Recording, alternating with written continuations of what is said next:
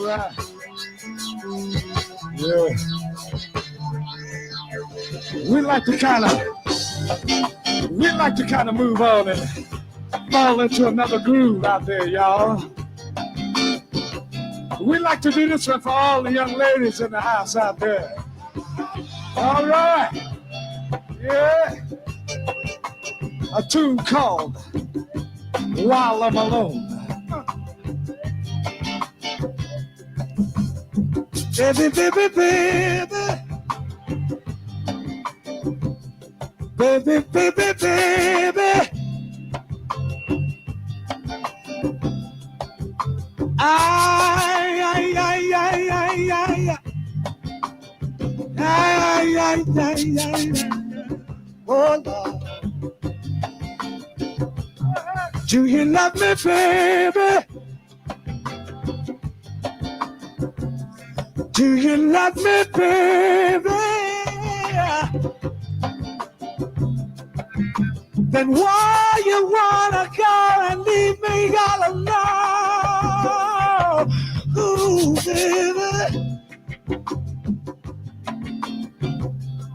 my lover, baby, sugar, my lover, good baby, ooh.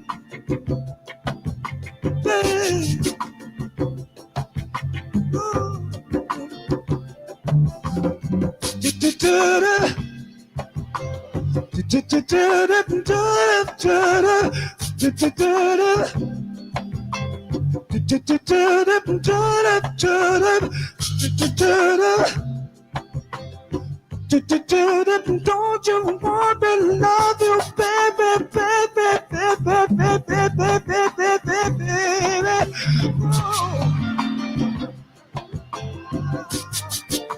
Ooh.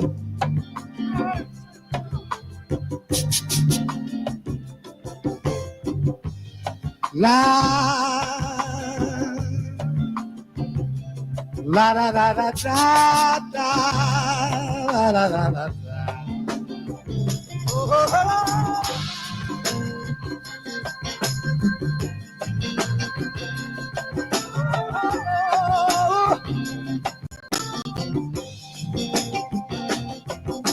I guess the weekend's over now, and you have to make your way.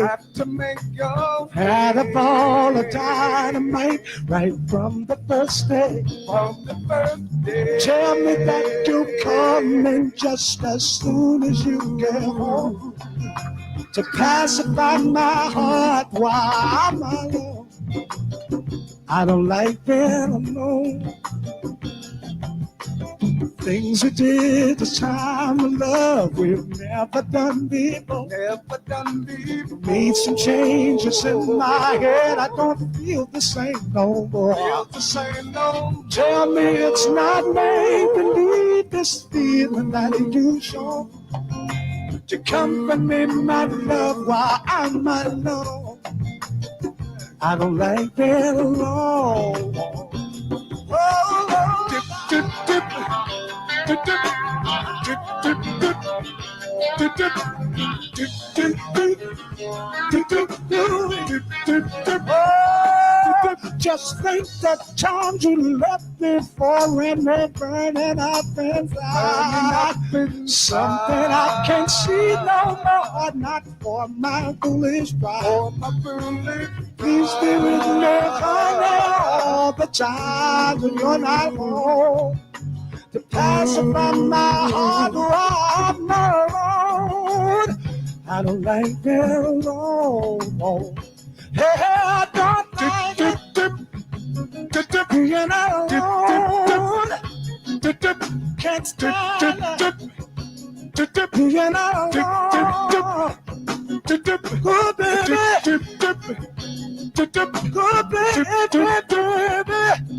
Hey.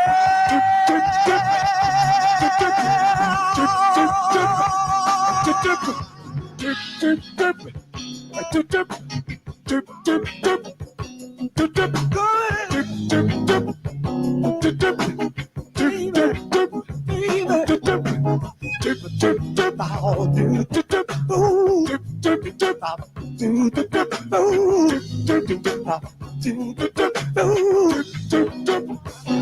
right now, baby.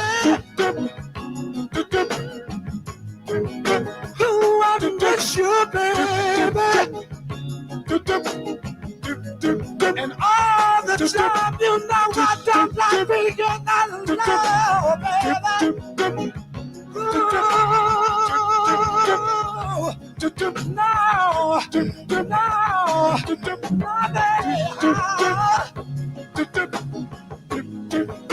Don't you leave me, baby.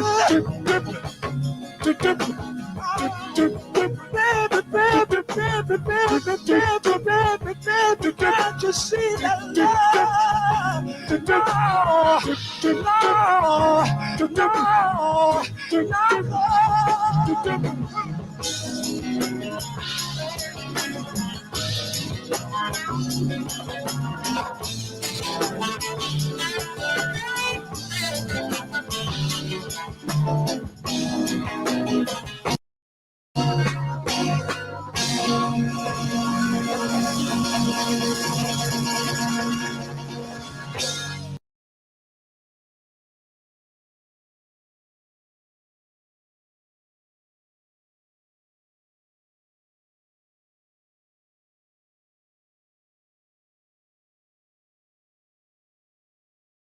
By the power of Grayskull.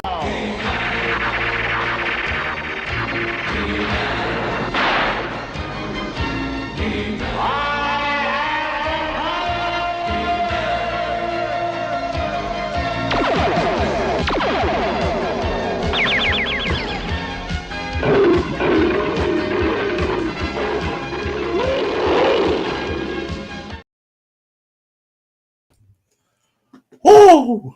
What's up, ladies and gentlemen, and boys and girls? There better not be any boys and girls up this damn late. It's a late goddamn show, man. All right. We got Destro in the building.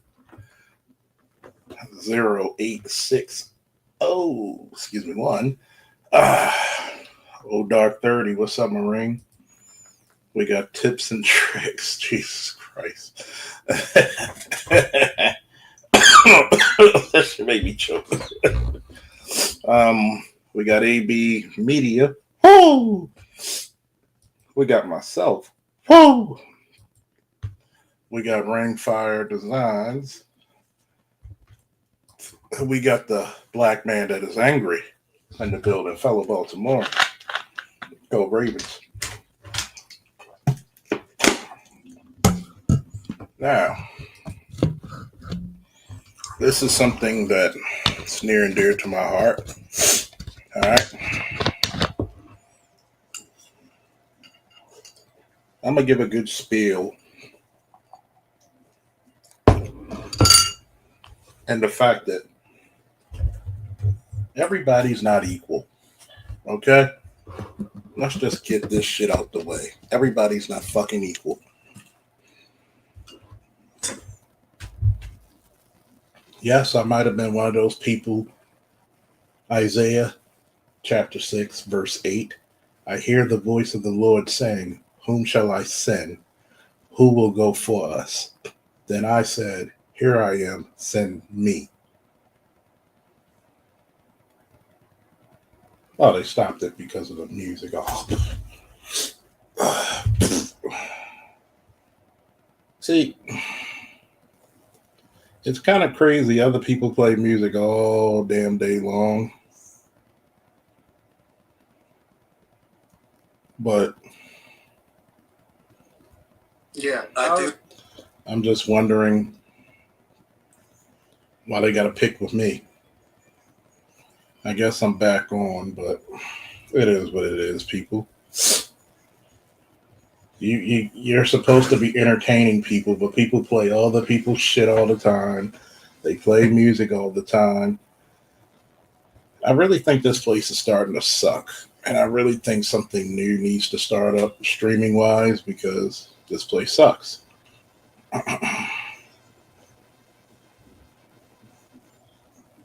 Now,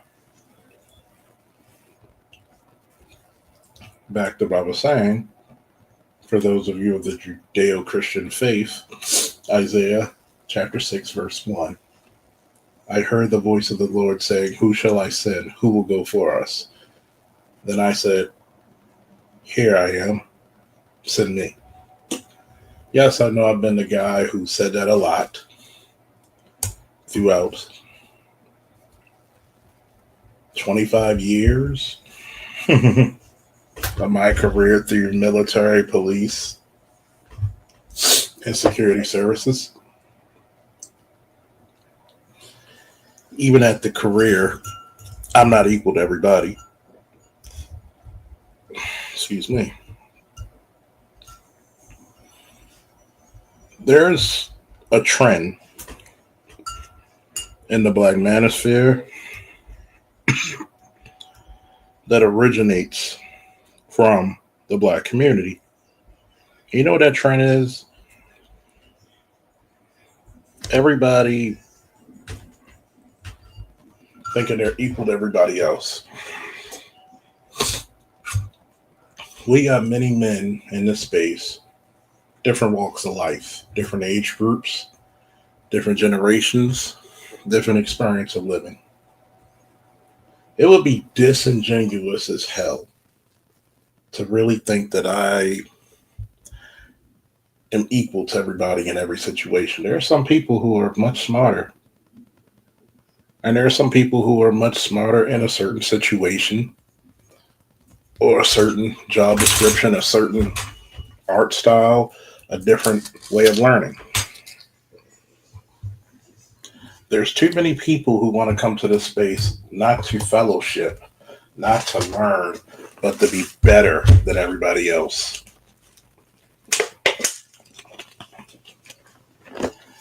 You know, the proverbial, I got to walk around like I got the biggest dick in the room syndrome.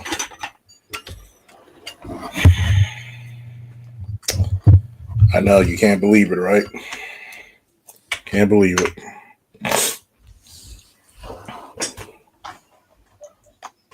You know what this stems from? This stems from the Black community and our culture that we shouldn't revere anybody in a certain different status. No different than I could do bad all by myself. I don't need a man. Strong, Black, and independent attitude.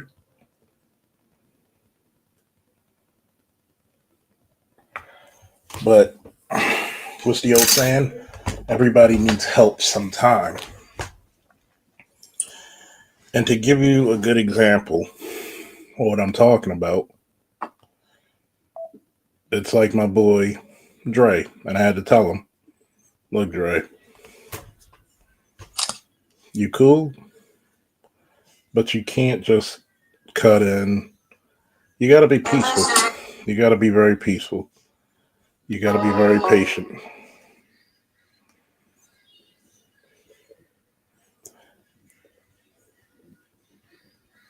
This is the part where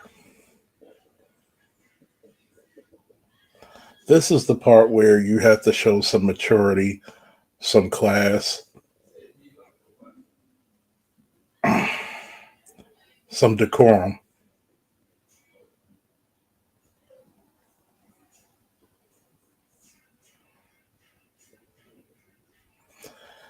This is the funniest part about that. There are many a people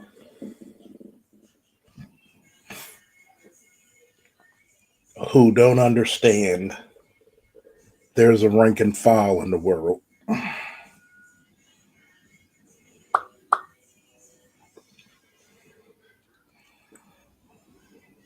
There's rank and file in the world.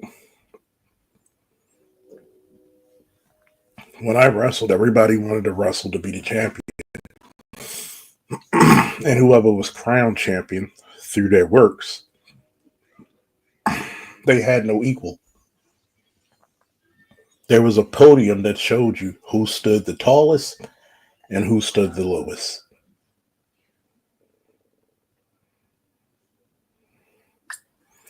You can't get mad and upset about certain things in this world when you're not actually paying attention to what people are saying. As my boy Josh would say, too many people listen to reply and not to comprehend. Are y'all picking up what I'm putting down? Too many people listen to reply and not to comprehend. Just like I wouldn't judge Angry Black Man, even though he's from Baltimore. I'm from Baltimore. He's a married man in Baltimore. I've never been married. I got to listen to his experience. Even if I was, his experience is unique to him. But do you know what I find out a lot in this space? Is that too many people want to question the person who's been doing it, and sometimes doing it longer than they've been alive.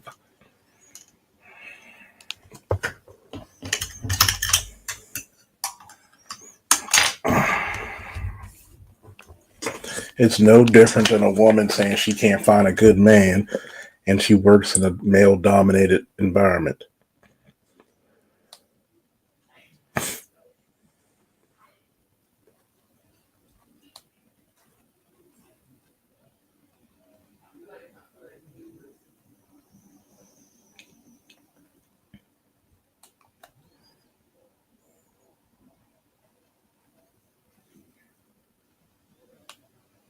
The saddest part about this is that when people go into this diatribe of trying to explain something that has nothing to do with either the subject matter, especially when it's being told by a subject matter expert, sometimes you gotta shut you up. Sometimes you do.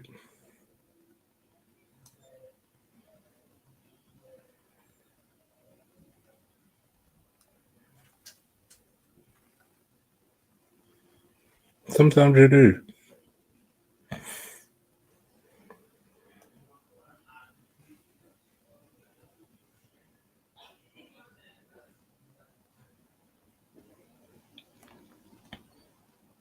And the worst part about it is that people will be upset with you, not because you told them something differently, not because you insulted them.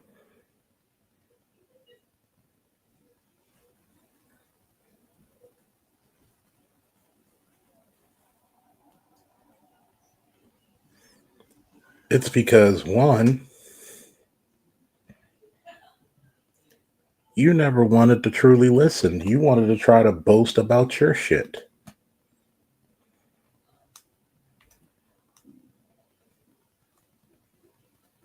I think a lot of shit that you do in this life is useless in many different ways.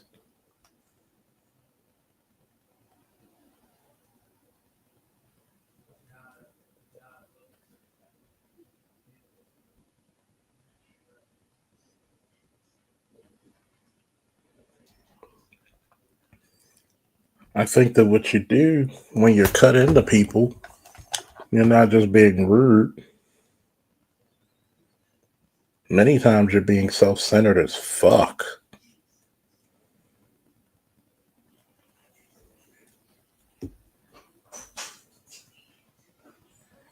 But you don't see that as such. Why?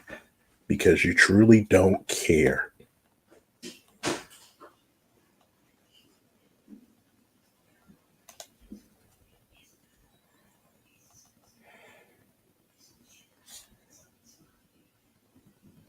You want to be heard, especially when you're not saying anything that touches people.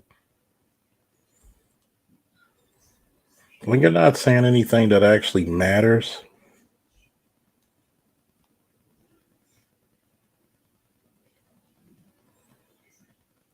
something that actually matters to the subject, just be quiet.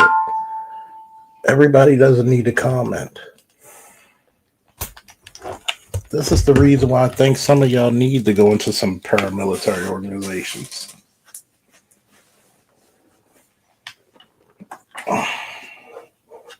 Because a lot of young men have been in female spaces for so long where you just hear females flap their gums and think their opinion is factual. You think the same damn thing holds for you. And I'm here to tell you it does not hold weight.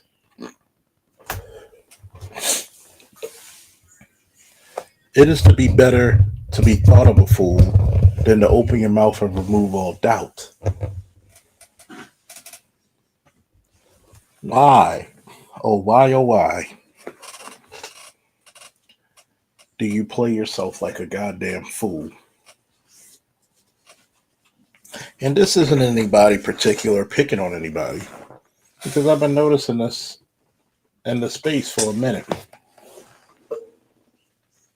There are people who say they come here to learn, when in fact I think a lot of people come here just to challenge.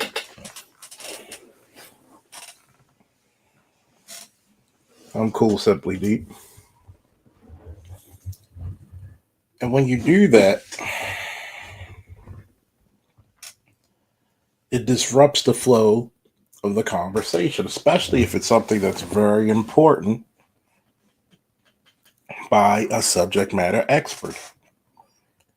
As Black men, how many PhDs, law enforcement, fire specialists, carpenters, how many people how many people give on-site information that can literally save your life? How many people are willing to do that? Willing to put their careers on the line just to speak up for their people? And I think there's a lack of appreciation for that shit.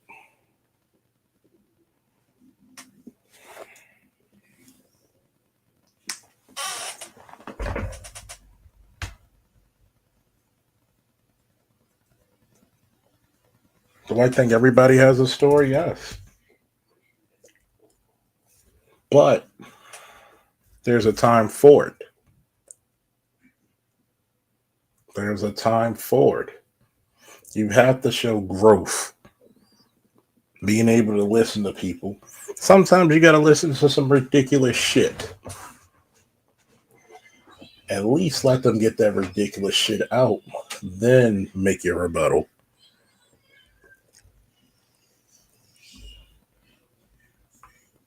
But before you make your rebuttal, make sure you know what the fuck you're talking about first. Because there's nothing, it's worse than one dumbass? Two dumbasses who are not even smart enough to know.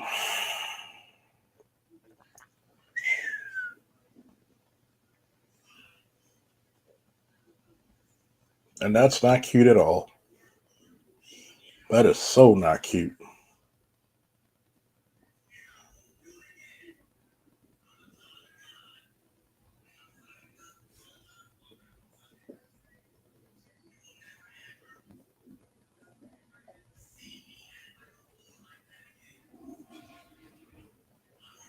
The messed up part about this is common practice for Black people. Why? Because Black people don't want to say, that man's my better in some ways. That man went through hell and high water to get his education.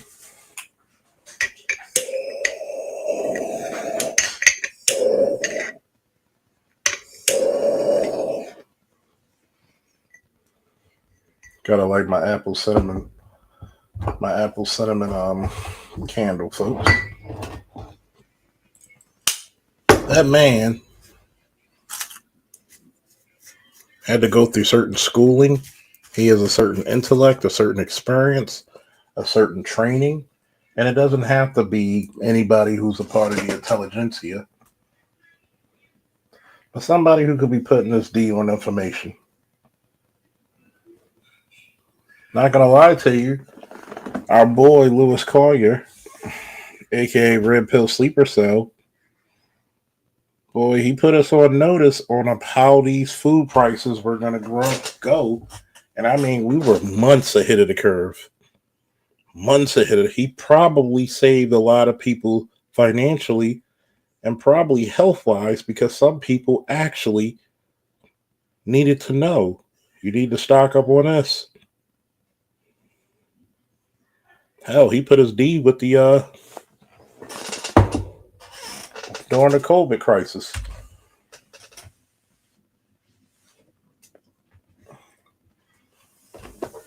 Tell him, Marine. Tell him, Bistro. When that Sergeant Major come up there and he's talking, do you talk while he talks?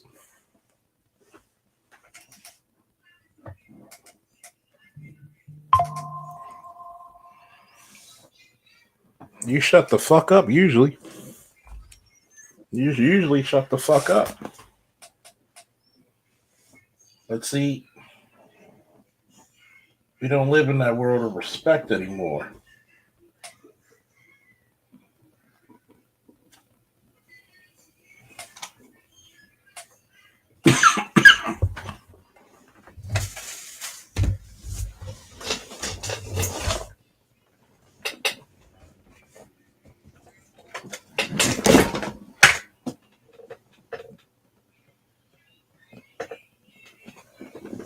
We don't live in that respect. Even if the guy was one rank above you, or in all technicalities, in any paramilitary installation or institution, that motherfucker can have a rank, the same rank as you, but have it one day. Yeah, just like Debo. When Sergeant Major around, I shut up. But when he gone, I'll be talking again. Y'all don't know this from y'all non-military folks. That E9 come up there.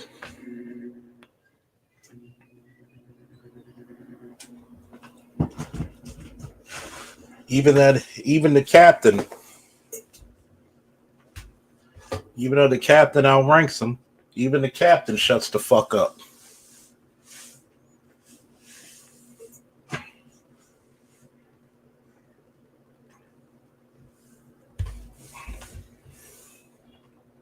But see,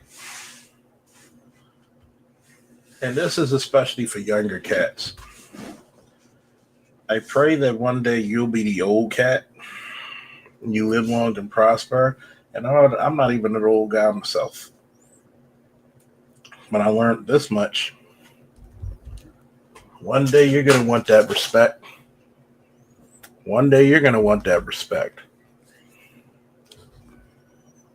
But you have to face this. We're not all equal, are we? Once you get that ugly truth out the way, shit can begin.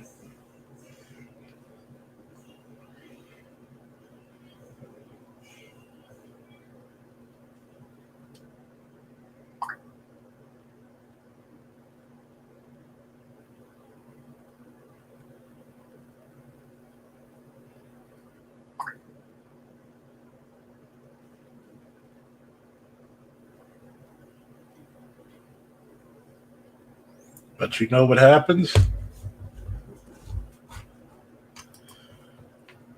Simply Deep, you probably said it best. Equality is just an illusion. Some people are just not meant to be better than others. I would just change that slightly to not being better than others in every way. There are some people who were just far.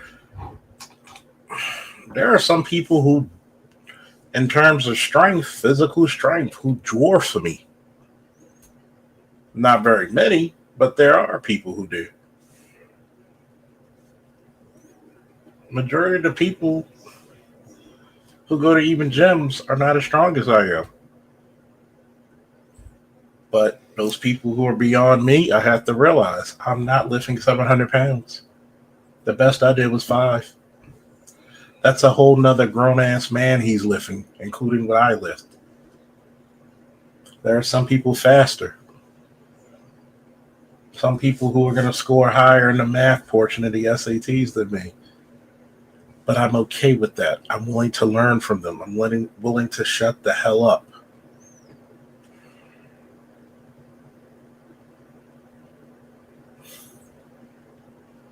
The problem is this.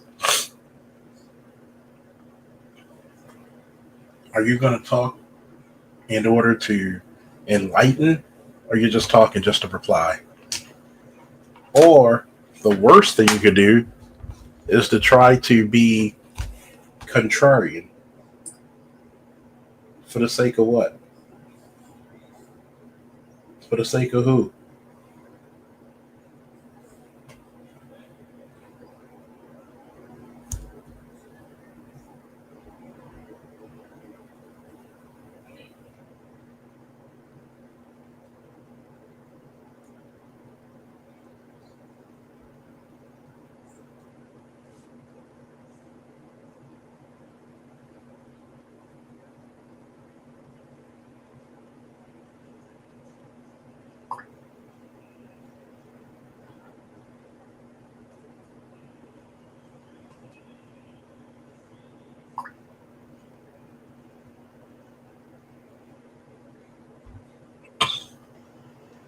A lot of times you just want to speak.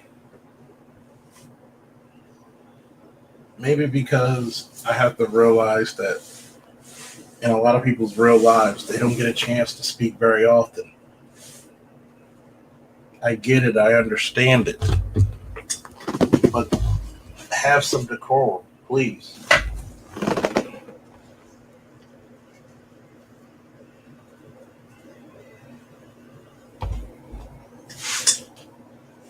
There's plenty of panels, I've seen it, where people will just become contrarian, not adding on to the conversation at hand, derailing it.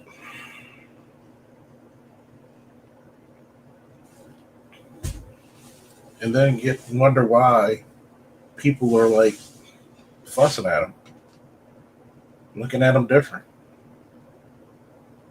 Don't be that guy. I do understand that some people are just excited. I get it. But respect is everything. We're black men. We don't get that much in the outside world. Really. I want you to take consideration of that. I want all of us to win. Regardless of what people think, I want all of us to win.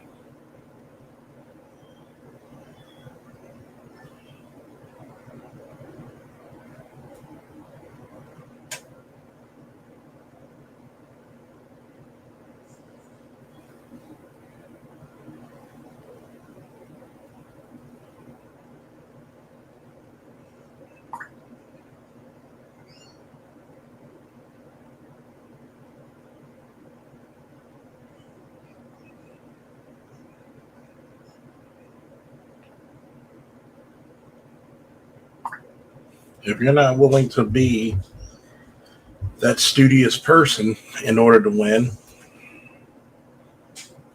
then what are you here for? Answer the question. Be very candid, not just with me or anybody else. Number one, be candid with your damn self.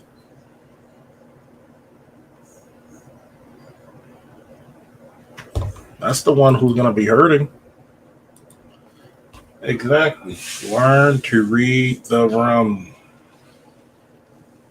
And I noticed this with younger millennials, Gen Zs, and Alphas. They don't know how to read the goddamn room.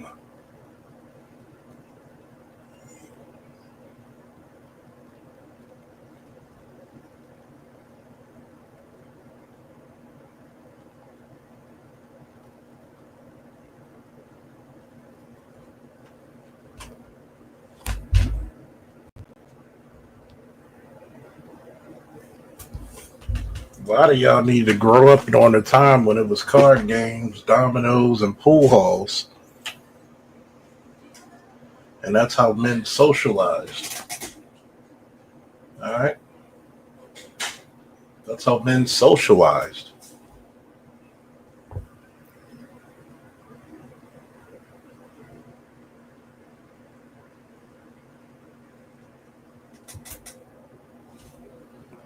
You didn't just run at the mouth.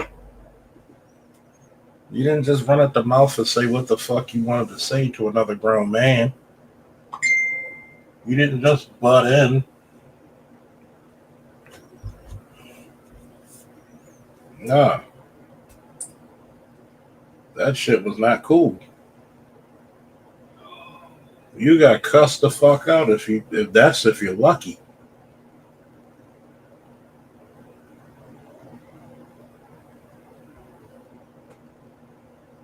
Sometimes you had to put them up.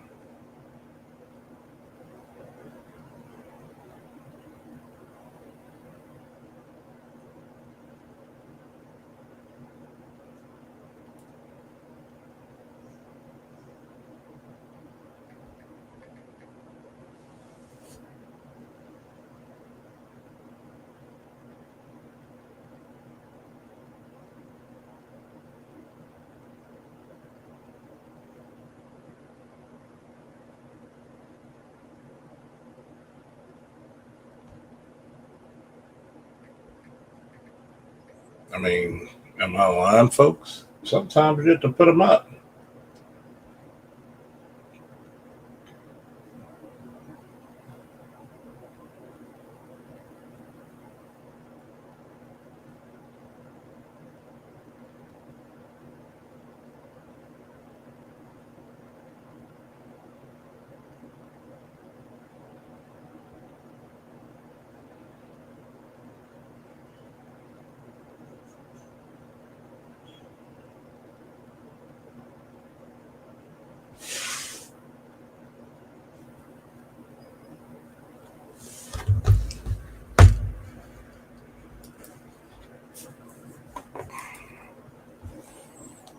Rainfire said, the younger generations don't learn to read the room because anyone with a different opinion is deemed wrong by default and might get canceled.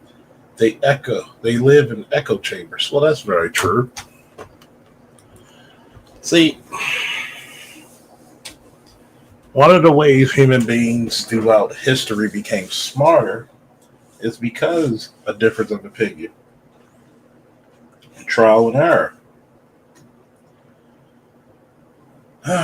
When we seen a lion or a short-nosed bear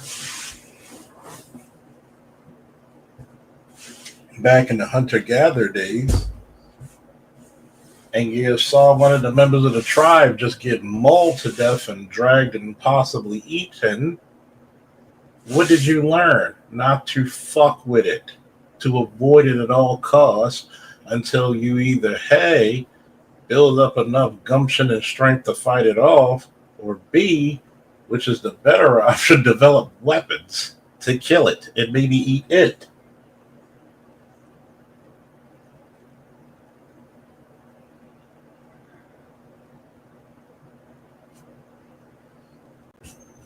But there's too many people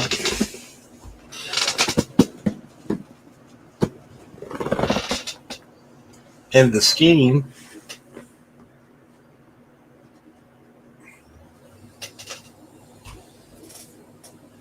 who don't want to listen to sound logic.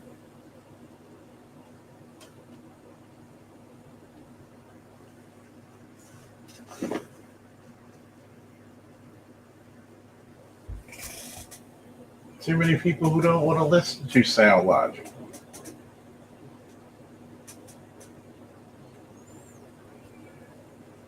Do you know what they call people who don't listen to sound logic? They usually call them the incarcerated or the dead.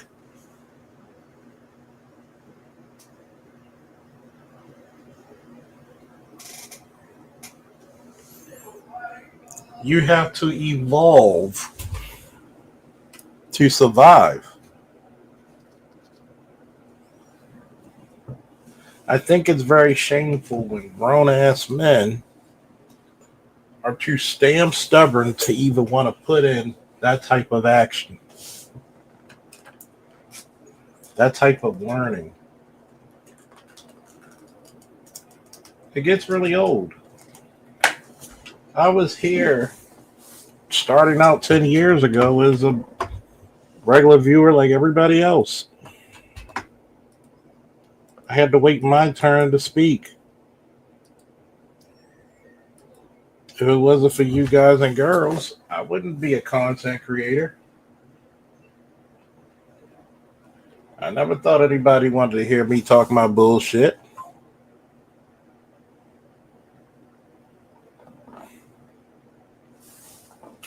I never knew people wanted to hear it, but I had to wait my turn for people to actually capture the essence of what I was saying.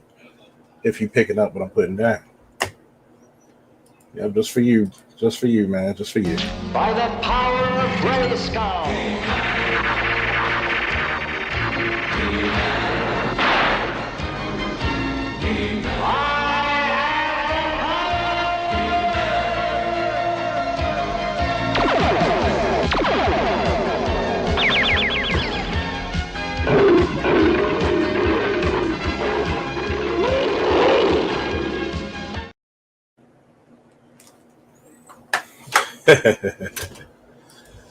But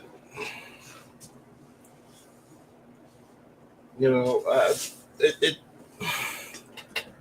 it takes a while. I appreciate that, man. It takes a while that you have to develop being comfortable within yourself and your knowledge and understand what's being spoken. What's up, Detroit 313? You have to go on your journey and search which you are a master of, pun intended, masters in universe, get it? Or at least understand what your journey is taking you towards. You can't come somewhere talking to people who are in their 50s and 60s and then tell them about their time. That's disrespectful.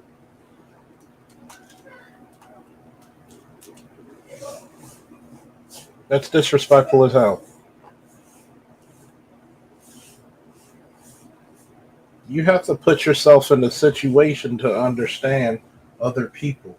And here's the one thing younger generations have a lot of trouble understanding. The world does not revolve around them. It just doesn't.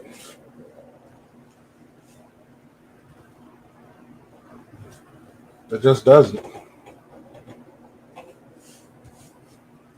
Well, we'll talk about the chicks later.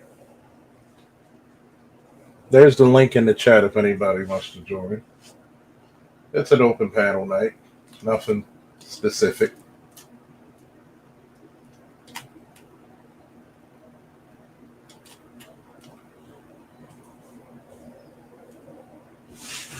But I've noticed this. It reminds me all the time when I first came to the sector. Everybody could tell me about my profession but me. The years, the blood. A lot of you see me in uniform on patrol talking. But there was some jackass who had to open up the goddamn giblets and tell me what the fuck I should be doing or what I should know about my goddamn thing.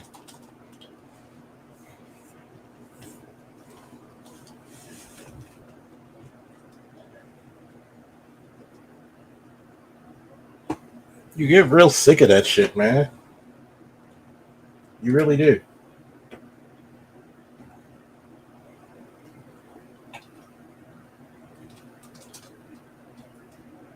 You really do.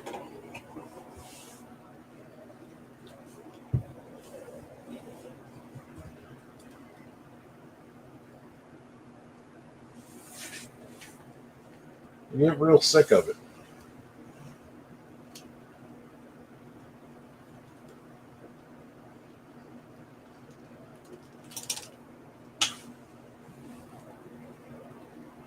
And it's sad.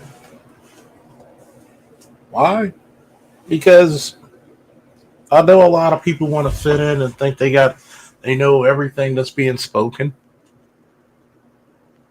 When Salji's up here talking about fucking finance, I shut the fuck up and listen.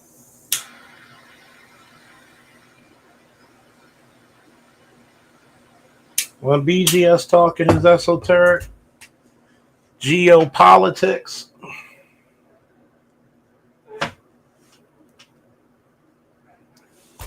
I shut the fuck up and listen.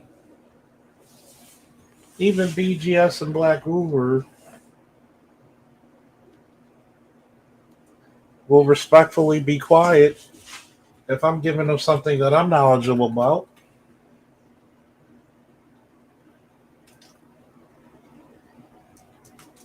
Why is it so hard for our people? It's like a fundamental flaw.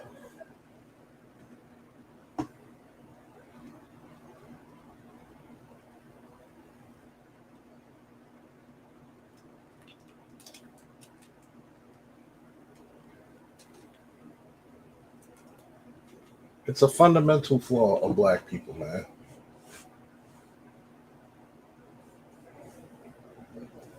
I was asked the other day, why are black men poor? One, do we get the benefits or the opportunities that everybody else get? The answer is no.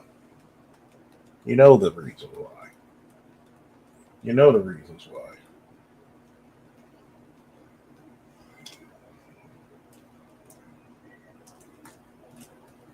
You know the reasons why.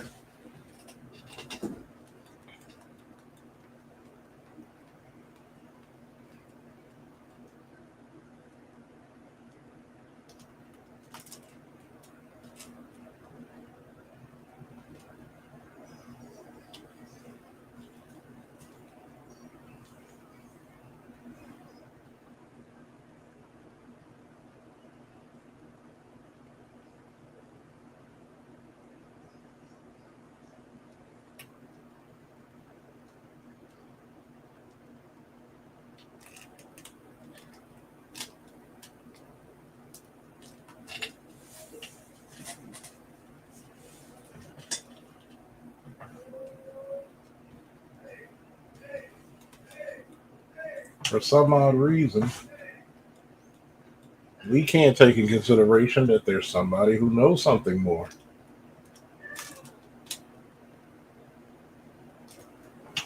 What do you mean this nigga making more money than me? He's supposed to be poor like me, nigga. Fuck that nigga. Fuck that nigga forever. Fuck him.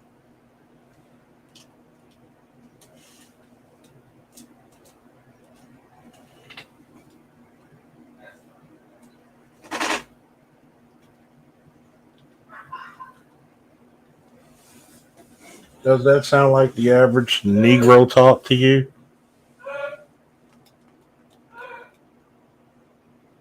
Does that sound like average Negro talk to you? Just to be contrarian than a motherfucker.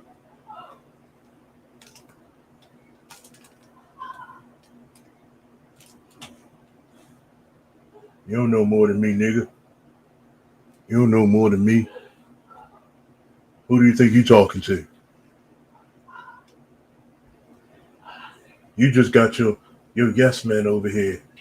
You ain't no master teacher. You ain't this. You ain't that. You ain't better than nobody else, nigga. Just contrarian than a motherfucker.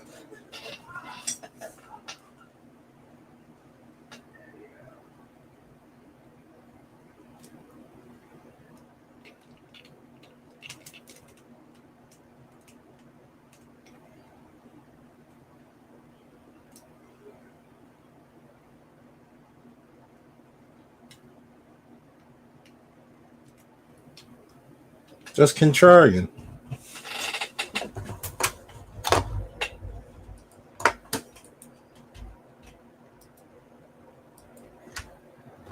Another reason is we will get the financial wealth building information late instead of our counterparts getting it at 10 years old, we might get it at 30, right?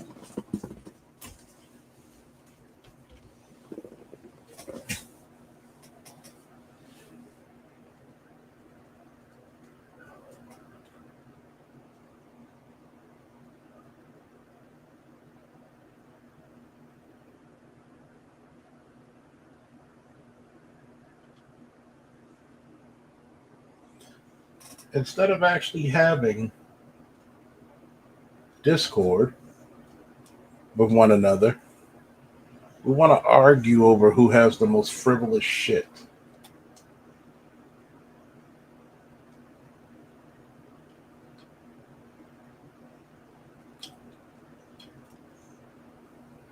No, Charles, you don't know what you're talking about, yo. That's not how Pookie and Ray Ray do it.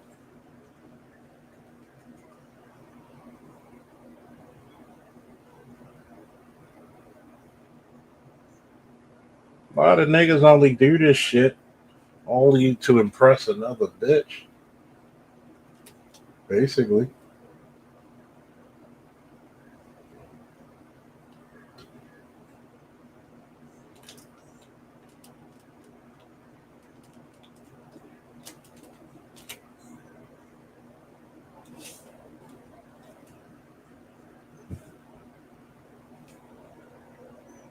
Or maybe you're trying to tame the bitch within you.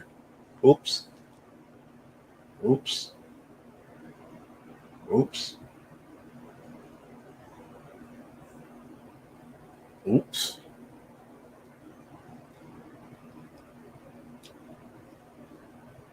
What's the old saying? Some people just acting like a bitch made nigga.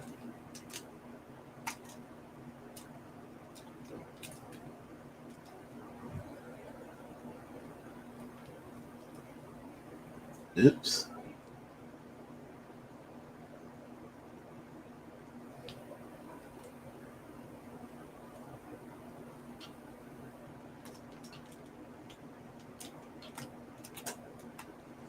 Oops.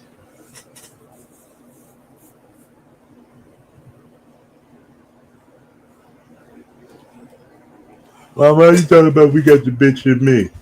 Because you listen like one. You listen like one, goddammit.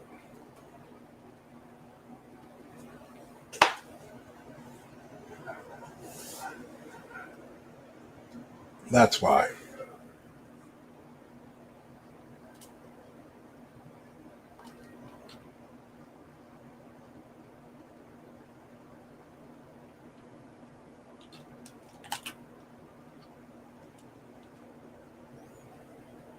Now,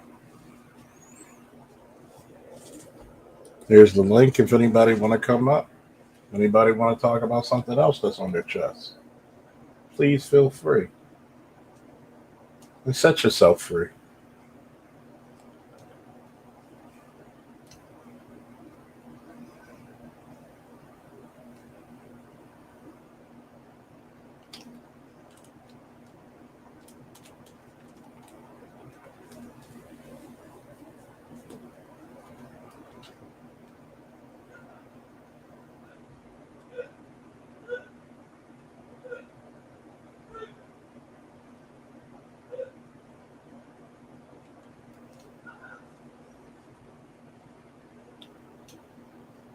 Well, no, you can't be saying it about me, nigga.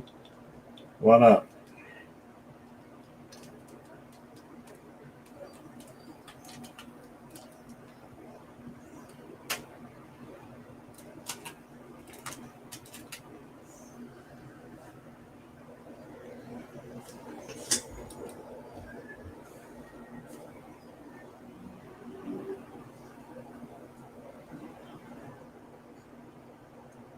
And who are you again?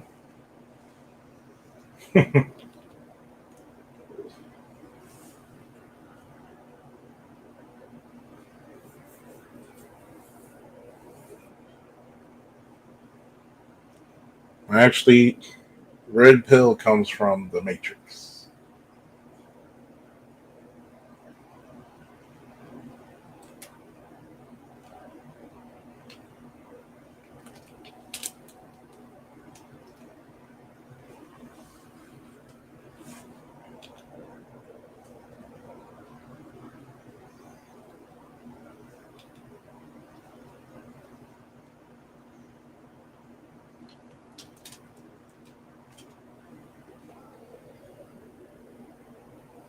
You're no one, right? Then why write a whole diatribe about that shit? That's what I'm trying to figure out.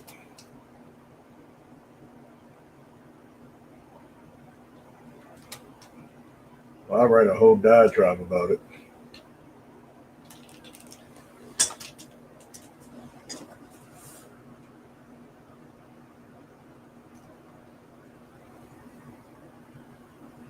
I'm just trying to figure out who the hell you are.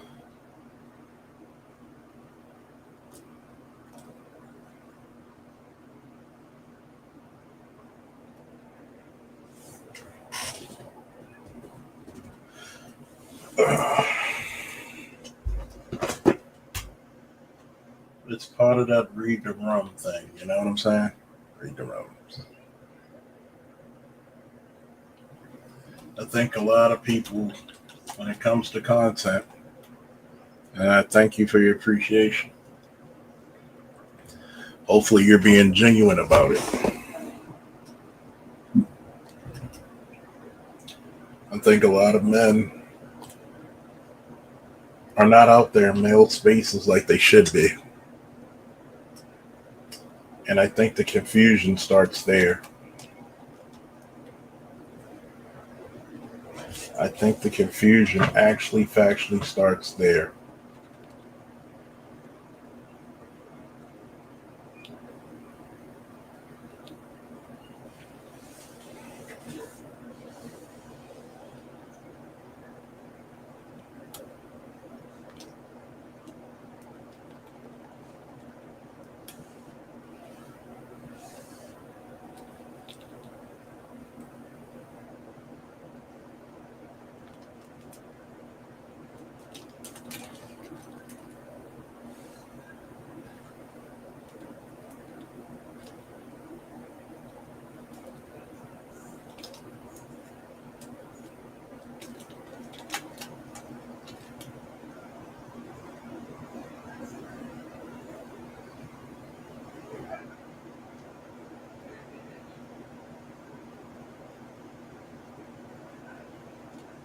I've been in the space long enough to tell you who, what, where, how, and sometimes why.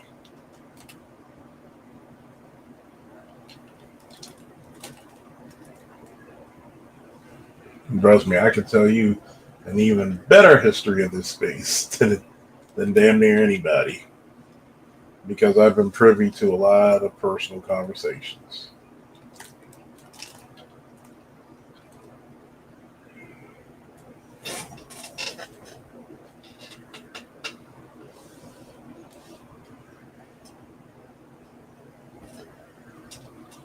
And that's the problem. I've been here too goddamn long for anybody to tell me what this space represents, what the pills represent. All those other pills,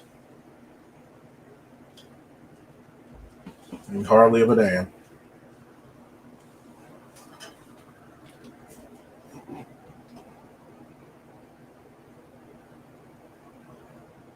And that's the damn shame about it.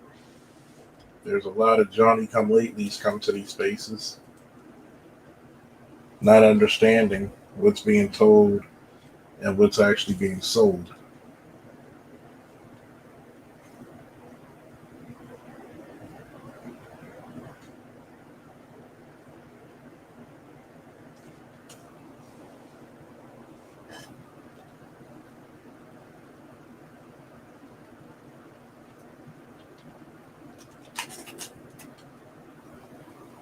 And then get upset when you actually tell them the truth.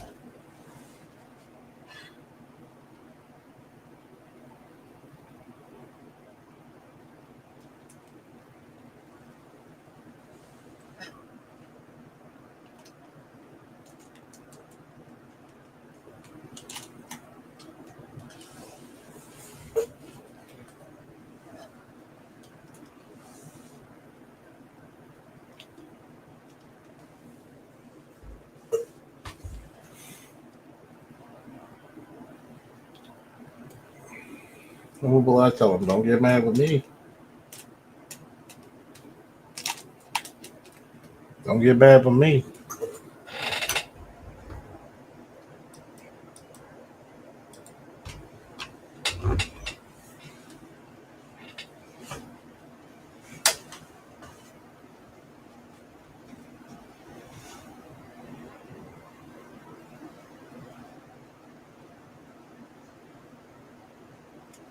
DeSantis 2028.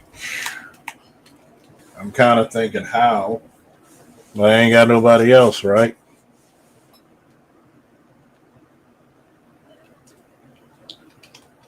I ain't got nobody else.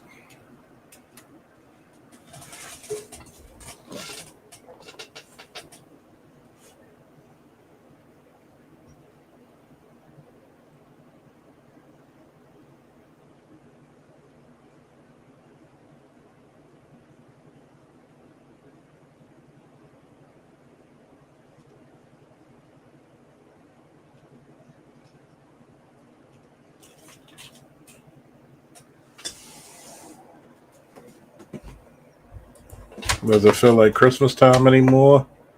Hey, our Lord, who are you? Remy Ma been a traitor. Been a fucking traitor. She's the modern our Lord, who are you?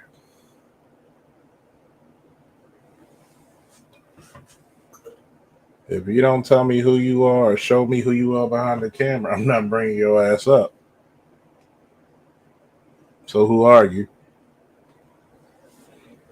Does it feel like Christmas time? The older I get, the less it does. Really doesn't, man. Who are you? I didn't see shit, man.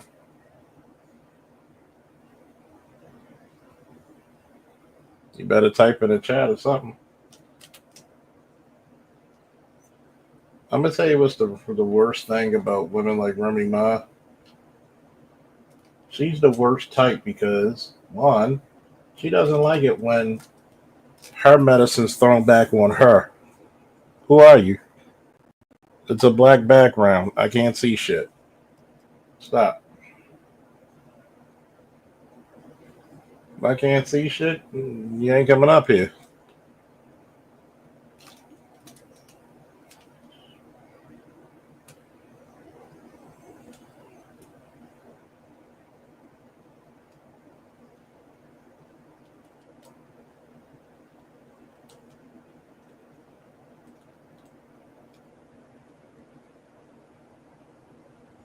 Not just a narcissist.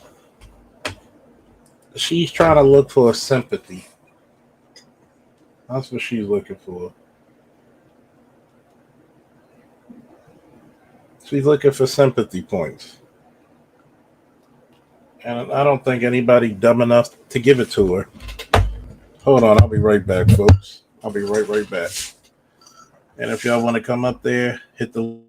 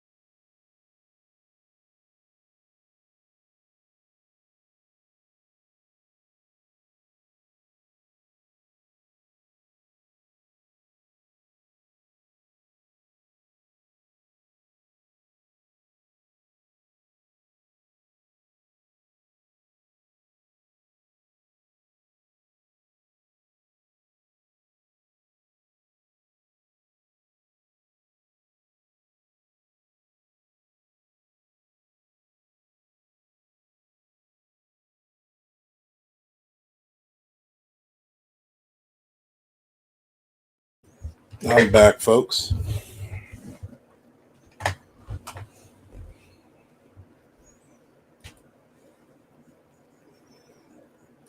No. No. No.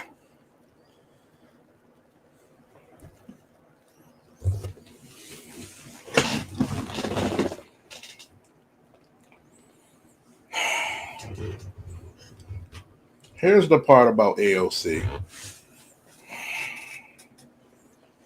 AOC annoys a lot of people.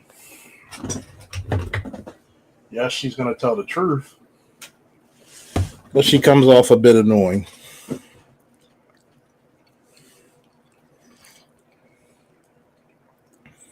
Must be a modern woman thing.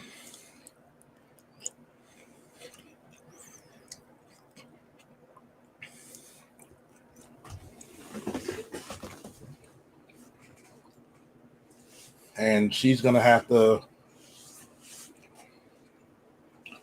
do a little bit more to hit presidential what do they call it? Presidential candidate levels. But trust me, the next 2 years, she's going to try to make some noise. We shall see.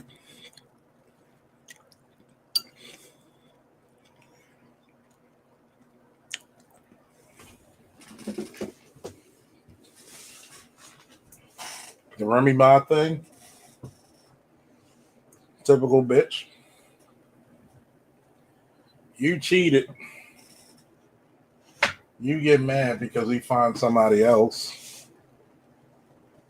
And this is the reason why he raised her daughter while she was locked the fuck up.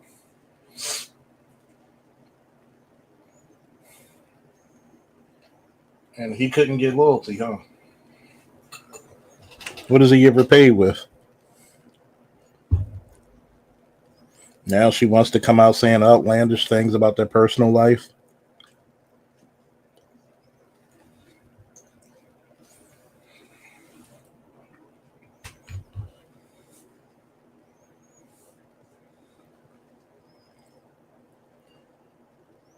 Yeah, he's supposed to be dating Clarissa Shields.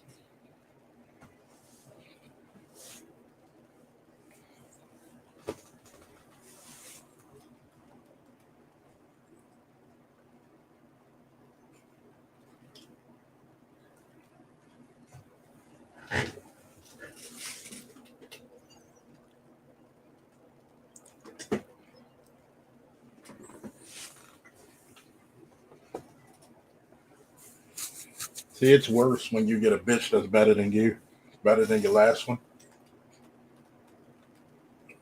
They can't stand that shit, boy.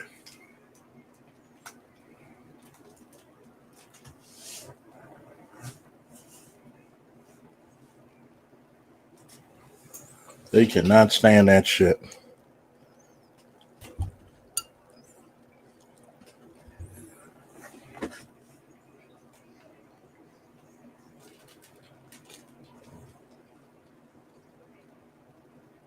They can't stand that shit.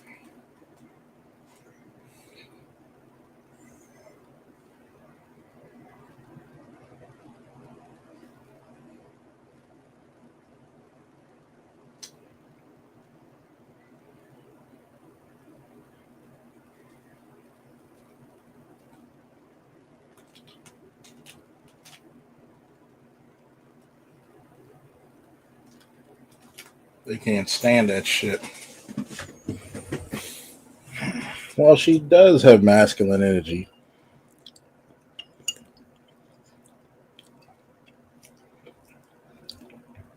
A chick who's a rapper from New York doesn't have masculine energy? Where? Find me that shit.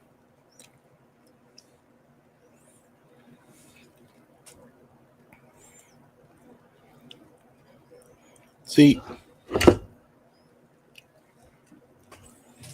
Pat Poos is going to be living his best life.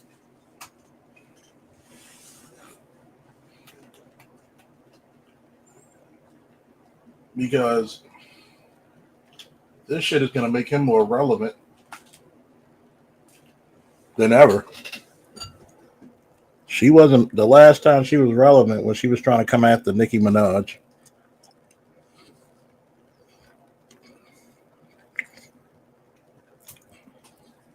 And after that, she dropped like a stone in the goddamn ocean.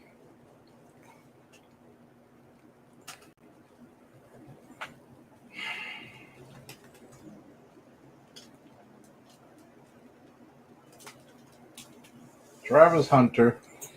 Oh boy. Oh boy. Man.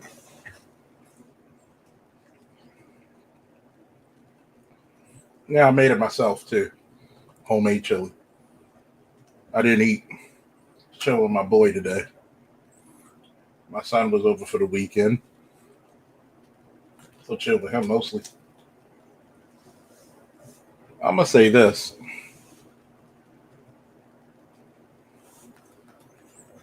If he's still dealing with that girl, he's a damn fool. Is it just me that athletes make the worst simps ever? Because y'all rewarding people just because they're pretty, not because they're loyal, not because they're valuable, because they're goddamn pretty. You're the one in a very dangerous sport. You're the one putting your body on the line in college.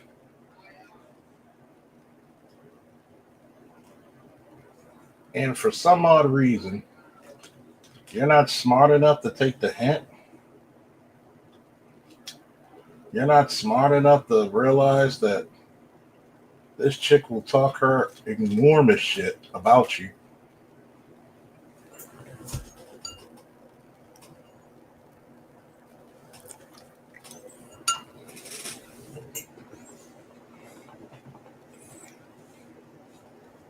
And you know Pat was writing for her. You know Pat was writing for her. You could tell a bitch lyrics versus a nigga lyrics. Trust me.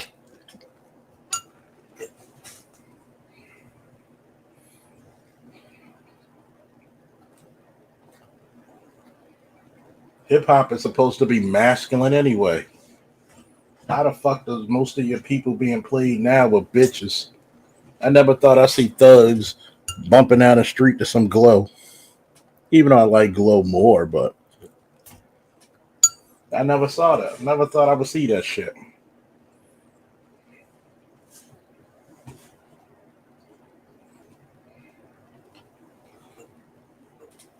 But that Travis Hunter shit,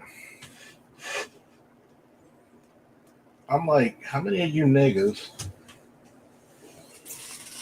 grow up watching your favorite athletes and don't see the type of damage these bitches will do?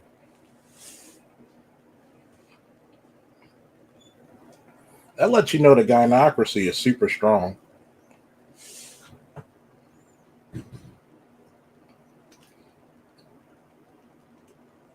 Of course, she's gonna stay married to who the fuck else she gonna get married to? Bitches know when they got a winning lottery ticket.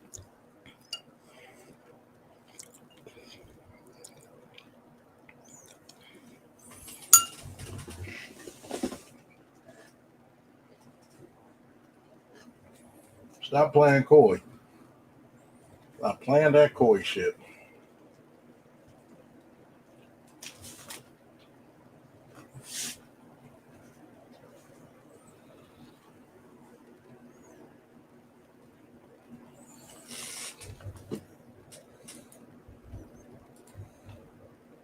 Stop playing coy. You gotta be the dumbest nigga in captivity. If you allow that bitch while you in college to come anywhere near you. And see, it goes back to what I said before. These chicks think they're better than you.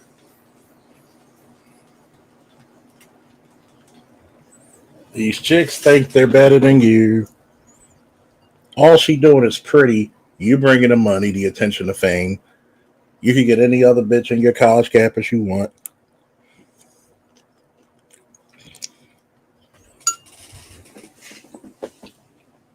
And I have a question. Isn't she older than him? But nobody will ever say that's predatory because it's a chick going after a dude.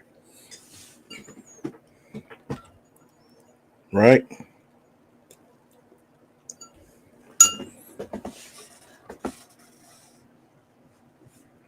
If I go after a 25-year-old, oh, you're a predator, you're this, you're that. Last time I checked, I thought she was grown. That's what I thought.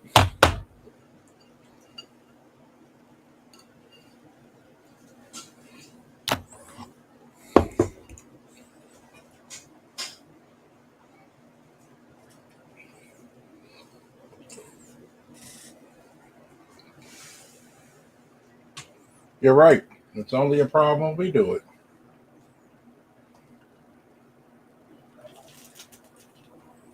And when we do it, we're usually going to get a lot more out of it.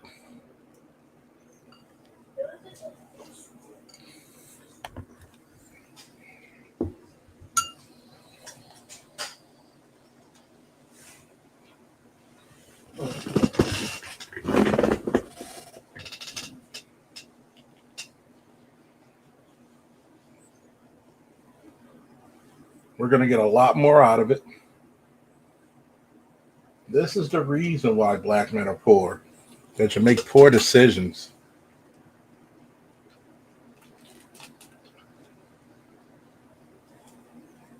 Nobody wants to talk about that.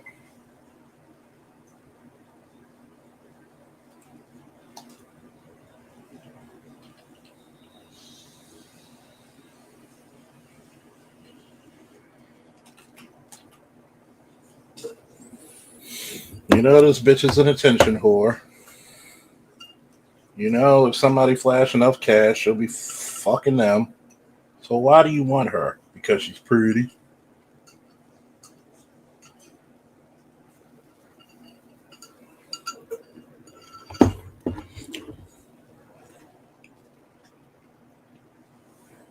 Especially if they from down south, man.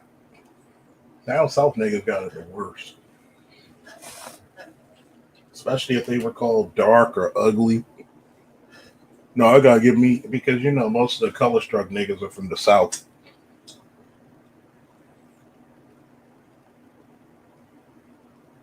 A lot of niggas up top, even though Maryland's a southern state, but everybody looks at us like we're fucking New York. But niggas from up top, a bitch is a bitch to us.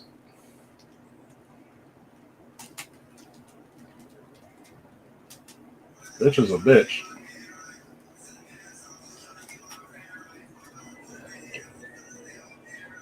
A lot of those niggas, that's why you see a lot of them down south niggas want light skinned bitches. They won't just say it. A lot of those niggas were teased about how dark they were since they were a kid. Oh, you little dark motherfucker, you black motherfucker, this. So what happened?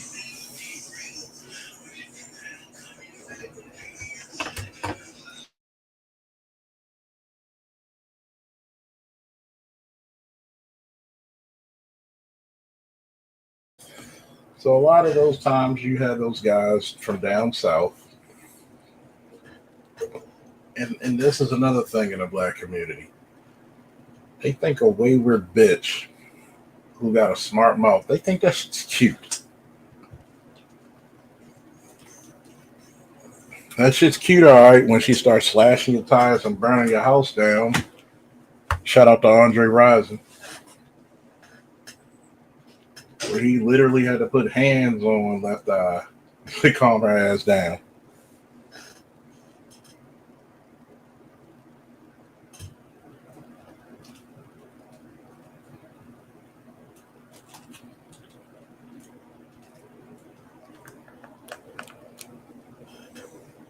So don't, man, if you don't get your asses on this damn link so we could talk about this on live. Man, I'm gonna tell you what the fucking problem is, man. It's the single mother product. See, the NFL and shit like it only benefits three types of people. It benefits single mothers, it benefits baby mamas, and it benefits everybody in the organization except the athletes. the owners. I want you to think about that. Benefits the goddamn owners.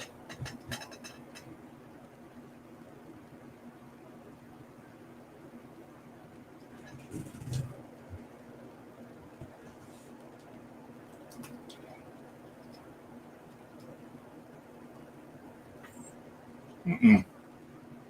Will benefit the goddamn owners.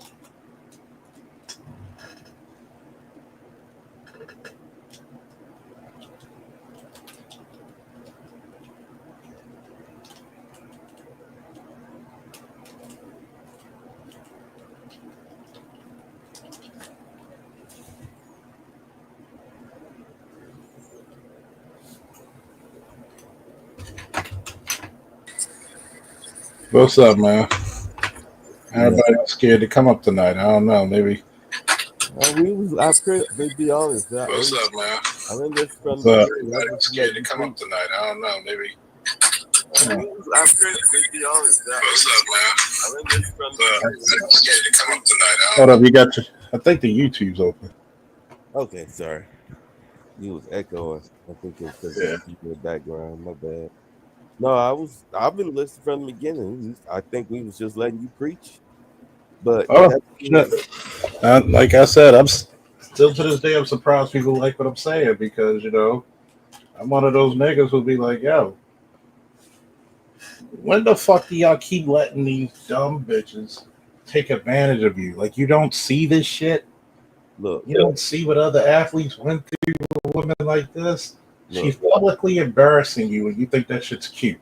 Look, Travis, there's not like Dion done told him. Shadur done told him.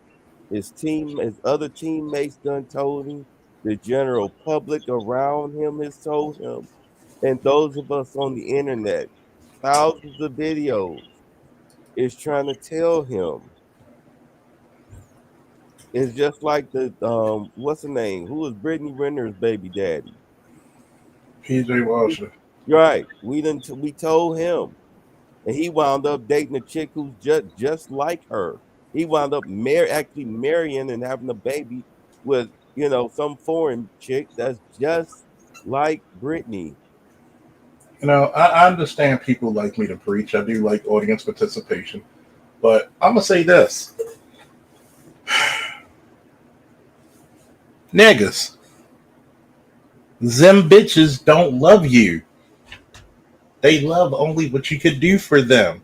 If the wheels and the shoes were on the other foot, they wouldn't do that for you. They be talking about how much of another nigga they could get. What's that TikTok song that Shorty put out? That's not your nigga. That's not your nigga. That's not your nigga. That's not your nigga. I'm gonna come out with one that's not your bitch. That's not your bitch. She's gonna turn around and she's gonna switch. You know what it is. You know what it is. You got these young men who, for time immemorial, been having pussy put out them on a plate since middle school. Never been told no. They find that one chick they probably been beating their peasy ass dick to and don't realize how much power she holds over them. There it is. Like, black men have a inferiority complex just as bad as black women. But go ahead, fellas. I know you got something to say about that shit. Because I'm scared of shit like that, man. Look at Travis Hunter. Do it look like the type that was throwing him? You sound so low right now. Oh, I'm sorry. Is that better? Real better. All right. Does it look like? Look at Travis Hunter. Do it look like the type of chicks that was throwing him some Taco Bell? That they was like some 8s, 9s, and 10s. Probably not. Probably some ratchet bitches. I mean, he coming out of J State. with these freaking overweight drum major chicks. You know, he used to 4, 5s, and 6s throwing themselves at him. So here he is on now. He's this collegiate star, and finally he sees some light skin, a 7 at that, a basic light skinned chick.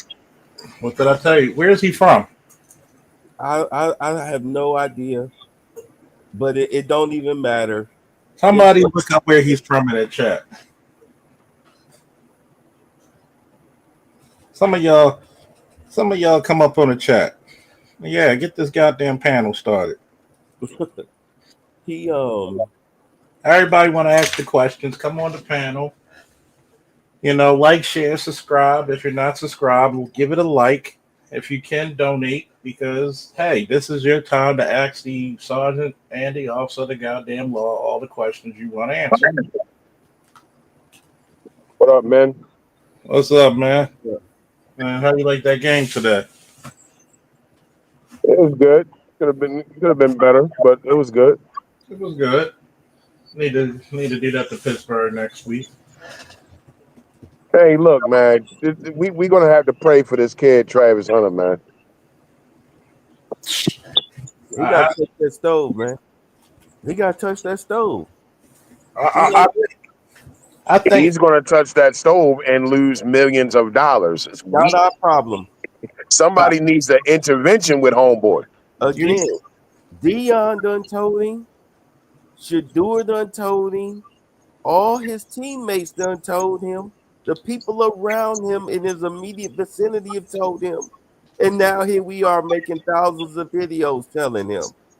They all on his social media telling him, leave that bitch alone. But he defend her, like he fucking Mario. Because he's got to save his mama. What's up, Mr. Meach? And is she even pretty? Or is she just some sort of light-skinned, exotic, quote, exotic bitch? She's a typical 7 with a little bit of booty on her. Is she a 7? Yeah, she's a 7. I look, she's a 5. Adjustable. Because that's all that is. It's like Charles was saying. This is a dark-skinned cat who really doesn't like how he looks. So he's going to go get the fucking lightest, brightest thing he can find. You know what I mean? Yeah. To in his mind, make up for that shit. And this trend needs to stop. This trend needs to fucking stop with black men. It's the southern shit. You know where he's from?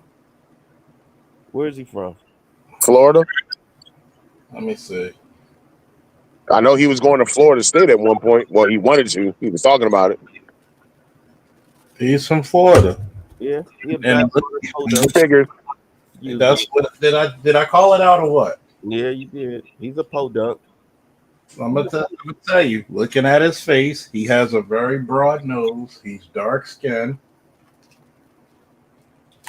He down there seeing all them Hispanic chicks and white chicks and whatnot. They run around in their bikinis in Florida.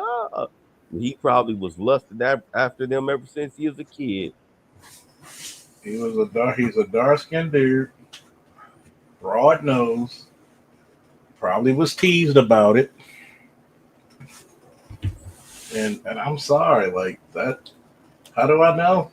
Same shit that your boy Kodak Black said.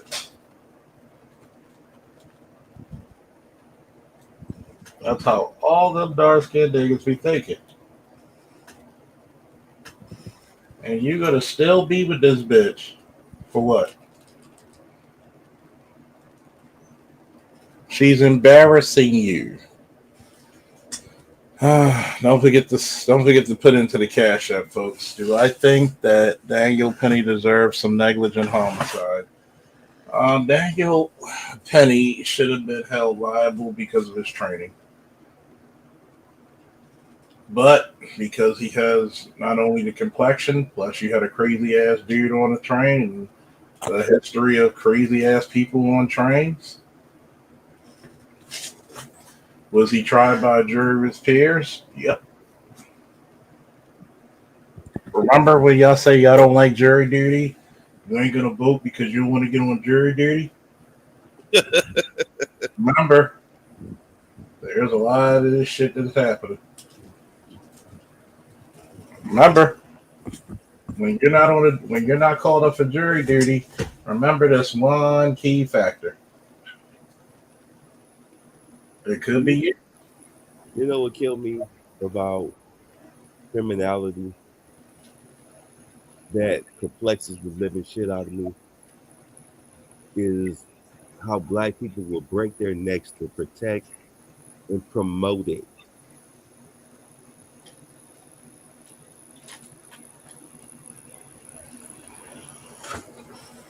Even when they're the victim. Well, it's really hard for black people to look at themselves as much anymore.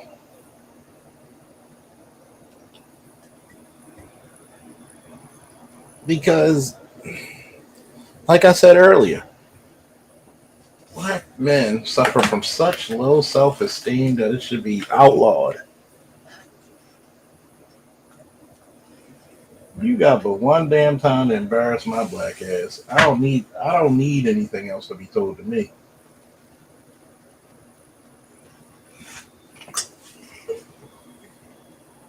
You got niggas smiling and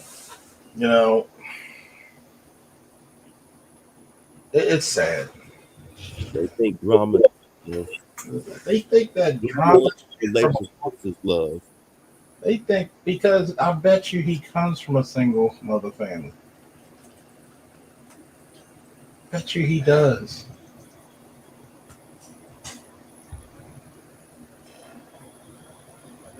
Like niggas, like what the fuck did you think? Like you see Pilar Sanders out here in her damn 50s, still acting like she in her what 18, 19, 20s. Because women do not grow older than what, 18? They don't even grow older than 18. They're perpetually 16-year-olds. Why do you think Dion ran? I haven't seen Dion run that fast since he was covering Jerry Rice.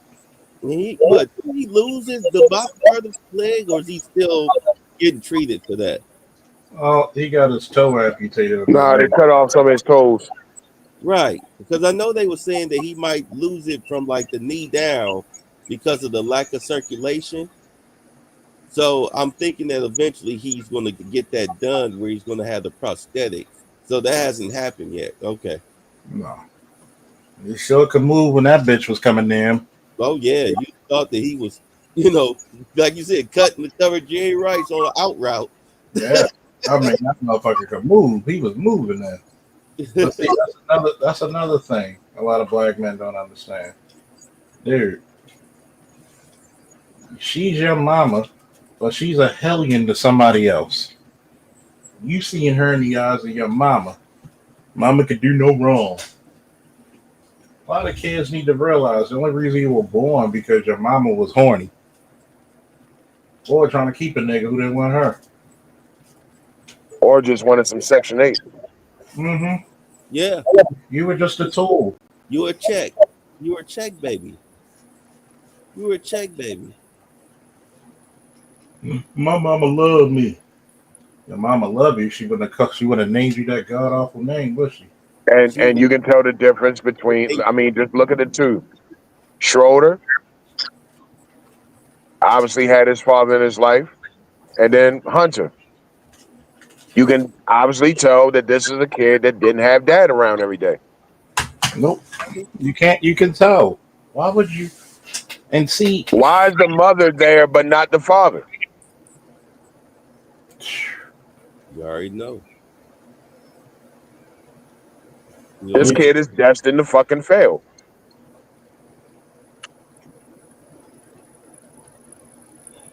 He's gonna blow a lot of money on this bitch. He already has. Because he's a fucking mama's boy. We have a simp culture in black society. Yeah. It's pussy worship. Like, you literally can see better bitches than her. The high school sweetheart. Get the fuck out of here. I'm reading this on Wikipedia. Yeah. High school sweetheart. That dude just graduated college. I guarantee you there's better bitches on that campus. Oh, of course. He in On Colorado that too. campus alone, I guarantee you it's better bitches. She is not all of that.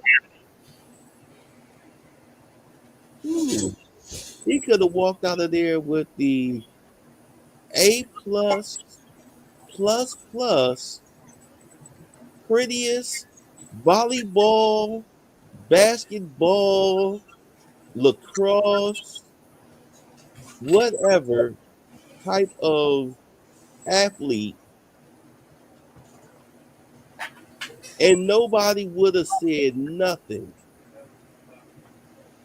Who's I the mean, trust fund bitch on the campus? That's what I'm looking for. mouth.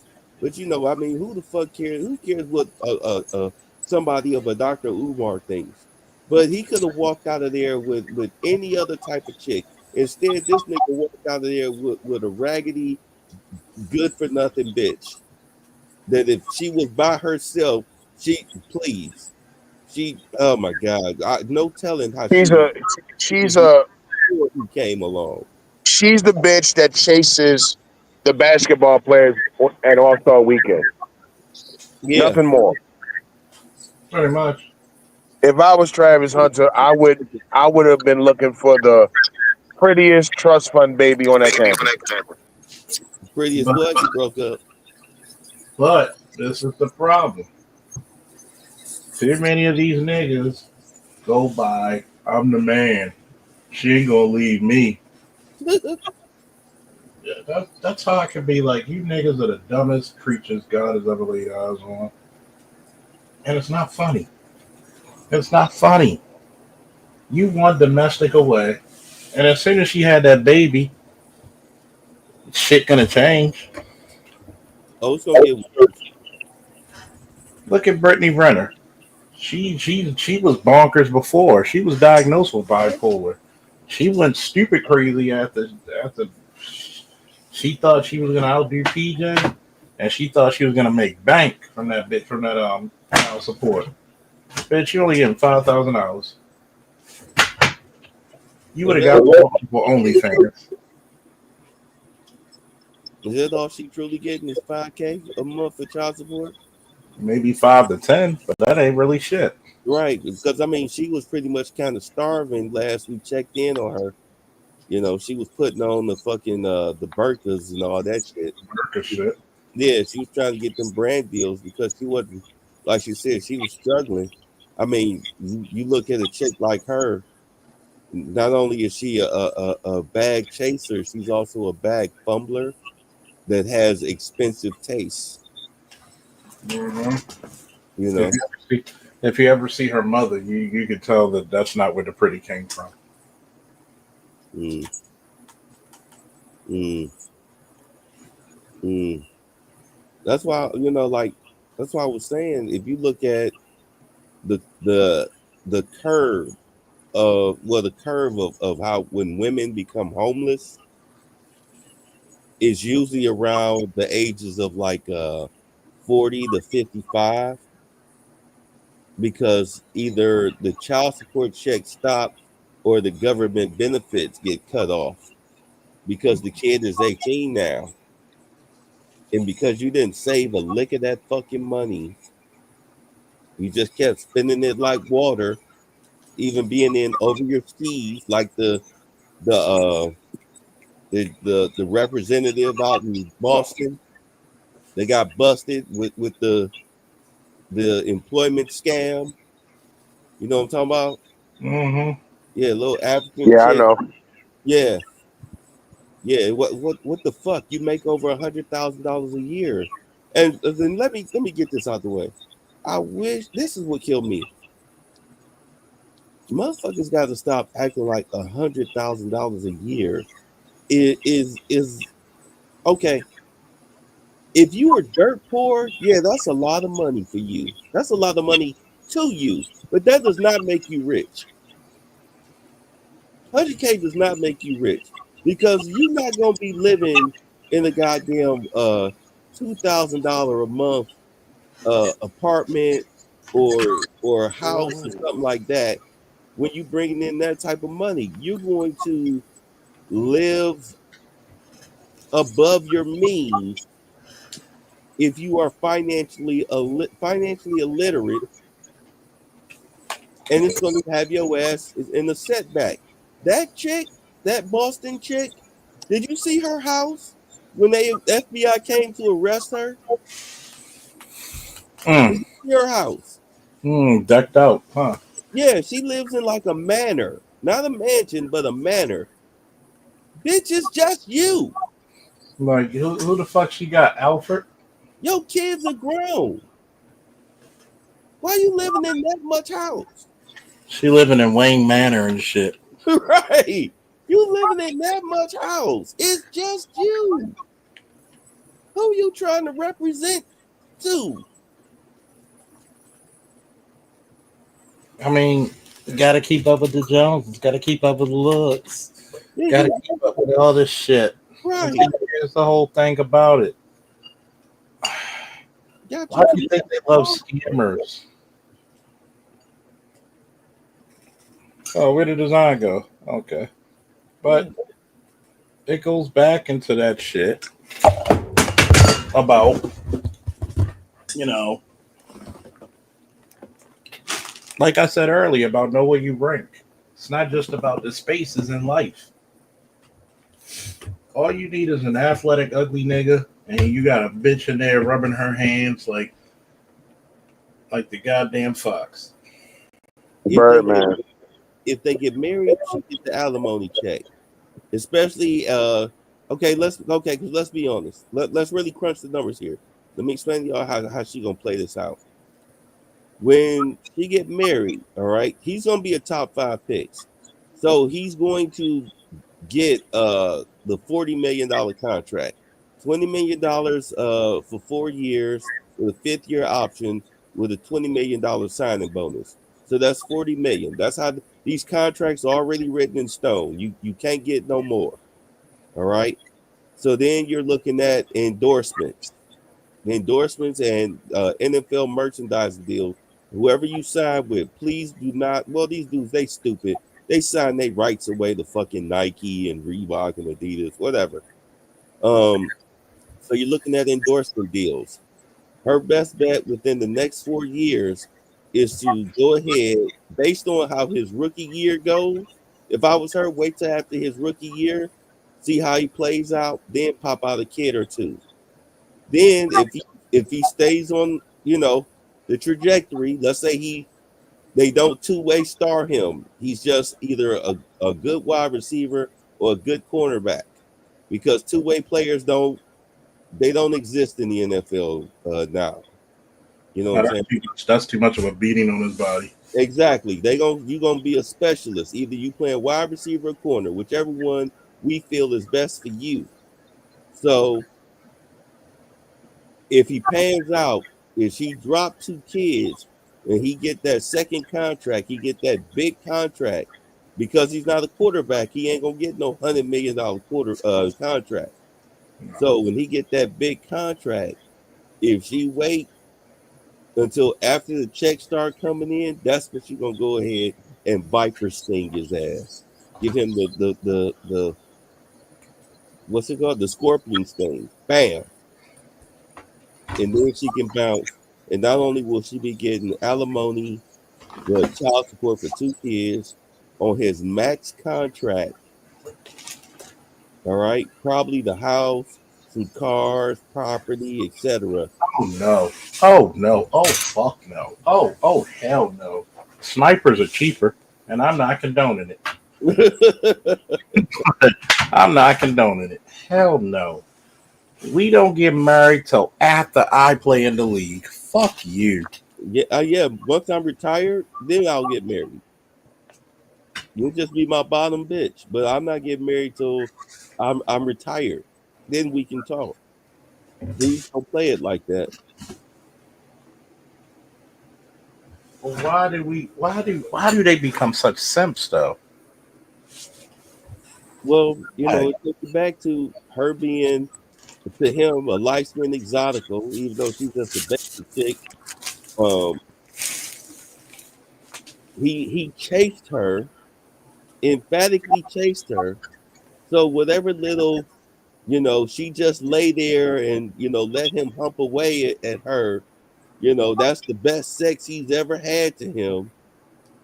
She looked like the type that just lick it for 2 minutes, at if that, the worst blowjob ever. I mean, think about this, right? That's enough for him. See pictures of him, so I know. And he's in Florida too. The South with a F, 2 F's. He was teased because once you get to the Carolinas, they color struck than a motherfucker. Color struck than a motherfucker. What's up, Meech? What's up, Rain? What's up, Striker?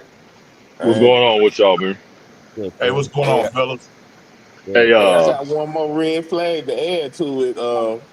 O'Shea was putting up a post today saying she's an ex-stripper. How is that not? Why is that not surprising? Like at all? Hey, I was hearing what y'all was saying about that earlier, Charles. We were saying we're talking about when does that double athlete usually make it in the NFL? Might I add? Remember, guys, Troy Brown for New England in that 04 season, he played CB and played wide receiver and was great at both at that time. But he's definitely an exception. He's an exception. And you got to think, how long did his career last? He didn't go. He didn't go all the way with that for playing that double athlete too long because it's just too much time on the field, man, and you don't have no time to rest at all. Dude, you're beating the fuck out of your body. Yeah. Plus, the Patriots were desperate. Their secondary they didn't have a slot corner at all. And I'm just looking at this shit, right? It's about like the one thing you learn really good in the military is your rank, your job, your place. If you got a fucking breacher, what does a breacher do? You shoot, you cut, or you blow up that fucking object that's blocking us from getting in. Right. What's the sniper's job? What's a sniper's number one job? Overwatch. Thank you. Reconnaissance. So you're supposed to do your damn job, know where you rank, right? A lot of these motherfuckers don't know where they rank. Travis, because I'm looking at his fucking pictures now.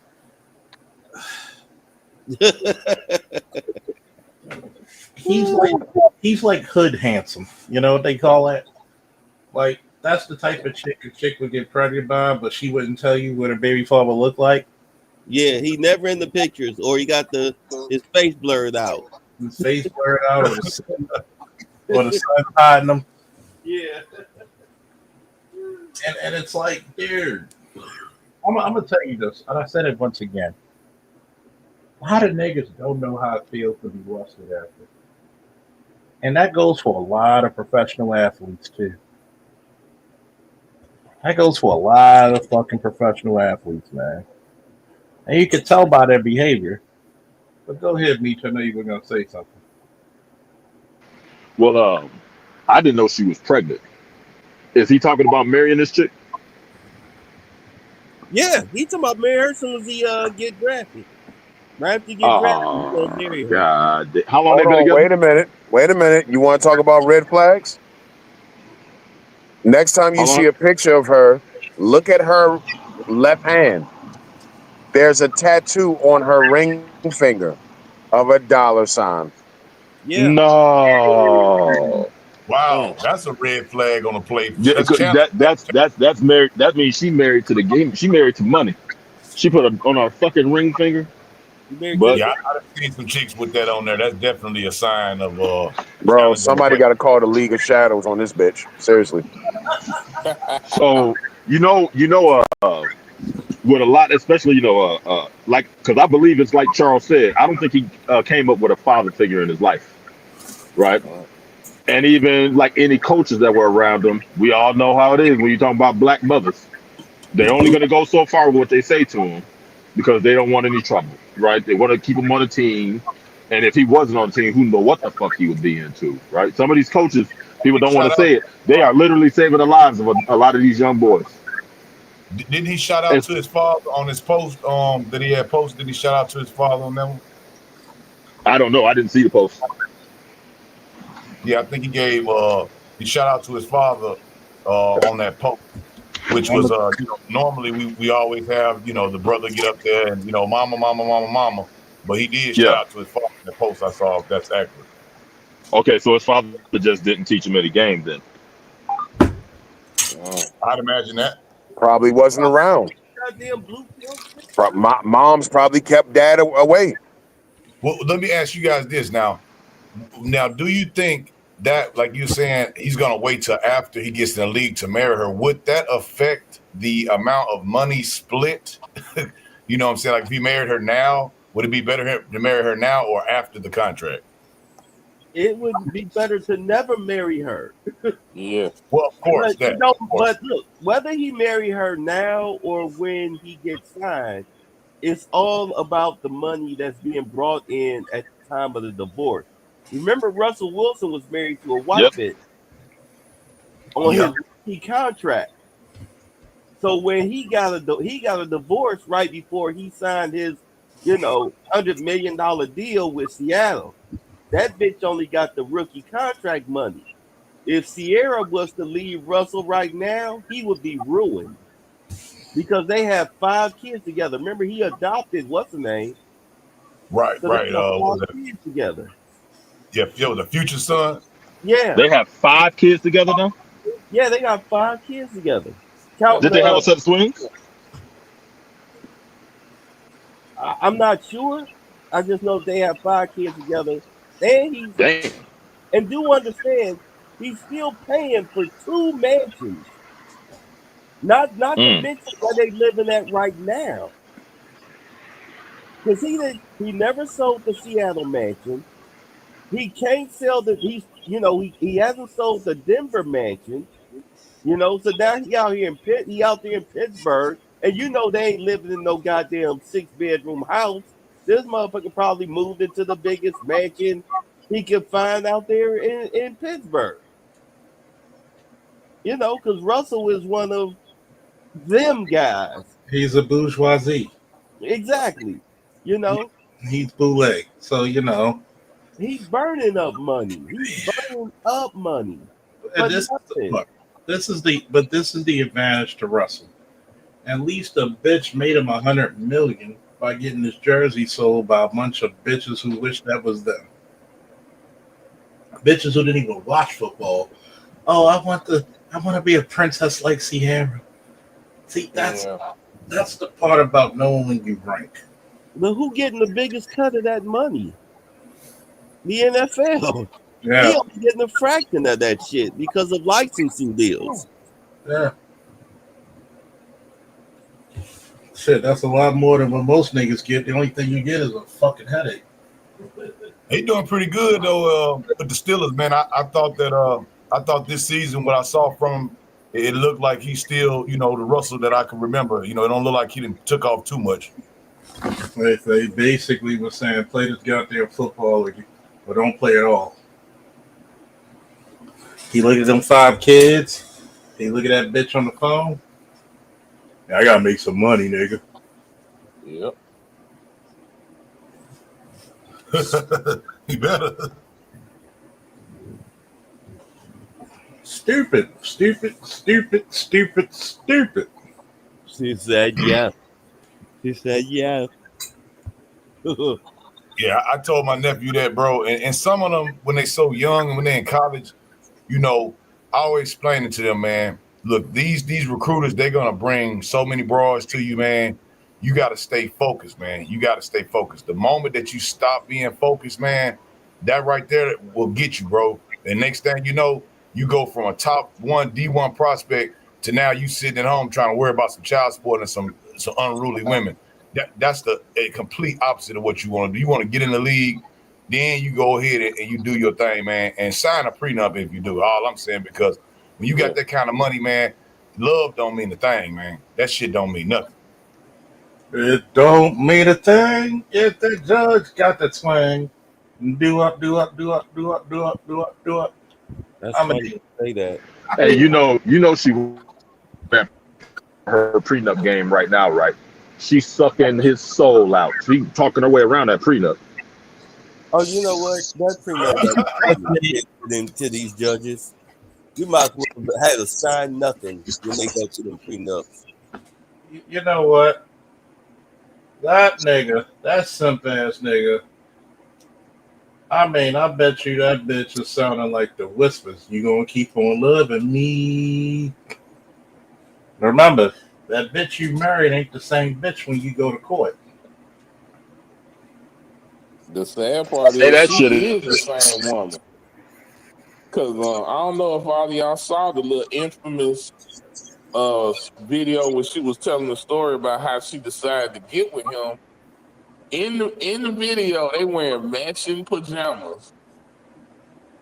And then she just going on to tell everybody how she wasn't attracted to him at all. And her friends had to tell her who he was before she decided to go out on a date with him. And guess what? What? I bet you that dumb nigga was smiling from ear to ear, wasn't he? Yes, he was. Jesus Christ. he? Now Cheese he's and acting stupid now. No excuse. Nigga looked like he had 74 extra teeth in his mouth, didn't he? Yeah. Goofy ass motherfucker. I can't stand. Oh my god, I can't stand no goofy ass nigga who got you goofy motherfuckers. I can't stand no goofy Negro. Man, I feel like being Hank Hill. I'll tell you what, boy. That boy ain't right. God damn. No, he was good shit. Goofy as a motherfucker. You know, when you look like a special needs baby and you like 20 years old, fuck wrong with you? Let my son tell me some shit like this. Daddy, I'm going to give me a nice boxing contract and I'm going to marry her. Blame his black mother. I will break your legs. His mama never gave him any confidence. I told you what it was. He was called black. He was called ugly. He got the broadest nose ever. I mean, and you're in the South? Oh my God, you set up for failure, dude.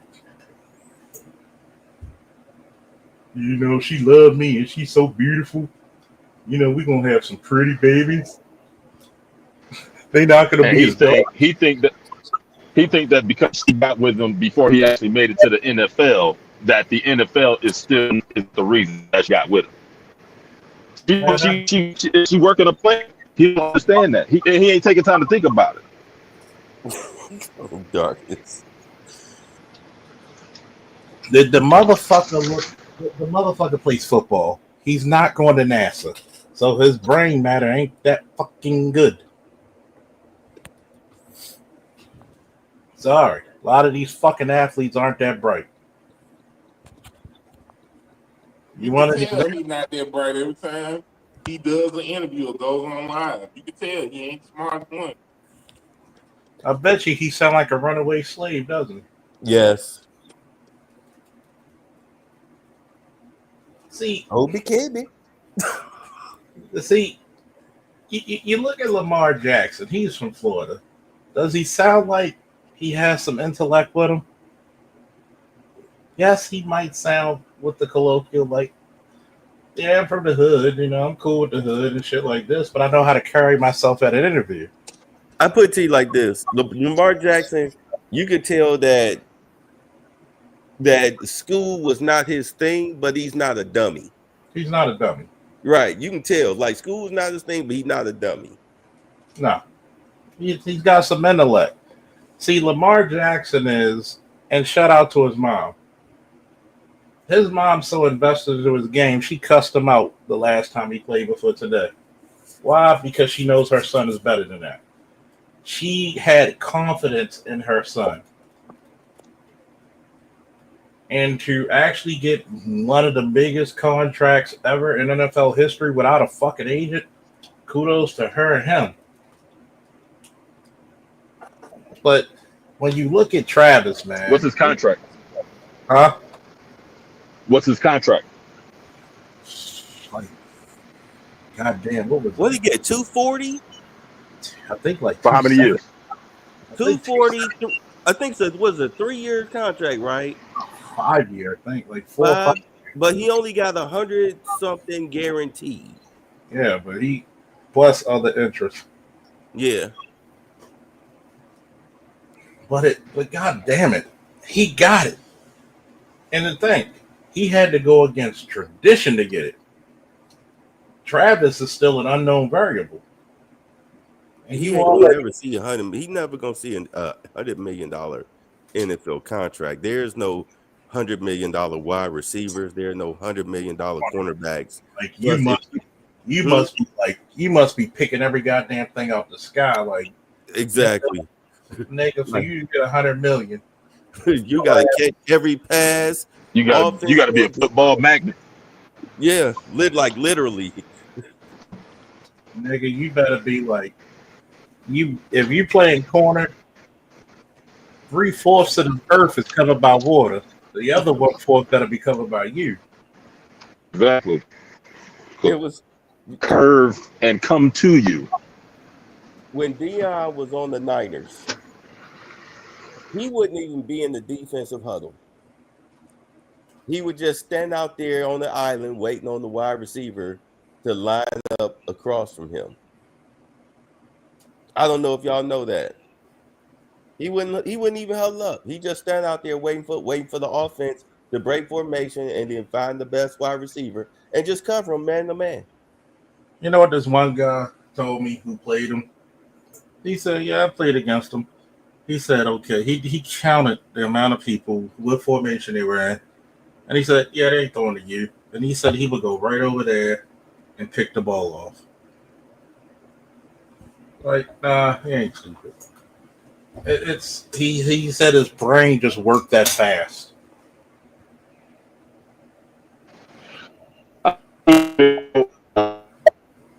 Brother, then hopefully he'll get somebody will get in his ear and actually get to him before he makes, one of the worst of his life, because especially in this country, that marriage shit, boy, is a whole different beast. And like Ben said, hey, you can sign a prenup if you want to, but these motherfuckers sit up here and say, well, I signed it in a time of distress, but you went through with it, bitch. Who cares if you were fucking distressed? If I go up there and I buy then I bought a fucking lemon. If I paid $1,000 a month in a car note for that fucking lemon, I did it. I had the choice. I mean, this is the sad part. I see dumbass niggas like that every day. Judge Judy be like, is that your signature? Yes. Well, I don't want to hear it. You signed it. You're over 21. I don't want to hear nothing you got to say. Exactly. Go with love. And that's why chicks don't like women like Judge Judy, the ones that are as much as you can expect to get it from a woman, they're brass tacks. It's like, no, that's nonsense. What you're saying right now is nonsense, and she'll hold these chicks accountable. You should. She's impartial. Here's the reason why I really look at this, man. It is so dangerous to be married these days. Why do it? You would make off better with child support. You ain't lying. Marriage is out of my future. Yep. And have your baby mama live with you. Go habitate together. Play house. You will, like, because if you leave and retire from the league, and she wants to leave, then she's got to deal with your retirement shit. I'm gonna tell you how dangerous it is to get married. I'm gonna tell people, if I could speak to officers and firefighters, don't get married. What are you getting at? I've never seen a successful 20-year marriage in a very long time. Even some of my friends who damn near going on 20 years. Oh, this is work. I don't want to be here. You look like you're not happy. Like, think about it. Well, marriage is work. I shouldn't have to go to work after coming from work. Make sense of that, Pilgrim? Tell them what happens to your retirement when you get a divorce and your 401k. You get after 10 years, you can get half your fucking retirement. I want you to think about that. I told somebody I get married to the bitch do half the shift.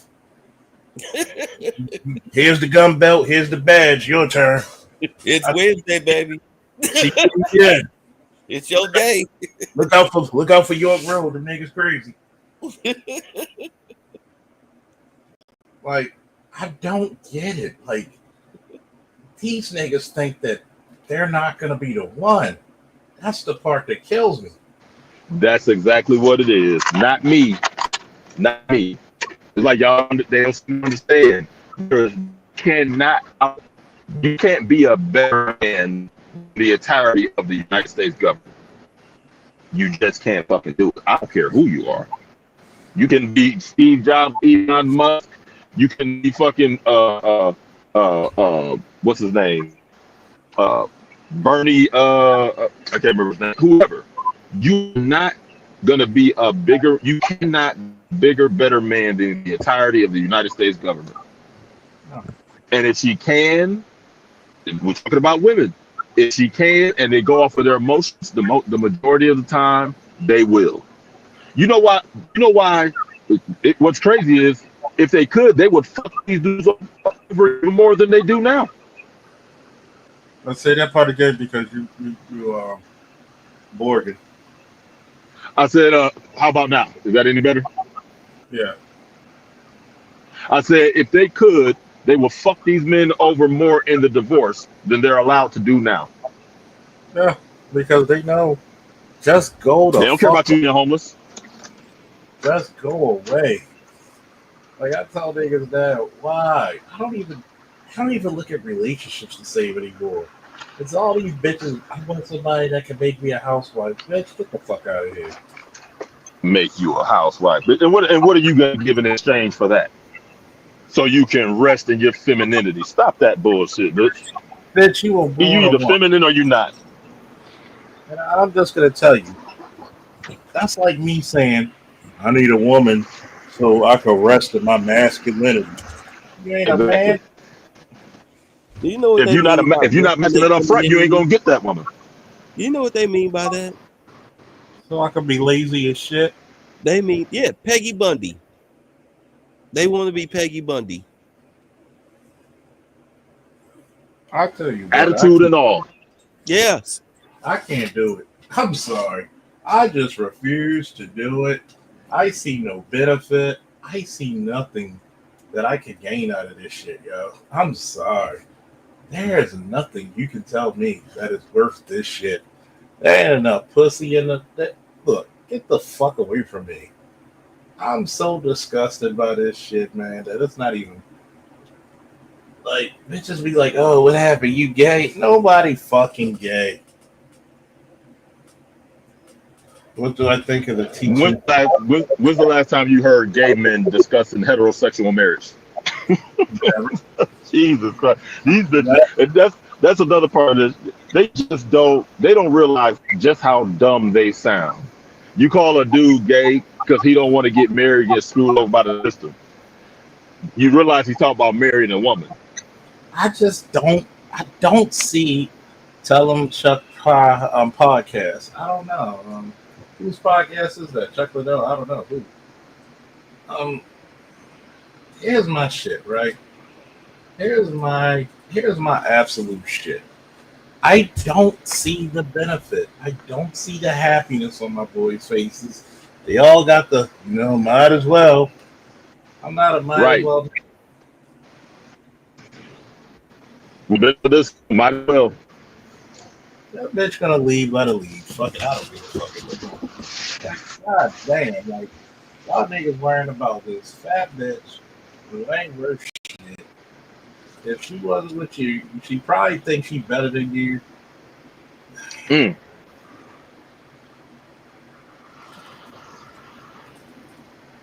She probably thinks she's better than you. She probably thinks she's better than you. Okay? Why put yourself through it? Well, you know, I remember one of my boys said that shit. Um, I remember this dude said this. That wasn't my boys, it was this dude. He said, well, you know, my wife upgraded me. Well, she wouldn't be living here either if it wasn't for you. Y'all put Right. yourselves down to put these no good bitches on a pedestal. And all you're going to get is an early grave. Well, married My men thing get is paid. just him upgrading you doesn't mean you owe it to her to stay with her. No. What was That you lady gonna say sound there, like man? Steve Harvey and his They wife. tell you all You this shit about upgraded married me. men marry more. So do bitches with kids. What the fuck? So do bitches with kids.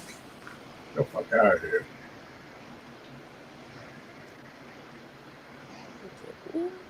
Oh, yeah.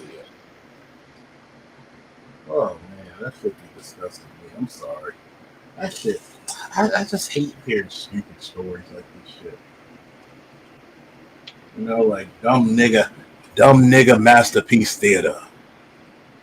Let's I just watch thought Travis. about something. Let's watch Travis Hunter ruin his I just life. thought about something. What's that? Y'all been paying attention to what's going on with these celebrities and whatnot as far as this P. Diddy situation? As far as what? The P. Diddy situation. What do you mean specifically?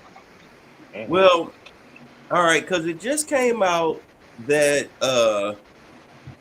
Trump's DOJ is going to go after Alvin Bragg and the New York Attorney's Office.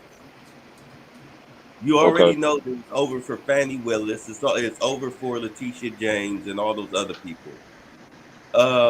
And I really do think that, I mean, because if you notice during the election, all of the pity diddlers were on Kamala's team, hoping to get a pardon or maybe get everything overlooked. As far as that whole, just let P Diddy just be the sacrificial lamb, but it doesn't look like Really? that's going to be the case. So now Okay. you have a lot of them suddenly now they got this trip overseas, or they've moved usually to the UK. Nancy Pelosi suddenly had a mysterious accident, and then the next day after the mysterious accident she's had hip surgery, which is going to keep her over in the UK for recovery time, a good 6 to 8 months. You know what I'm saying? It's Okay. a lot of people who can afford to jumping ship. Have you not been paying attention to that? Oh yeah, you noticed that. Oh, I'm gonna be over here in the UK. Bitch, we will fucking expedite you. You think they're trying to escape having to testify? Not just testify, but also trying to escape possible prosecution. Yeah. Yeah. Because look, Puffy has been around a lot of people. There's been a lot of people around Puffy. I'm sure Puffy has a whole lot of information. My name's Pelosi. Ah, Pelosi. Oh My man, name is Nancy, Miss Pelosi. Miss Pelosi, if you're nasty. who the fuck she trying to get that nasty pussy to? This is Pelosi. Don't nobody in their right Somebody looking for a mind. green card. Don't nobody in their right mind want it. That CEO being assassinated, that was not a random chance of I'm sitting outside his hotel waiting to hopefully catch a glimpse of him. coming out. Somebody let him know that, hey, he's leaving now. He's leaving the building now. This is what he's wearing. Be on the lookout. Oh, that's what he said. What? It was on Sub-Zero's live stream. He interviewed Tell Them Chuck podcast. He said that black men are committing a sin for marrying outside race of women and must stick with black Oh women. Lord, have mercy. That's enough. What? Jesus Christ. Hey, man, Committing a next sin. time you want him for this podcast, let me do the message and tell him I personally said it. So That's that that Umar stuff. look and smile and shut the fuck up. That's Exactly. that Umar talk. Yes, it is. All the dicks in Umar the Jr. First of all, why you worried about where black men stick their dicks? Why? Why you worried about where black men stick their dicks? See, Because we ain't got no freedom. you simping for pussy. That's all you doing, nigga. You know, that's all you're doing, simping for pussy. First of all, if a black man can't make a decision on who he wants to sleep with or whatnot, why should he be involved? Do you say anything to them bitches who be having babies by fucking men outside their race? But they don't call them niggas deadbeats, do they?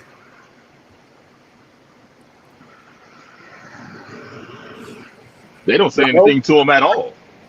There's a lot of black chicks who have babies by non-black men, and they just want them for the pretty hair and the color eyes. You knew that black men stopped giving black women rights of first refusal when the passport bro talk blew up. Mm-hmm. That was the signal then. Like, you know what? Fuck it. If those of us who can, we'll leave the country. Exercise options. Yeah. They just mad because they know black women are the worst women to. Let's put this in perspective. A lot of them are the worst women to actually marry. Statistically. They're statistically the worst women to marry. You're not getting shit out of it. And you know this, man. What are you gaining for one? My mama black. I ain't trying to fuck my mama either. Exactly. And what these bitches be saying that shit, look. And like Ed said, bitch, my mama don't like you either. Yeah. Like let's keep it funky, man. A lot of these motherfuckers will use every excuse to keep black men under the thumb, but you're not supposed to tell that bitch what to do. I thought if black men were the leaders, you do what the fuck you want to do. Exactly. You do what needs to be fucking done. See, the issue is that black men are at the bottom of society socially, right? Even under our women socially, right?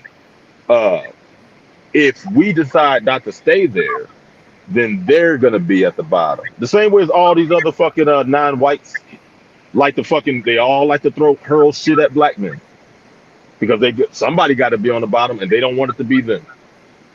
And guess what? I told you throw your ass on the block. We don't want you. You don't It's want. like I asked BGS once. I said if every ADOS male tried to leave this country, they would not let that shit happen. They wouldn't let 12 to 14 million males leave this country. Hell no. First off, what we gonna do with these bitches now? Because don't nobody else want them. Secondly, we get a lot off of you. Look at the NFL and NBA. Who are we gonna replace them with? Because we can't go back to fucking, between the knees, fucking underhanded fucking free throw shots. We ain't going back to this boring ass shit. Your music, This bullshit. Come all on, of that. Nigga need to done. Don't Yeah, worry. man. It'll be enough plantation slaves for them to, make money off of. The whole thing is you'll understand the difference between, I hear what you're saying, but I mean, let's look at the difference between those males that they eat off of, and the males that make their own meals. You know, those who make their own meals, those will be your expats. Because there's a difference between them and a passport bro. Dr. Umar is a passport bro. He got all that money, went all to Africa several times and all these other countries, you know, spent his money on hookers and blow. And came back. you think he on the booger sugar? Oh, of course he is. And now he has nothing to show for it except some fucking, like they say, trap bandos that are looking to be in foreclosure because he hasn't been paying the land taxes. Mm. Right, yeah, the upkeep on that shit is expensive. And them donations ain't coming in like that. Where does he look? Where does he live? Have you ever seen him at his own house? Not his mama's house, but his own house. Nope. And he ain't supposed to be at his mama's house because it's Section 8 housing.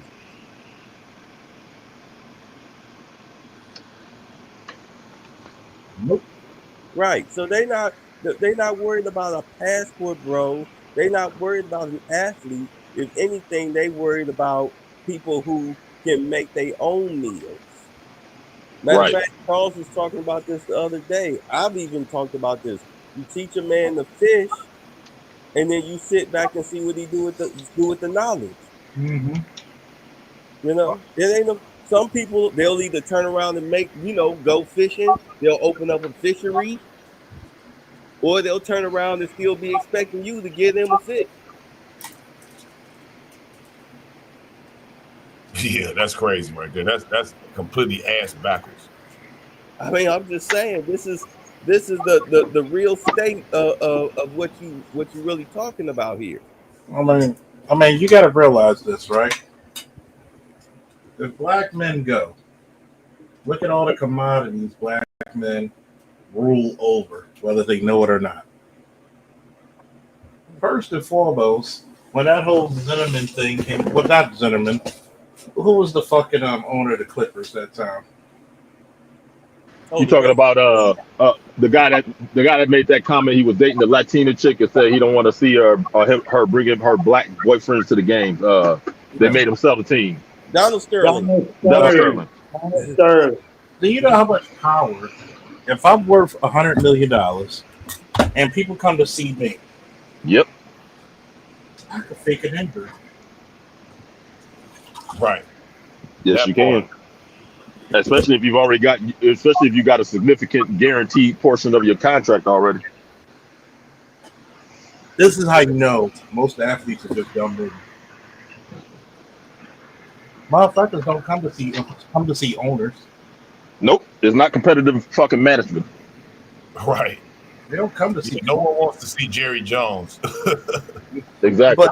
But that's how you know a dumb nigga doesn't know their worth. Well, master, wait a minute. It's only 15 of y'all, and it's 120 of us. Right. That's why I feel like murder today, master. He said that too. He was like, when they got mad at DeAndre Hopkins and the Watson situation before the old man died here in Houston, he said, "Man, we can't have the inmates running the prison," because he knew what was going on. He knew that the team is, and in all honesty, the owners could do what they want to do. If the team stands up together, there's nothing they can do, especially with the NFLPA. There's nothing that they can do. They have to capitulate. They have to. Exactly. That was the thing with the whole Kaepernick situation. Yep. And Jerry Jones, you know, the old plantation owner that he is, he took control of the situation. You kneel when I tell you to kneel. As a matter of fact, we all gonna kneel together. Let me show y'all I'm in charge of Jerry World. Mm-hmm. You kneel when I kneel. So come on, y'all. Y'all want to kneel so bad? I remember that. Yeah, he made it about him. He didn't make it about. It had nothing to do with no goddamn. Everybody knows it had nothing to do with no goddamn flag. So, hell no, it didn't. I knew that shit. Hell no, it didn't. These motherfuckers talk about the disrespecting the flag, but these same fucking people will drive past homeless veterans every day. You don't give a fuck about your military. Fine for you. Exactly. That's my shit. So, They made them pay money, right? The military was paying them to actually have brothers come in, veterans, and they were actually paying them. You know, that I could not understand that part of it. I mean, I know the propaganda service, but I mean, come on, man. You know what I'm saying? Why do they have to pay the NFL if you're so patriotic, Charles? You know what I'm saying? Yeah. Right. Pay the veterans. Here's my shit, right? If this goes out the cabinet, because I think he was a phony motherfucker too. Nigga, you were sucking. You made it to a Super Bowl, but then you started to suck. Mm-hmm. And shout out to probably one of the greatest modern football analytic minds right now that we have. Guess who that is? Stephen A. Smith. Nope. Fuck him. Oh hell no. Nope. Fuck Stephen A. Smith. Okay. Yeah, Cam Newton. Cam Newton. Cam Newton. Okay. I got you. Newton is the best football analyst out there right now. Yeah, student of the game, man. Student of the game. Oh yeah, he was a player. I mean, shit, he's gonna know fucking football. You know, I watched this show. Here's what I like about when you listen to Cam Newton, is that he's gonna give you what he really thinks, right? But he's not smooth with it. He said you can see the passion in him when he's talking. He's talking like he's almost like he's still on the field, reading the play out to you as like the way he would do it. Right. Yeah, a lot of former players they can do that. Like that's why your boy got that big old show. The little punter dude. Who's that? The punter dude. Yeah, Pat McAfee. You know, he was a punter, but he can tell you the breakdown of the play. I mean, it's okay. Like, what do you do for a living, or what area of expertise do you know very well? You talking to me? Well, Yeah, I'm talking to you. Oh, I drive trucks now. Right. I can't tell you shit about the truck outside of it's got gear shifts and it's got air brakes and it make you sit up high.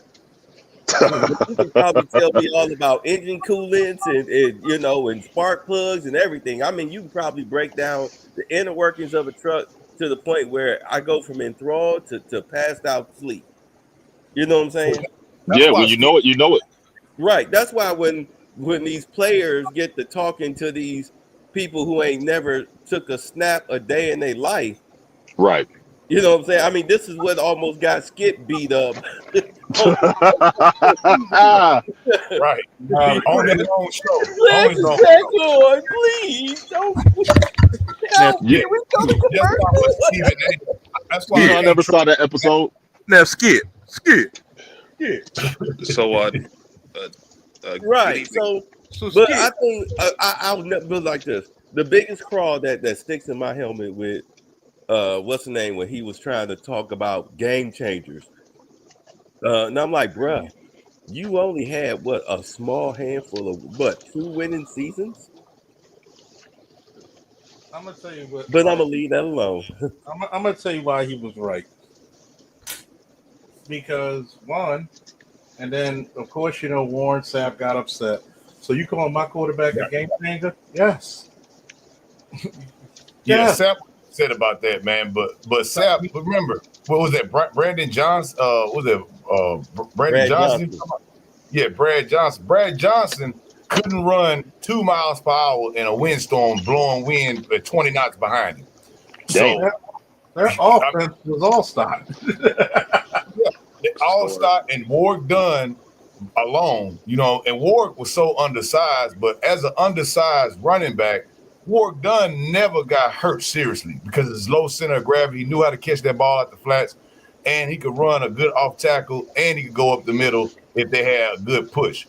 He was tough. All-star could run over anybody. I've never seen Ray Lewis take a hit by anyone else that really made Ray just look like a damn fool except All-Star. Man, we hit Ray, I said, good Lord, Jesus.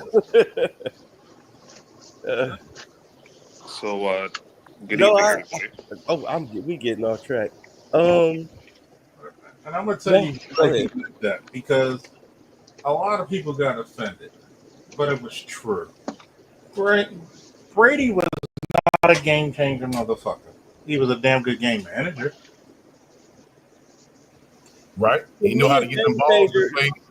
To me, a game changer is not a guy that can run for 100 yards and throw for 350 in a game. No, a game changer is a guy that when the team is down in the dumps, he can put the team on his shoulders, especially trailing in the fourth quarter, Who would you say right and now is a pull game that changer? shit out of their ass. Who That's would a you say? game changer to Who me. would you say is a game changer in the NFL right now? Currently, Josh Allen, and I'm going by rankings as far as I don't want to face this motherfucker. Josh Allen, Patrick Mahomes, what's your boy? Joe Lamar Jackson. Burrow, and then yo boy, Lamar Jackson. yeah, Lamar Jackson. But this is regular season. Jay Man, Daniels guess now. what? Jay Daniels, you sleeping on Guess Jay what? Daniels. Jay Guess Daniels what? go Well, hard. I trust me. He's in the top. He's in the top 10 because Jaden Daniels has had, the Chicago game and then that Cowboys game that they lost a couple weeks ago. They should have won that game. Well, at least it wouldn't have been the blowout that it was. That this onside kick shit is stupid. The Yeah, rules for that onside rule kicks is are horrible. stupid. That rule is horrible because now the onside kick used to be like, okay, we know what kickoff squad, right? Kickoff has always been suicide squad. But man, when you kicking that onside kick, and I understand why they did it to as far as like the injuries for special teams, but they shouldn't have did that with the onside kick. Like if they're gonna do onside kick, they gotta now prepare. They have to tell you that it's gonna be an onside kick now. That takes away the whole thing of it, I don't see how they're going to have to change that rule because now when you do score, right, and you down by 10, you kick that field goal early, your defense stops them, you use your timeouts. Now you're going to kick the onside kick. How can you what is the percentage on onside kick actual recoveries now? I think it has gone down. It wasn't ever big, but I think it has gone down to under 10%, like at least. I think only one team recovered an onside kick, and that's only because of a muff. But outside of that, I would actually put it on the strategy of the kicker. You got to pooch kick that bitch at least 20 yards high up in the air. Give your team a chance to run down. And by the time the ball comes down, it's like down the man. You know what I'm saying? So But like a high squib, before kick. the ball come down too. So you mean like a high squib, a 20-yard high squib kick? Yeah, a good high squib. So that way, by the time the other team run back, the receiving team run back trying to get to the ball, your players are already punching them motherfuckers in the knees and all this shit. Because you can, you can be. It's not a pass. There's no pass interference on an onside kick. You know what I'm saying?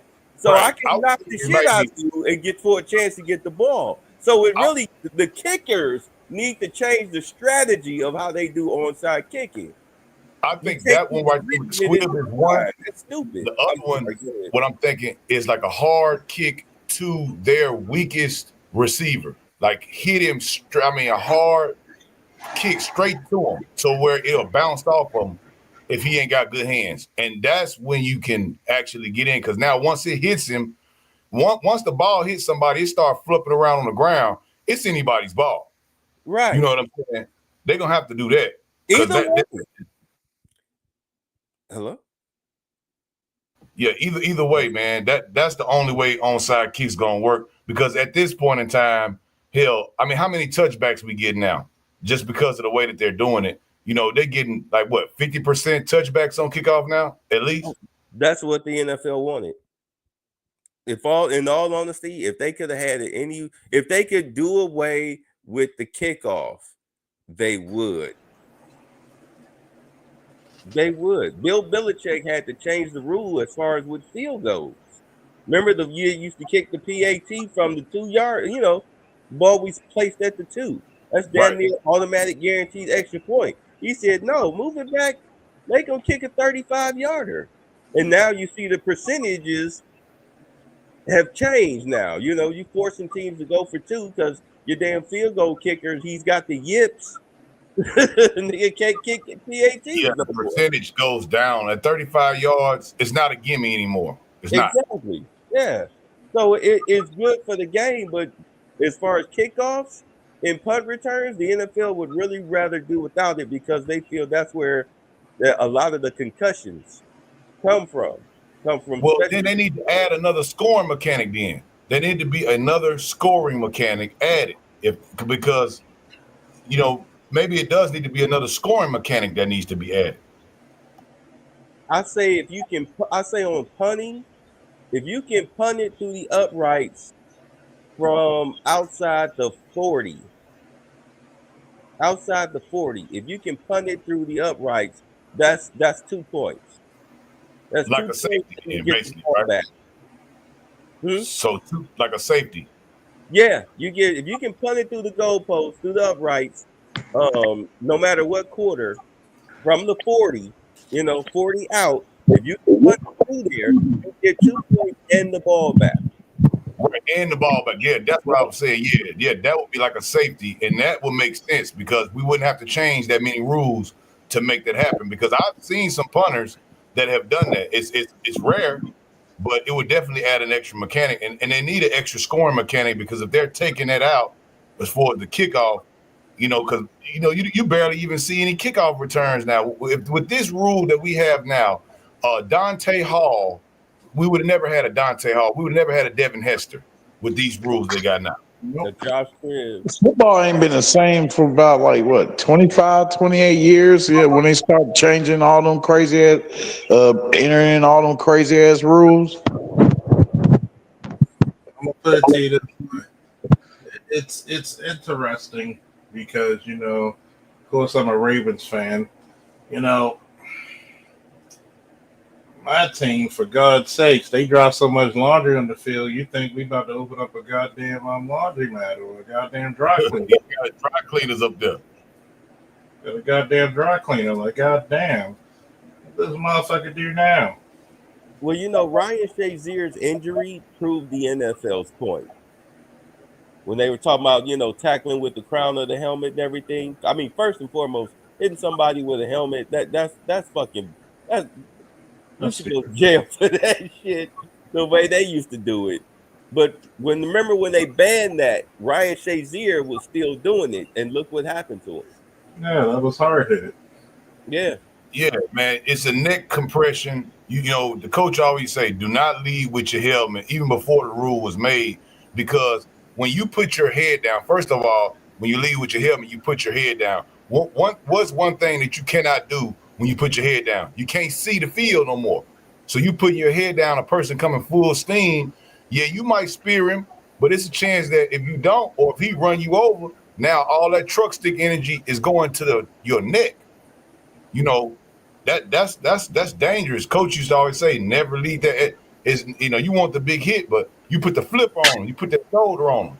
You don't lead with your head, man, because that's the weakest part, man. You don't want to compress your neck on your spine. That was just good ball back in the days.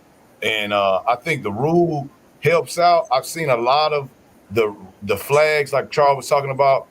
I've seen them where they've been leading with their shoulder and that receiver, over the middle, that skinny post. How many times have you seen that safety line him up, right, and hit that guy and his shoulder right there at the time the ball gets there, and they throw the flag no matter what, and they say leading with the helmet because his head might have been slightly down, but he hit him with the shoulder. I think that right there that should be still in the game. Like if I put my shoulder on you, that's good coaching. But I guess do I have to wait for him to catch the ball now and start running toward me? What the fuck? They'll flag you for a defenseless receiver in a heartbeat. They'll get you for that in a heartbeat because that, if you notice, they made that rule come about when Antonio Brown got popped by Vontaze Burfict in that playoff game. Oh yeah, perfect line. Well, that was a cheap shot. That was a dirty hit. Yeah. So they was like, you know what, we gotta take that out the game because I mean he was never the same. He was never the same. He was never the same. Yeah, you can't have that in the game. The one thing the NFL had to do because they had that concussion, that the lawsuit. They had that lawsuit, so they had to legislate it out the game just for player safety. Who was the dirtiest player in you guys' opinion? Defensive player. Who was the dirtiest hitter of all time? Romanowski. Yeah. Ain't got jack shit on Jack Taylor. Ain't got jack shit on Jack Taylor. Jack Taylor paralyzed the man. He says The he said dirtiest Deacon Jones. Deacon Jones, yeah. Yeah, he Deacon had Jones. slap. They They made had the sack rule for him, right? He would tell you. He told people what he used to do. He used to put Big Gay on his fucking. but he never paralyzed a man and said if he lives, he lives, if he dies, he dies. Period, point blank. Jack Tatum was the dirtiest football player ever. And I love Jack Tatum. I love the way he played. But he was dirty. He'll tell you he was dirty. Period. Well, let's just say he's Now, the if you're talking about hardest, that ever play football. I mean, you're talking about the hardest hitters. No, what'd you say he would do with the Bengay? Oh, he would rub it in people's eyes. He put it on his hands and then, oh God, Lord! They'll rub it on people's eyes. Did you see what happened to Myles Garrett today What happened? against Kansas City? The left tackle poked him in his eye. And Oh, yeah, Garrett threw his helmet off in the middle of the play. Garrett threw his helmet off and hit the turf, kicking. Hey, that's a Miles Garrett problem. You want to know why? I'm gonna tell you exactly why. Too many of these fucking defensive players and offensive players think they fucking running backs don't want to be cute and wear running back fucking face masks. That shit's gonna happen. It's a reason why big boys in the trenches wore full body face masks so that shit wouldn't happen. Play stupid games, win stupid prizes. Next. Yeah, they wound up putting a visor. It was like they put the visor on after he went to the locker room. And I said to myself, because Browns fan, I'm watching the game. I'm like, why? I said, and then they showed his helmet. I said, why in the fuck why is he not wearing a visor? It's dirty, as many dirty tricks as offensive linemen and tight ends and running backs do to Myles Garrett play after play after play. I was surprised that he was not wearing a visor. He should be wearing a full face mask with a bull ring around it on the top, where it limits them from even trying to get their hands up in there. They got you. You will literally see a lineman trying to poke somebody with that close. But when you wearing a running back's face mask that gives you that much vision, and you playing defensive end, and you don't think you ain't gonna get poked in the face. Hey, he put it on himself. I feel nothing. I feel nothing for stupid defensive and offensive players who think they want to be cute. After you got grown ass men in the trenches thinking they running backs wearing running back face masks. That shit needs to come to an end. You need to bring football back to football. It's too girlish. Yeah. I'm glad to see the brother from the Bills came back after his injury. What was his name? The safety for the Bills. Hamlin. Yeah. Yeah, DeMar Hamlin. I seen him come back, and he seems to be all the way back together. I know he hurt himself hitting someone, and it didn't look like he led with his head, but he had some serious problems with his heart after that. But I'm glad to see he got a COVID shot. I'll leave it at that.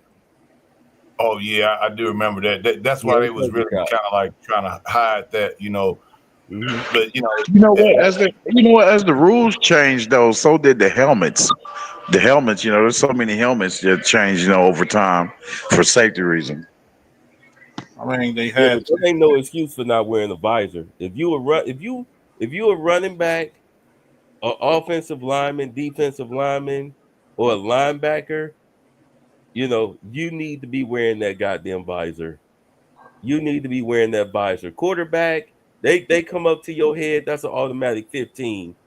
So you really don't expect that too much. But in all honesty, yeah, you should be wearing the visor. You should be So wearing the visor, and also I also Yeah, believe they should mandate them caps. You know what I'm yeah, talking? The blue caps that they got. full face mask. Yeah, the full face mask and those it's like that what is it? It's like some kind of polymer that they put on top of the helmet. Yeah, those should be mandatory for offensive, defensive linemen, running backs, and linebackers. They so should. Yeah. so basically, I'm not a football fan, but just listening to you guys talk about it, like villainy and AL, I would agree because you said that he got poked in his eye, and then he went to the locker room and then he put on the visor. Like if you had it from the jump, why weren't you wearing it? Right, because I've seen Myles Garrett wear the visor sometimes. That's why I was surprised that he wasn't wearing one today. Yeah, and then he's dirty a player, so you know you dirty, and that's how it is, Myles right? Garrett's not a When dirty player. Myles Garrett, right? Is not a dirty player. Don't even come at me like that. Myles I've Garrett is not a seen him. dirty player. I have seen. Now I don't want to put the dirty tag on him, but I've seen him make dirty plays. What I'm saying is, it's not just him. But what I'm saying is, like, typically when we're playing someone and there's a dirty guy, it's always the dude that likes to crack back. He waits, right? The play is on the other side of the play. Whistle ain't blown yet. Coach y'all said, keep your head on the swivel. There's always that one guy that likes to crack back. And it's okay because what happens is you crack back, all right, what do as a team? We know his number, and now we're going to come back and we're going to straighten you out. You feel me? That's how we handle dirty players. You know what I'm saying? We come back and we whatever you did dirty, we're going to come back and do you 10 times as worse. Flag or no flag. That's how it used to be, right? Yeah, that's how it used to be. Yeah, I didn't know they were doing shit like that. That's foul, poking dudes in the eye and stuff. Like, Oh yeah, I mean, why do you think that the Texans linebacker, the one that hit Trevor Lawrence, why do you think it was a whole melee out on the field because of that dirty shit that he did? I don't care what nobody say, especially his. I used to have so much respect for the Texans and D'Amico Ryans until And so, big deal.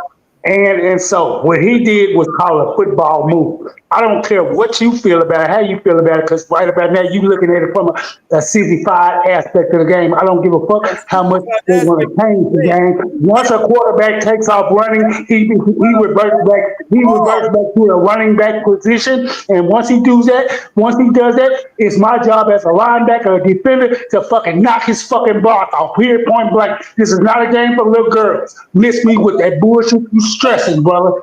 Stop it. Bruh, this ain't the 70s football no more. This ain't You're talking coward talk amongst gladiators, grown men. Get the fuck out of here with that bullshit. You're stressing. Stick to the shit you know, okay? I don't argue with you when you're talking about shit you know, but when it's shit you don't know, shut it up. Why do you think he got a 3-game suspension? Because the goddamn game has become sissified. Once a quarterback takes off running, he ceases to be a quarterback. He becomes a running back, and therefore you can knock his block off. He thinking he's slick and trying to play the slide game. No, slide is for when you scramble, when you got to get away with a person, got to be on your ass. Not when you just trying to run to get yards, and you seen he was trying to run to get yards, not trying to run and scramble. So therefore, his bitch ass should have got blasted. I started drinking water for my prostate. My friends laughed at me. But when they saw how much I'd improved, they started doing it themselves. Houston linebacker Azeez Al-Shaair has his counterpart on the Jags to the ground or trying to. Trevor suffered, and he was ejected after his violent blow to the face. I wouldn't give a fuck what you're playing. Fuck that rhetoric. If you never buckled up a chin strap, you never put on a pair of shoulder pads, thigh pads, knee pads, played the game from high school to college level all the way on up, I don't want to hear that bullshit you stressing, bucko. You're coming at it from a fans view, not a player's view. Miss me. What makes you think I never played football before? Like I said, when you say you've done anything, then I'll allow you to continue to argue with me. But other than that, if you never buckled up a chin strap, or you never played in a championship game, or won a state championship, or been to college and played on a college team, or made it to the league, I want to hear it. Dude, I don't. This ain't the 70s no more. It's 2024. All right. Son, I was playing from the 80s to the 90s. Hold on. With your bullshit.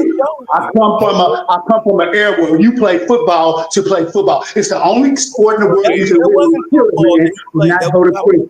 So listen, stop talking effeminately, bro. It's the only sport in the world you can kill it and not go to prison for. So listen. One at a time. Pause there. Hold on. Now, I didn't see the hit. I just brought it up. I have not seen it, Charles. I just shared it. If you want to pull it up, we'll take a look at it, and we can just take a look and see what it's saying, because I have not seen it, and I just pulled it up, guys. So I'm gonna go ahead and play. Can you guys see it? Mm-hmm. All right, I'm gonna play it, man. Here we go. Here's the play. Let's take a look at it. In a letter to Aziz, that's the NFL's Vice President of Policy and Rules. All right, he bootlegging, he coming out, slides, he hits. Hit unacceptable. Okay, now let's go back. Let's slow motion that now. He's sliding. They're gonna show the side angle. Go to the side angle. Okay. He rolled out to run the ball, not to pass. Therefore, him trying to play that slide game was bullshit. Therefore, he became a running back. Like I said, he was supposed to get hit. Period. You just don't like the way he got hit. Acceptable, and that his continued disregard for rules governing player safety will not be tolerated. These hits sparked a melee. Oh shit! I didn't see this. He was ejected after his violent blow to the face mask with his forearm. The only reason everybody's talking is because they just brawled up. If they wouldn't have brawled up and they both would have just jumped up, or one of them would have jumped up and walked away, or either both of them would have walked away, it would have been nothing, or nothing burger. But because both teams started to squabble up, it became an issue. Let's talk about it for half a whole week. So miss me with all that bullshit.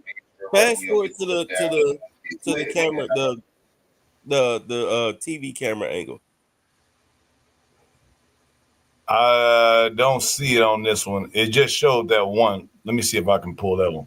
Yeah. They always show you that one view coming from behind because they make it look more vicious. But if you look at it from the TV camera that he's asking for, it's going to show exactly what I'm saying. He rolled out to run, not to pass. So therefore, once he passed that line of scrimmage, he therefore ceased to be a quarterback that we must protect. He became a running back, and he's trying to give up himself like, oh, I'm too cool, and I'm a boy with long hair, and you gonna treat me cute? Well, hell no, I'm gonna treat you like a quarterback that's running the ball. You're supposed to hit him in his fucking mouth and let him know this is football. This is a gladiator sport. It's like I said again, and I'm going to keep saying to the dad, it's the only sport in the world you can literally kill a man and not go to prison for. Period. 9-7 lead. We had a brawl here. Okay, I think I got it. You keep starting with a brawl, and it's because you hear the word brawl, everybody wants to make it bigger than what it is. That's your issue. Our issue is that he hit him in the face. And he was supposed to. He was doing what a defensive player is supposed to do. He hit him in the face with a metal bar wrapped around his forearm. If it ain't the sport for you, don't watch. Well, for the rest of the year, it ain't the sport for you, don't watch. Hearing that, that's not the sport for you, don't watch. If it ain't the sport for you, don't watch. It's a sport, like I said, where it's the only sport in the world you can literally kill a man and not go to prison for, i.e. Jack Tatum. Like I just said, he paralyzed the man. And there was a few others that have paralyzed men before. It's the only sport in the world you can literally kill a man and not go to prison for. So why are you crying? Stop crying. I don't want to hear your tears.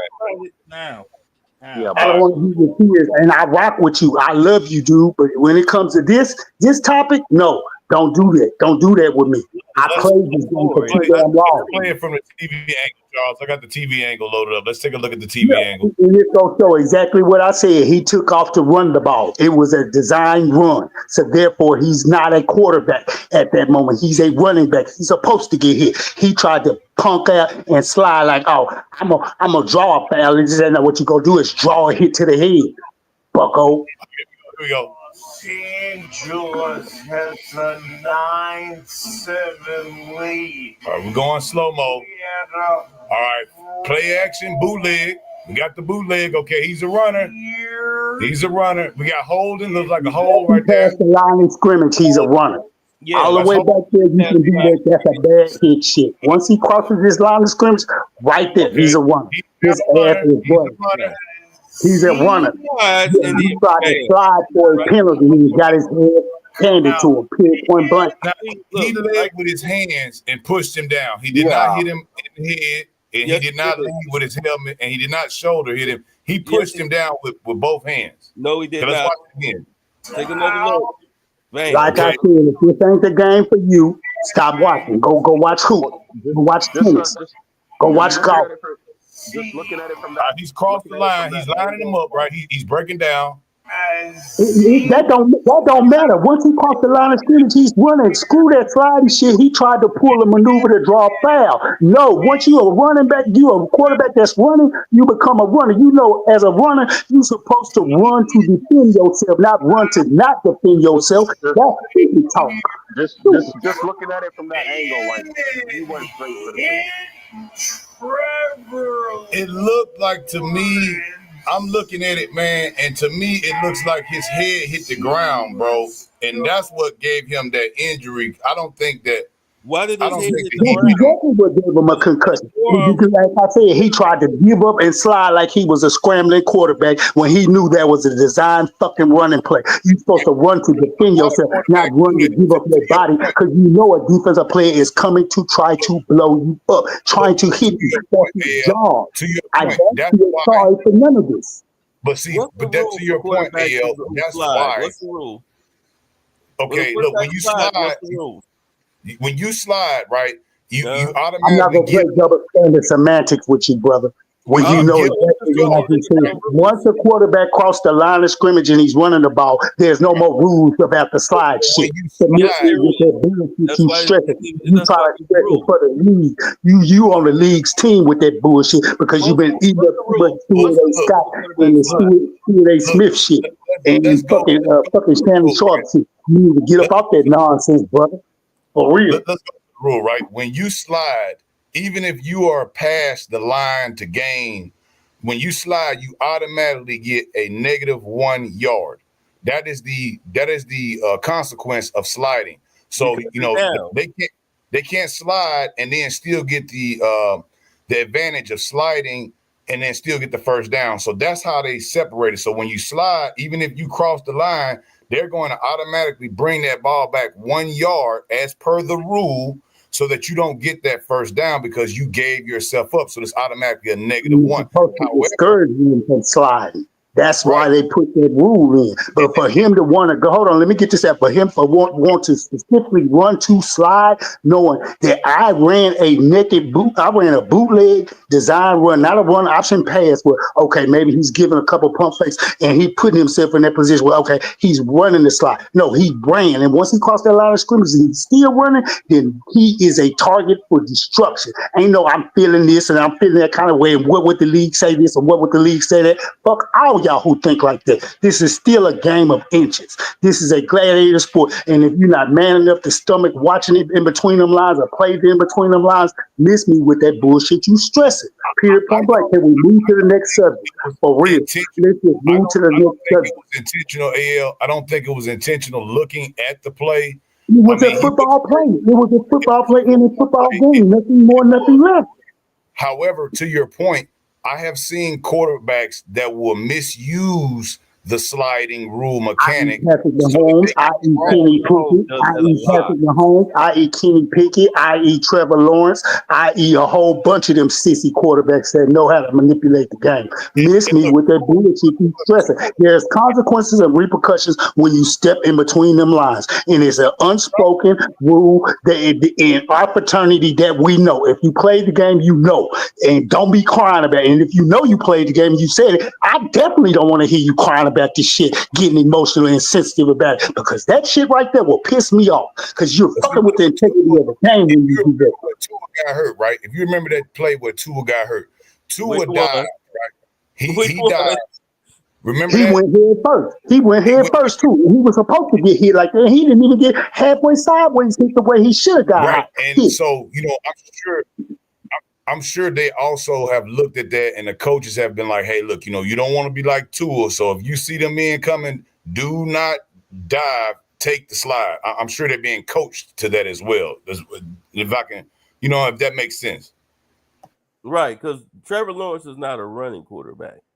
He's not a Tua. He's not a Mahomes. Not a running quarterback. Why did the coach call a running play for the quarterback? If he's not a running quarterback, why did the coach call a running play for a quarterback when he knows his quarterback is mobile and agile and young and fleet of foot? Stop with that bullshit for real. How many times, Charles, does Lamar Jackson slide when he's 1 yard from the damn yard to gain? He rarely Charles. He rarely slides if you want to tell the truth. Yeah. He just know how to duck a hit. And he looks the truck stick too. He look for them DBs. He be wanting the truck stick you, man, for the highlight reel. I mean, did you see what he did today when he fucking stiff armed the shot of Shorty? Oh no, we gotta pull that one up. Hold on, let me check that one. Who do y'all play?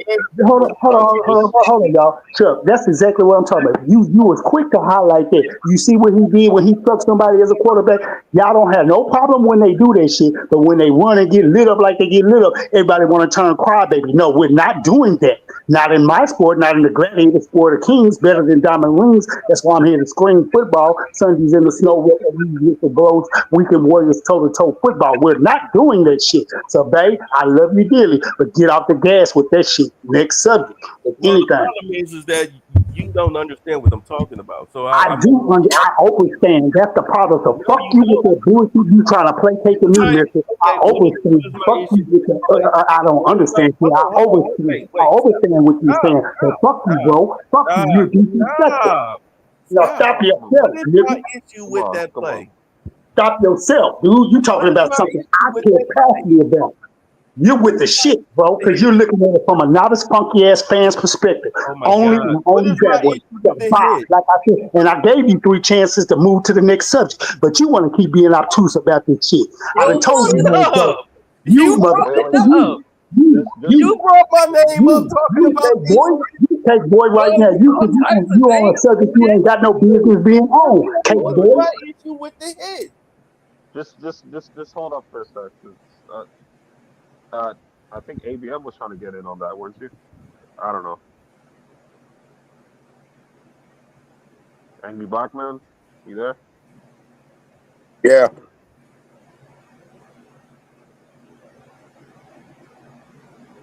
I'm here. You hear me? Yeah, we can hear you. I just assumed you wanted to get in on this topic. I mean, I came up in the 80s. I remember quarterbacks getting knocked the fuck out. I remember Aeneas Williams knocking Steve Young the fuck out on Monday Night Football. That's the football I grew up with. Please say it again. Please say it again. Please say it again. Steve Young was at that age anyway, you know what I'm saying? But I'm just from that era, man. Like, see, that's why I don't do all the passing stats nowadays, because I'm from the era when receivers got knocked the fuck out and quarterbacks got knocked the fuck out. When you sit up here and say you can't hit a receiver, you can't hit a quarterback, I don't really care about your 5,000-yard season at that point. It don't mean much no more. That's what he's saying. It don't mean anything. When you can let them run past and run through this and that, you might as well put flags around them and say, let's go play flag football. Matter of fact, take the helmets off of them. What? But don't nobody pay to see that. They pay to see them in equipment, in helmets, shoulder pads, neck rolls, thigh pads, knee pads, hip pads, butt pads. They pay to see them try to kill themselves. So stop crying. I'm saying people get fined for tackles. Not even hits. It's a tackle. And people are getting fines. Yeah. The NFL is trying to, I've said this, the NFL has been trying to legislate that stuff out the game because of what was going on with the whole concussion stuff. They got sued for that. What do they call that? A huge ass lawsuit because of the concussions, especially when Junior Seau killed himself. They made a movie about it, remember? His brain. Huh? It's called CTE. Yeah. They made a movie about it with Will Smith. Yeah. That shit, in all honesty, it almost crippled the NFL, but they had to make them drastic law changes. They had to change that was during the New York game, right? But here's the problem with that.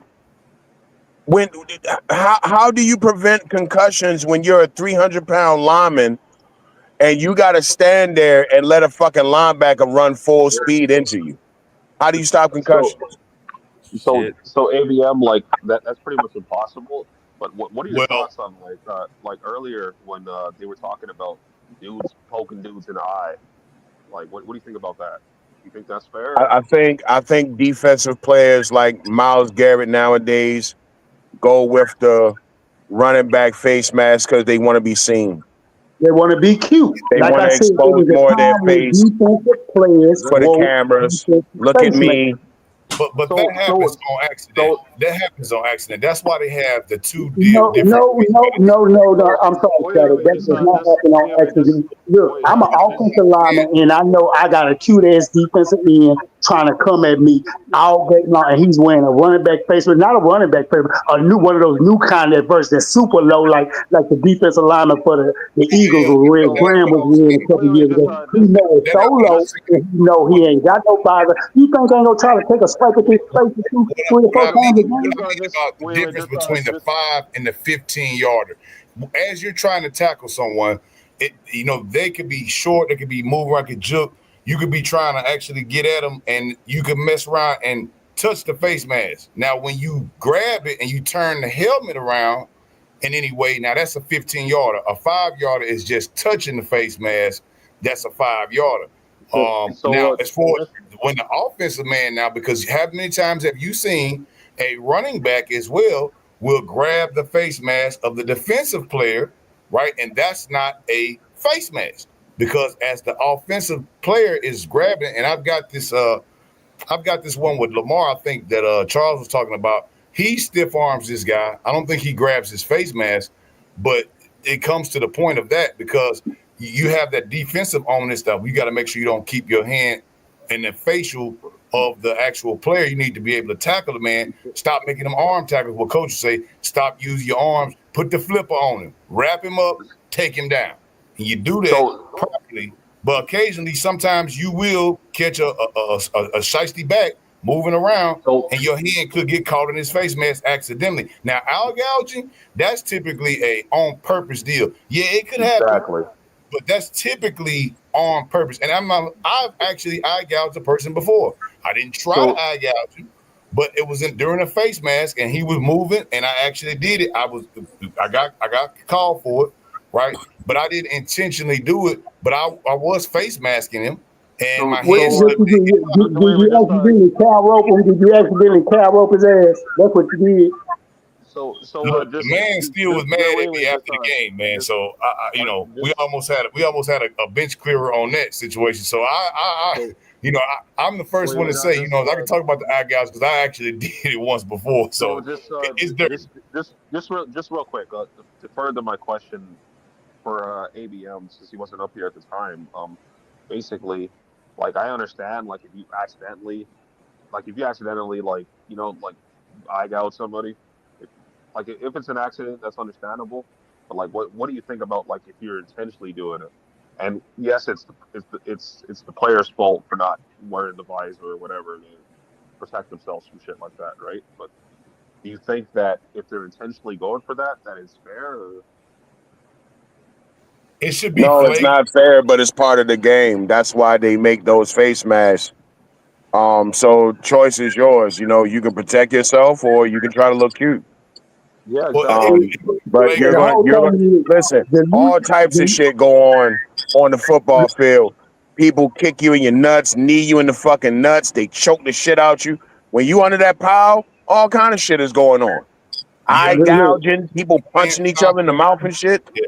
If your hand is on the ground, they would just stomp your hand in the ground with the cleats. I've had that happen. In that scrum, there will be no flag thrown. When that ball is on the ground, it is straight up. Man, it's Wild West, bro. And everybody know that, like AL said, if you ain't ready for it, do not get on the field because, it's going to happen. The dirtiness will commence. It's a gladiator sport, man. That's what I'm saying. I don't want to hear none of this crybaby shit. For real. This is the season where grown men play football. You might not like the way the game is played from when you grew up watching it play, but it's still the game that's being played. And because Shit that goes down when the game happens in between them fucking lines, in between that 100 to 100 to 53 to 53 yard, man, 53 wide field. Shit, it is what it is. It is, period. Ain't no crying about it. And if you ain't never played these family feminists, don't speak on it. Don't want to hear that. No. Let's change the subject, y'all. Let's change the subject, man. I want to ask y'all a question on the East Coast, man. Charles, Villainy, y'all on the East Coast, right? Y'all on the East Coast, right? Yeah. Have you guys seen any of this drone activity, man? That's been popping up lately around these different East Coast areas. Have y'all seen anything? It's U.S. I haven't seen it, but they're reporting it that it's here in Maryland. Yeah. It's U.S. military stuff. Other than that, you see fighter jets. You see fighter jets. Because I saw a couple of them that looked like obvious drones. And then I seen a couple of them that was in New Jersey that actually was quite. My thing is the response, right? Because, you know, we just recently had this Chinese balloon that flew all the way from Alaska to South Carolina. And we didn't shoot it down until it got to South Carolina off the coast for whatever reason. I don't know why. A balloon the size of a bus with surveillance equipment that we know came from China. But I find it very hard to believe that Coast Guard bases and Piccadilly Arsenal, they had some stuff over in D.C., which was really, they shut down a couple New York airports for this stuff. I find it very hard to believe that John Kirby and what's the other guy's name? Mayorkas. They said they don't know anything about it. I'm like, man, they've got a satellite that could read the damn. If you're right, you could read your damn license plate through the clouds at nighttime, and you don't know anything about it. That shit was so strange to me. I put a couple of drones. I fly drones, guys.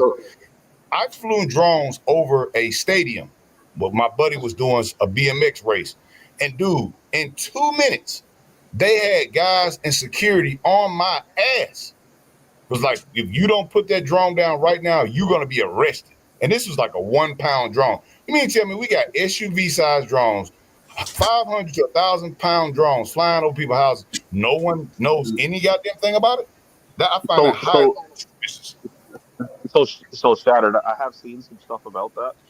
And there was a governor of, I can't remember what state it was, but there was a governor that was asked about it, and he said he didn't know anything about it. Talking about Jersey, the Jersey governor? I can't remember what state it was, but like the governor said he didn't know anything about it, which is wild to me. Well, Jersey just declared a state of partial emergency behind it. They had the state trooper guy who was flying a helicopter. These drones were circling him, and he actually said, well, you know, I feel safe. My safety is compromised. And he landed his aircraft. And then for Mayorkas and Kirby to get up there and say, well, we don't know what it is. We don't know what's going on, but there's definitely a safety risk for the public. I'm like, well, what the fuck? As well, Shattered, like, you're right about that, like when you were speaking about the balloon, because like when that balloon shit was going on, I think it went on for too long, but they did eventually shoot it down. So why didn't they do the same thing here? Well, they saw it over Alaska before it even came over the continental United States. They obviously saw the track. I mean, the satellites, right? They could see it. You know, NORAD is in charge of our NORCOM, and they would see this stuff. I mean, you just go take a drone and go and fly it around your local airport and see what will happen to you. Just go ahead and try a 1 pound, 10-minute drone. These drones are flying for 5 hours. Fly that shit around the airport, you go to jail. Man, they'll kill your ass, man. They will kidnap your ass. You will lose rights, bro. That's like terrorist shit. They'll interrogate your ass, man, for that 1 pound drone.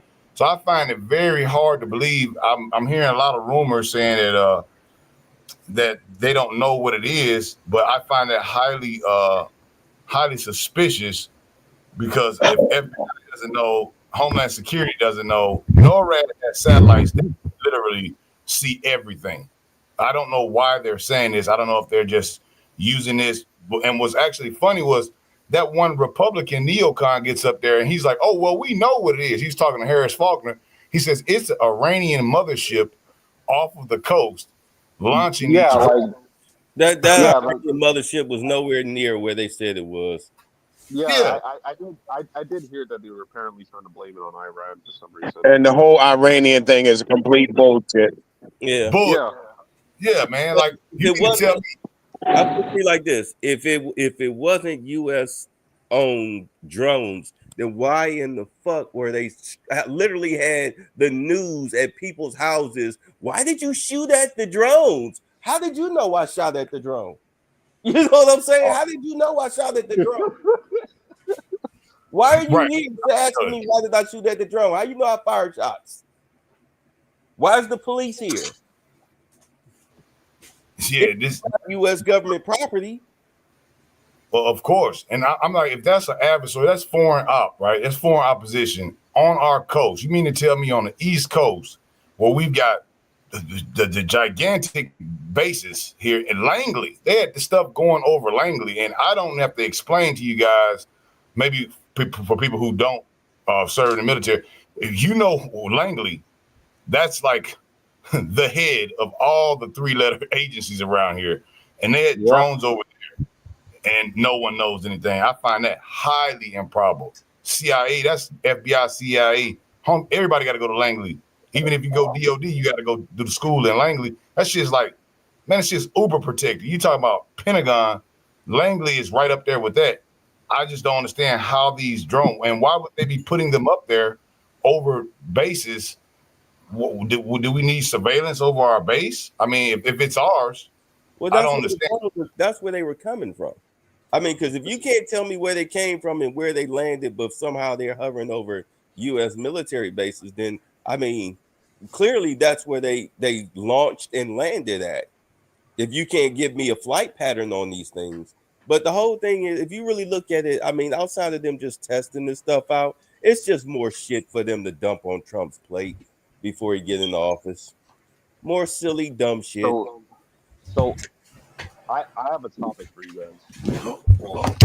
A thought for you guys. Have y'all heard recently what Candace said? Heard what? I can't hear you, bro. You kind of low. Have you heard recently what Candace said? An intercept of the drones? No, just what Candace said recently. Have you heard about it? No. Basically, there was that chick that it was like an OnlyFans chick that she was bragging about how she fucked 100 dudes in a day, and she put it on her OnlyFans, and she made a bunch of money off it and shit. But like, Candace Owens, Candace Owens actually came out and defended the chick and said she's a victim. And I'm like, how is she a victim? Like, she literally put this on her OnlyFans. Like, what are we talking about? Did she get paid for it? Well, the camera doubled as a gun, so. Wait a minute. How did we get from drones to OnlyFans? I don't know, man. We just don't talk about one thing. We talk about a bunch of variety of topics. I mean, God, 2:55 in the morning.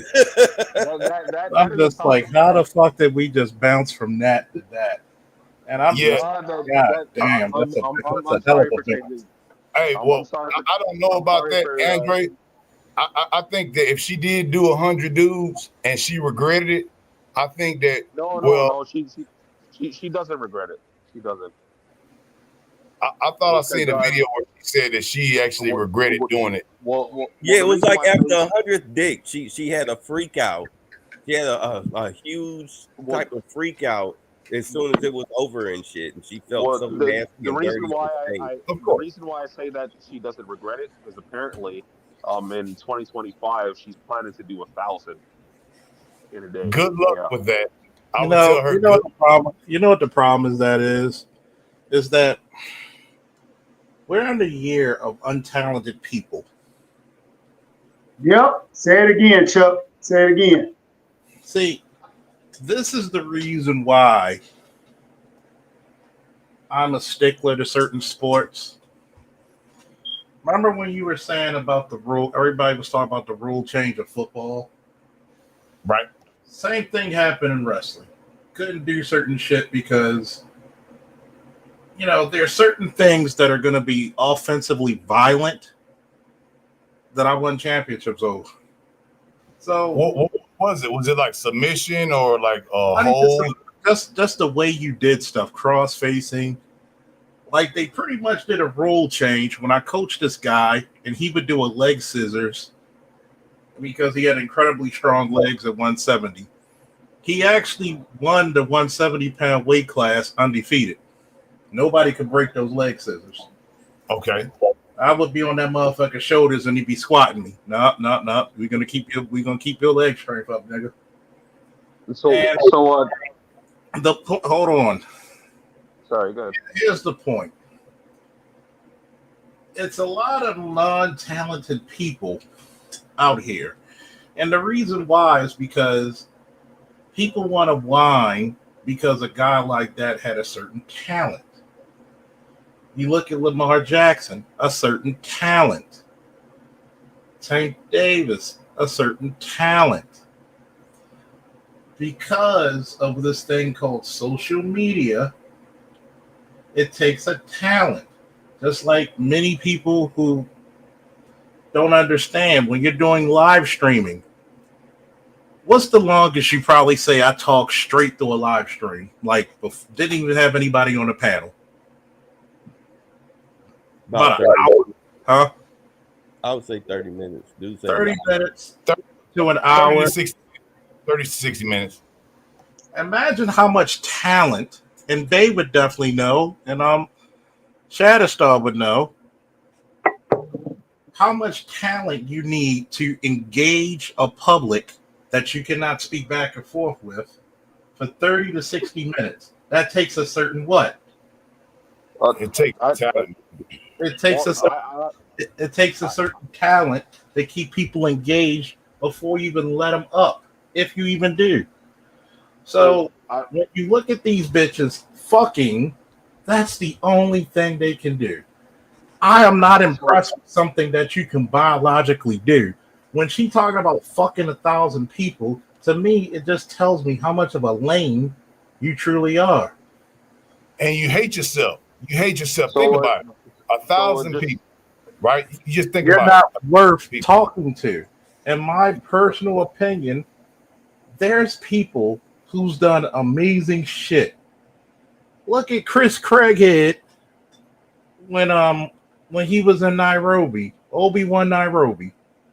SAS guy, his fucking command told him not to get involved, and he ended up saving 700 people. So with this, that's what you call talent. That's what you call skilled. That bitch ain't skilled. This is the reason why I'm gonna ask y'all again, and this is full circle. Why do we? God damn, that was a good pass he threw on me, touchdown. But why do we praise men who could get a lot of women? Anybody in the chat? Anybody in the panel? Please answer. I'm not sure who's doing that. It's a talent. It's definitely a talent. Because is it harder for men to get women or women to get men? I had a chick tell me it's easier for men to get women. I said, "What earth do you live on?" Well, also what does she look like? One of the biggest things a boy has to do on his hero journey is take rejection from a girl he liked, possibly just to talk to her. Do you know how much the amount of courage it takes a young man to talk to a girl?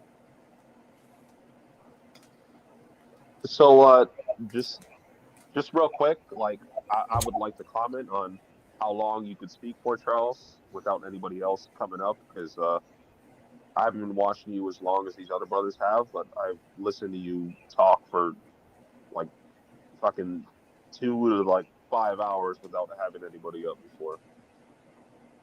I think the longest I've done was possibly 2, like possibly an hour and a half.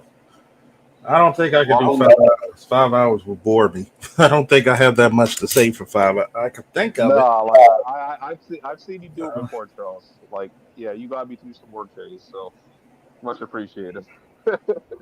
So it's when I listen to bitches talk that shit, it's not impressive. You're really trying to impress other bitches because you're trying to give faith to non-talented bitches. That's all. So, like, the point that I was trying to make on that is that I thought it was quite interesting that well, I didn't think it's like realistically speaking, just it wasn't interesting because Candace is a she's a trad con, right? So I've never trusted trad cons and I never will for that exact reason because she's claiming this chick that like fucking fucked 100 dudes in a day on her OnlyFans as a victim, and she said that like all the dudes that were involved were pretty much rapists. I'm like, what? Like, was she sexually assaulted? That's according to Candace, she was. No, she was not. She was a willing victim. Stop that shit. See, this is the thing I don't like about bitches. And I don't give a fuck if somebody hear me say the word bitches. You know why? Because bitches will look out for other bitches. I had a chick. That's a fact. Her, hold on. I'm telling her, look, y'all keep this is the same chick who's supposed to be with a master's degree for therapy. But here's the secret that therapists don't understand. You're supposed to have a therapist if you do therapy. But they won't tell you that because they don't want to seem like they're fucking crazy. I said, if you're still trying to tell me that trans women are women, then why should we protect women? Because obviously a 6'4" tranny can protect themselves, right? Now, there was this girl who I knew for over 20 years. And this is why bitches have no integrity. They truly don't. She will know me for 20 years, but she will agree with that dumb bitch no matter how ignorant the rhetoric she says. That's the problem with the world. I don't care how smart, I don't care who you like. Eventually, a bitch is all, especially if it's two black women, they're gonna agree with each other. Girl, don't mind him. Just relax and improvise all. I'm like, and I was about to wow that bitch's life out. I said, bitch, don't let me tell your story. The only reason you on this making money, doing all this little flower power shit is because you had two stupid ass baby daddies. One was engaged with you, but you had to break you basically had two jailbirds who weren't shit, and you helped this nigga get a job, and you mad he left your dumb ass. So Charles, like the reason why I brought it up and I think it's significant is that because you already know Candace is supposed to be like one of the queens of conservatism, and she's defending like a 304 from the UK. What did I just say? Repeat what I just said. You said she's not a victim. She's a no. Repeat what I just said. I can't actually remember to repeat it. And see, that's the problem right there. Get two women together. They're going to eventually agree with each other, no matter how fucked up it is. Paraphrasing. Yeah, that's actually what I said. And see, that's the problem, Dre, that I talked about. You're responding to reply, not comprehend what I said. Because if you comprehended what I said, you will be able to repeat what I said. And I'm not picking on you, but that's one of the major problems. The reason why I said that is because female nature is to be a hive mind. If you go back in history, were females known to go to the wilderness by them goddamn selves? No, they didn't do anything by themselves historically. No. So, were men, how did men, what was the rite of passage to be a man was to do what? To go out in the wilderness by your goddamn self with little to no weaponry and kill the biggest, toughest beast in your area. And sometimes to challenge the biggest, toughest guy in your clan. So when you're looking at these women right now, they're even if Candace reminds me sometimes of a broken clock. You're right 2 times out of the day at least. Exactly.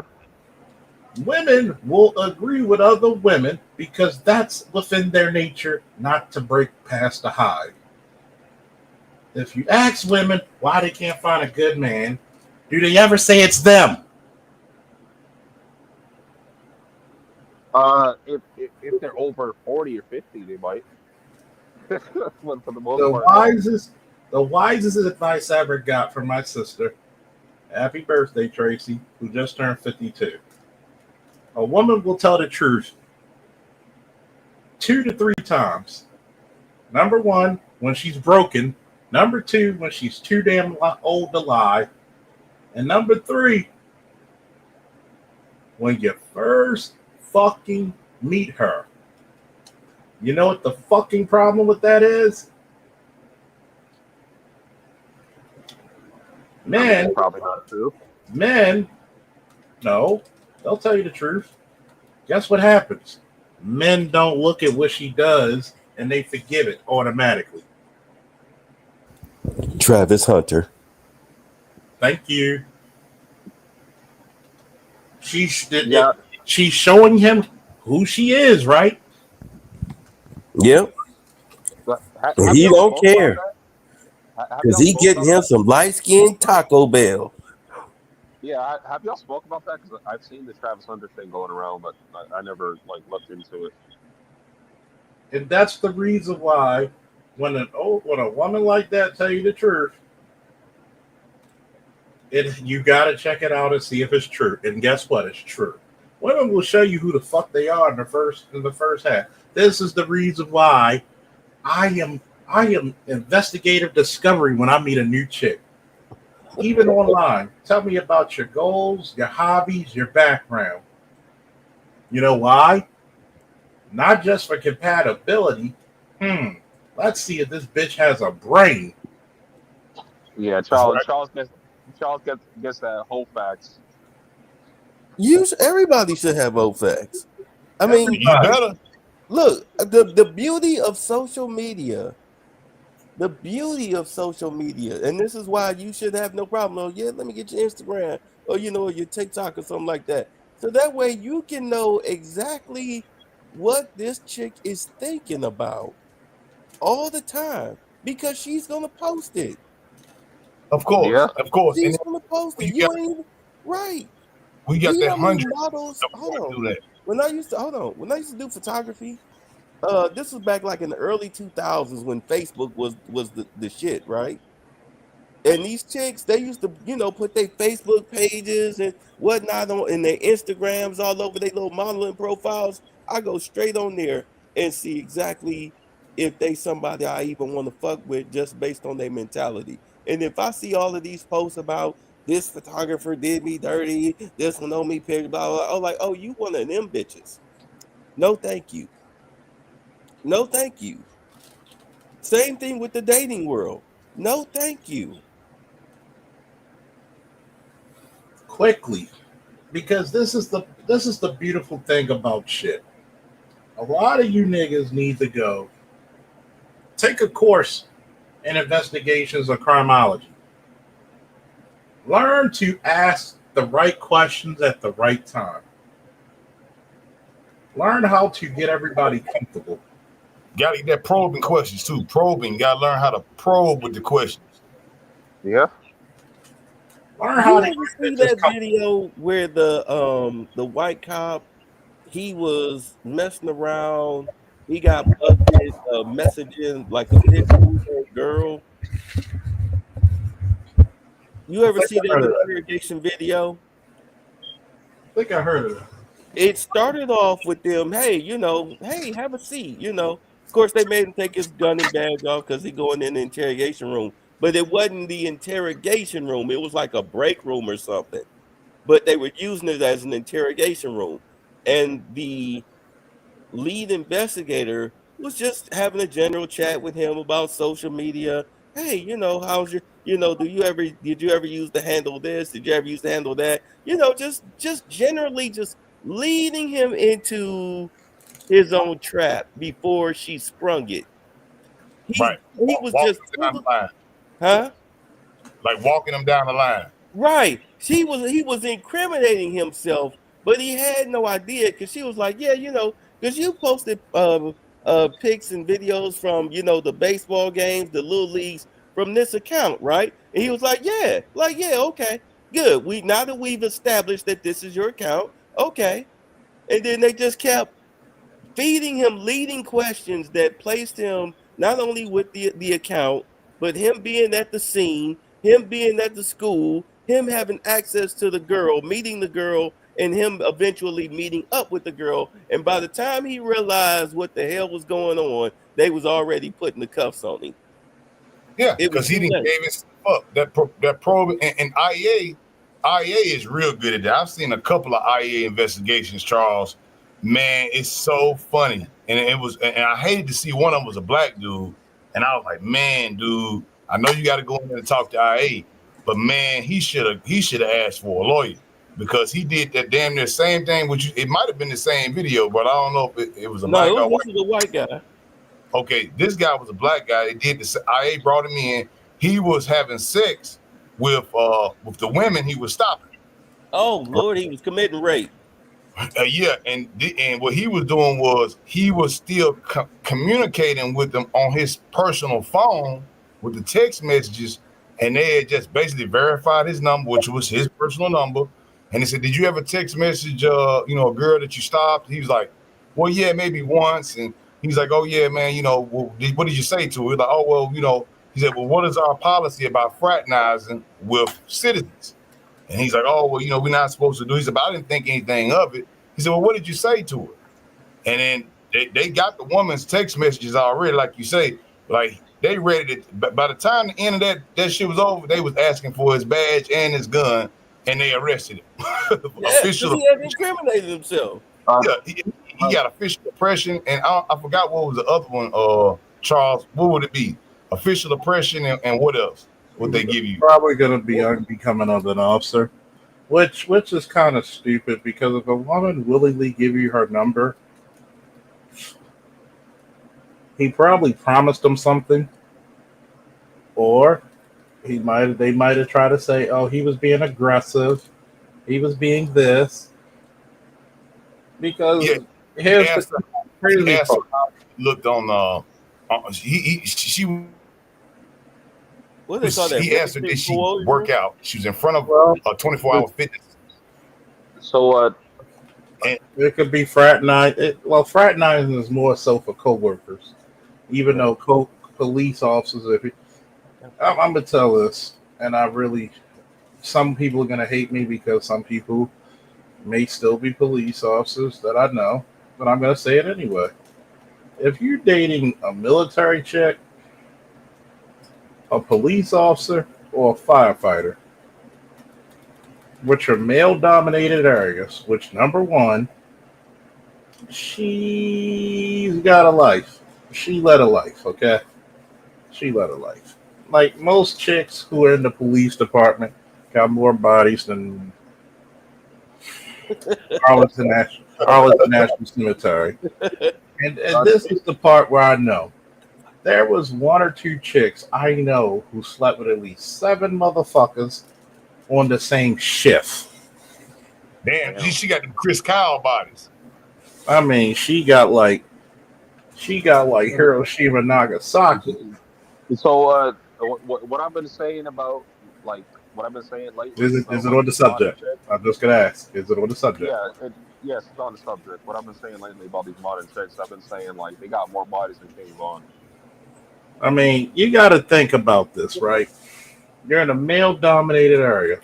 This is the reason why I can say things and say how much full of shit women truly are.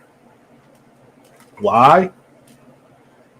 Because number one, you're in a profession where it's roughly 90% men. Military, police, and fire. Fire is even higher because it's even higher. It's in the 94%, 95% of firefighters are men.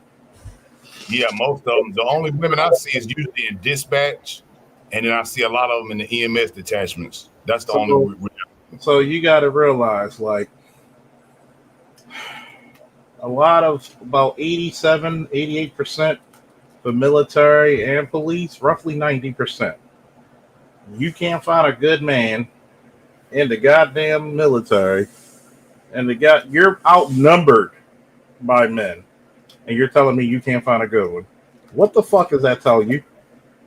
Well, Yeah. She well, can't I mean, choose, like, right? well, Grizz just yesterday was saying that like military bitches like they're the biggest hoes out here. Like, I want you to think about this. If a woman can't find a man when she's in a place that's outnumbered by them, what does that tell you? You know, She's either not looking or she's a liar. that remind me of that church video. I know y'all saw it, where the women were saying wasn't no good men out there. The one woman, she had her on stage. Ain't no good men out there. You're like, wait a minute, hold on. He was like, all the single brothers in the congregation, stand up. Yeah, I remember that.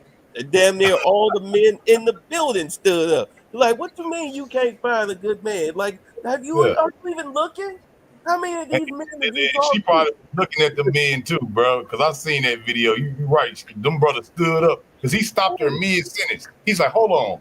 He said, well, how many men up here single who will find this woman basically attractive? Them men stood up like you like 30 dudes just stood up right then. She was like looking all surprised. I'm like, have you even tried to find any single men in the church? You obviously go to the church. You feel me? The pastor had to put a stop to that. I love it. The church dude. She still wanted 18-year-old Felantonio. Nigga, if we don't come out with shirts with that shit, I want my Felantonio shirt. I'm finna make that, dog. I know we were talking about that the other day, bro. But if y'all got one, I'm gonna have to make it myself. If y'all don't make it, We need to come out with the Felantonio shirt, man. Oh my god, or Traptavius. That is the funniest shit I heard in a long time. We need a third member. Look, my personal favorite is Walmart Tavius. Walmartavius. Describe that. Describe Walmartavius. Walmartavius. Oh my god. That one's been going on around for a while. Is that the guy in the blue vest that's always doing the buggies in the parking lot? Mm-hmm. we need a third member. Remember, Lewis made your icon. Oh yeah, shout out to Lewis. Icon and my icon. We need a third icon. Oh man, we got Traptonio. Yeah, make it look like that Charlie's Angels type of shit. Only for black men. Oh my god, like the type of black men that black women always get pregnant by. I can't find no good black men. Look, before we got on this stage, I know Andre kind of changed the subject. I had asked that question because I wanted to hear what you guys thought about it. Charles, I also wanted to get your take on it because the reason I asked about the drone stuff is because I've actually seen some stuff, and I've been in the civilian pilot world. I got about 40 hours, so I'm pretty good at identifying stuff in the air. Also, living underneath two landing strips basically for the last 20 years, and so I can pretty much determine what aircraft is versus a drone versus something that's not properly right. So I've seen one thing. I've seen that really threw me, right? I'm sure you guys have seen shooting stars before, correct? Mm-hmm. Yeah. Okay. So typically when you see a shooting star, right, it's typically glowing. A lot of times you'll see stuff burning up behind it, and typically it burns out before it hits the ground, usually. Okay. And once it's locked in on this terminal velocity trajectory, you can basically predict where it's going because it's not going to fly back up because it doesn't have propulsion. It's going to go terminal velocity to the ground. Well, I had one instance that was very, very crazy. One I saw where I was recording the eclipse, and we caught some stuff that I couldn't see with my naked eye. Once we redid the footage, we saw some UAP activity. It was kind of strange. But when I see it with my own eyes, it looked like a shooting star. So as it was coming down, it was green, and it was orange at first, but it was just real green. It came down. I was like, oh, okay, let me make a wish. You know what I'm saying? Back in the day, say, oh, yeah, wish on falling star, whatever. So as it's coming down, it stops. Did Elvis come out?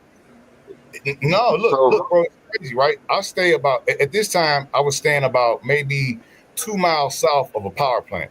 So this damn thing comes down, this green ball of flame, and it just stops. And I'm like, oh shit, that's not a falling star. And then it starts going over toward the power plant. I would say it started off, it probably was at about, it was clear night. The visibility of the deck was down. I could probably see about 20,000 feet. It came down from above 20,000, got down to about 1,000 feet and stopped in midair, and then turned around and went north toward the power plant, going about, I'd say, maybe about 300, 400 miles per hour, subsonic, no noise or anything, kept its shape, stayed green the whole time, a luminous green with like it's flaming.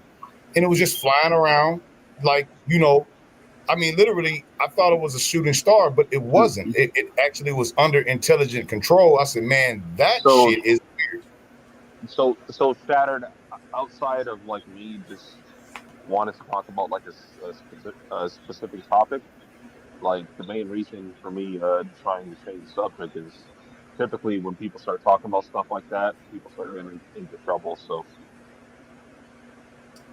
well, I mean, as much as we talk about black women, I think we all in the same boat at this point, so that doesn't even matter. I Charles because I wanted to see what you guys have seen on your, because once again, brother, we've all been in different places. People see different stuff, so you know it's good to ask because I want to see what Charles has he actually seen some of this stuff. I haven't seen the drones like that, but I can tell you one thing: places like the NSA and Langley, they can't tell you they don't know about it because they know about it. And quite frankly, I think that it was a testing because, first of all, if it was another country doing it, that's an act of war. Right. That's an act of war. So you can't just say it's not an act of war. See, it's one of those things they're going to try to fight a new type of war. And drones are becoming more and more prevalent as we speak. And this shit here is one of those things where we're gonna see some shit coming this year, 2025. We really are. Well, have you seen those Ukraine drones? I've seen some of this stuff now where they've got one that's like a mine. Yeah. And it's a mine, and basically once it gets once you get like I guess it's pressure sensitive and it might have like some type of pressure gauge on it. It shoots out multiple drones. They're attack drones, and they have a small charge on them, and they just fly over to you and they explode. I'm like, yeah, they man, light your ass up. Yeah, we got all kinds of shit. Put it to you this way. Shout out to Mello. He's going through AIT for intelligence because he's going to be having a top secret clearance. A lot of shit that he's learning now he can't talk about, even though I probably already know some of it. Of course. Some of it I don't know because it's brand new. There's shit that would surprise you and to know. And I'm gonna tell you, a lot of niggas really need to get this shit together. We're the reason why black men lose out is because one, I forgot who said it before, laziness. Where here it is, you're physical, you're smart. Why aren't you going to the military? Unless you got a guaranteed road to the NBA, NFL, boxing, Olympic wrestling, UFC, most likely that's the far and few between. Why are you not going into the realm of what you need to do with power. Would you say getting a top secret clearance at 21 years old is powerful?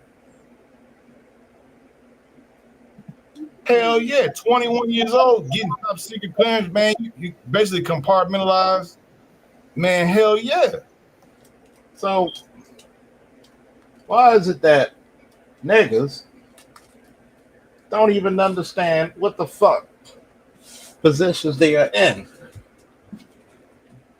If I help Mello get there, when people ask me, "Oh, does the Gray Faulkner Initiative actually work?" Ask all the people in the military now. Ask all the people who are bodyguarding celebrities. Ask all the people in the police department. Then make your assessment if the Gray Faulkner Initiative works. I think the Gray Faulkner initiative works because I've actually seen you like just on video like having like these younger brothers like yeah they were doing their push-ups. A lot of people don't like progress of black men for one reason and one reason only. Because you can't control them once they get out your fucking hair.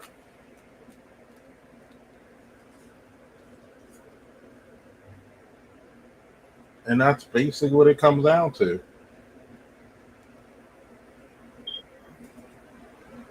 Basically what it comes down to. I'm trying to teach my son to be better than me. Yes, you're going to get some pitfalls, but you don't have to go through every goddamn one. I mean, the goal is to. I mean, you're never gonna like.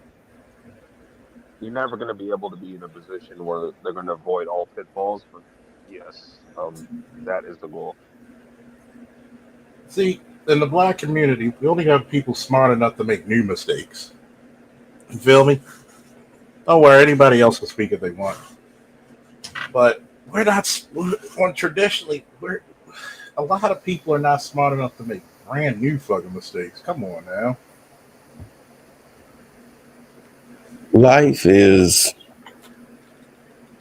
it's a series of events, and of course, the definition of insanity is usually practiced by us. Let's just be honest. I mean, we keep trying to fit square pegs in round holes because it's not about learning so much; it's more so about ego. And ego is normally what gets men killed or fucked up when not used right. And you suffer like Travis Hunter. Like, look, it don't matter. That ain't nobody gonna be able to tell him nothing until she decides to, burn down the house. And even then, I mean, look at Mike Tyson. Mike Tyson never had a girlfriend before, and then he got with Robin Gibbons, who's the same as this chick. And look what happened when she left Mike Tyson. She destroyed. Was he ever the same after that? No, destroyed his career. No, he had to go to prison and then come out as a freaking animal.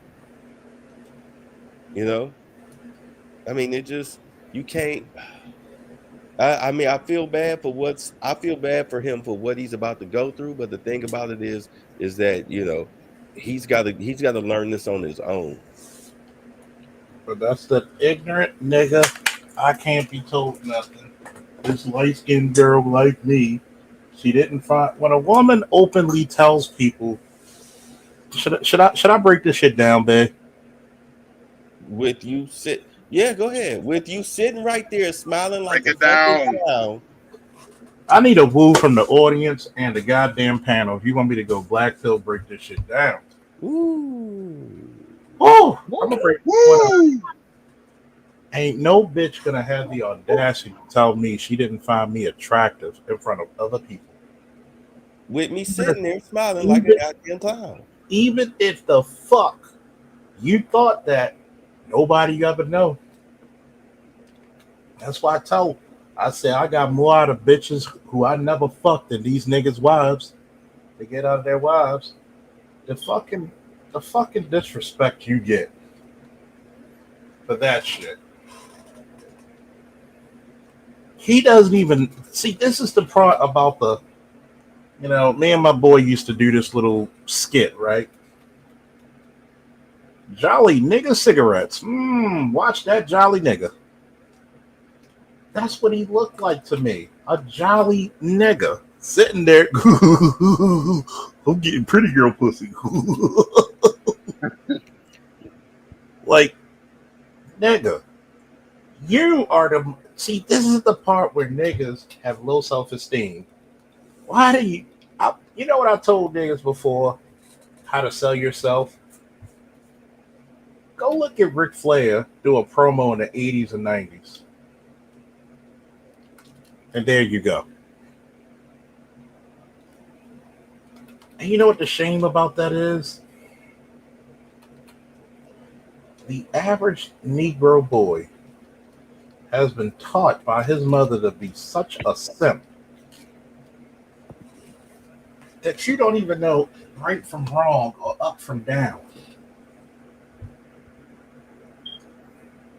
And it's so goddamn scary that this bitch has dominion, not control, but total dominion over your stupid ass. For all you out there, I'm going to break this shit down. Don't you ever think that a bitch tells you her friends, especially while you're there, she wasn't really even attracted to you. Do you know what she just did? You've been disrespected in ways you can't even comprehend, nigga.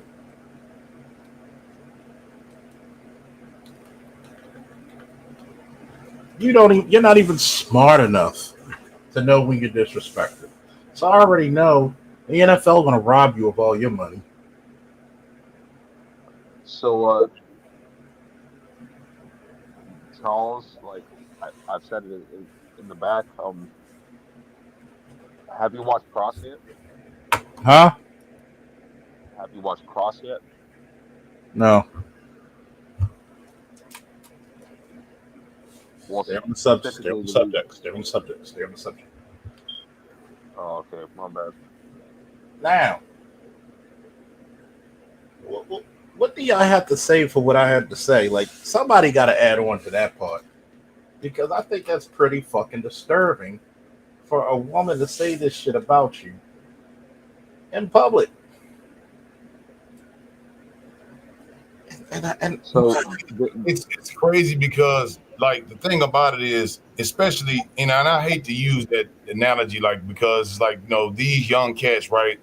They get in the league, and then the light is definitely shining on you, right? So then you get this broad, and instead of her taking her wins and doing what she's supposed to do as a woman, she's happy she's part of the percentage of, what I'm saying, the brothers. How many percentage of the greatest players actually make it to the league, number one. Number two, actually sign a decent contract and then actually stay with the chick that they was with. You should not have one damn word bad to say or show any kind of craziness online to discourage or to hurt this man's character or hurt any kind of thing that's going on with him. But how many times do we see them constantly make fools of themselves and get up here with the bullcorn? It's just ridiculous. 10% of college players make it to the NFL. Mm-hmm. Less than that last past 3 years. Mm-hmm. The messed up part about all of this, and this goes back to, I'm sorry, I'm gonna turn it back over to you, was the simple fact that you cannot fight DNA or home order, because Dion brought Brittany Renner to Colorado to speak to them about the games that these women will play on them. Jackson State then. He was still at J State. I remember. He did it at Colorado too. Because he had a whole she came new up roster. to Colorado as well. Yeah, he had a whole new roster. I know that. So, but do understand, again, teach a man to fish and sit back and see what he do with the knowledge. So there was a great statement that was made a while back by somebody that I respect in the space, and what he said was, never listen to a woman with clothes on, and just just learning about stuff and following all this kind of things that's going on. Like, I think that's like one of the most important things for a man. Got to stop listening to these bitches, man, because like once you get in that trap, like you already fucked up. Well, you got to understand, right? There's a reason why people want to talk about this space. Okay, people want to go against this space because when this space comes alive, you can't control the men in it.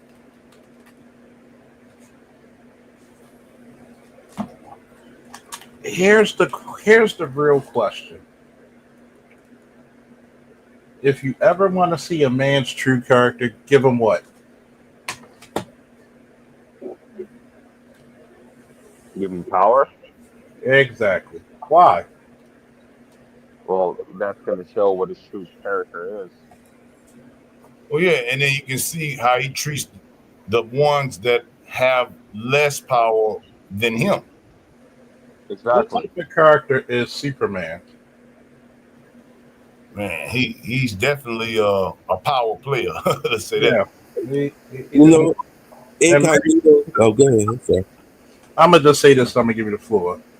In most continuities, he's probably the most powerful hero. If not the most powerful, definitely top 2 or 3.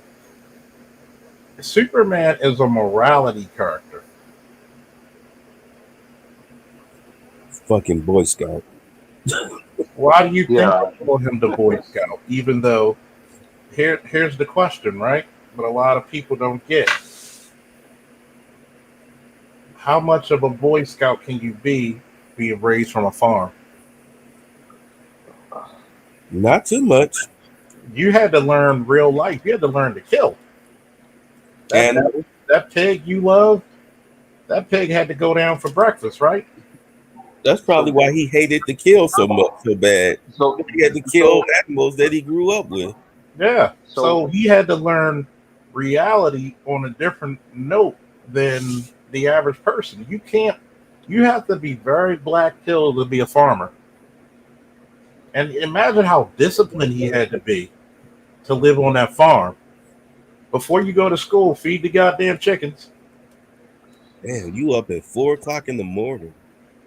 so So Charles, he's the most disciplined of heroes from that alone. And here's another thing that a lot of people don't really point out.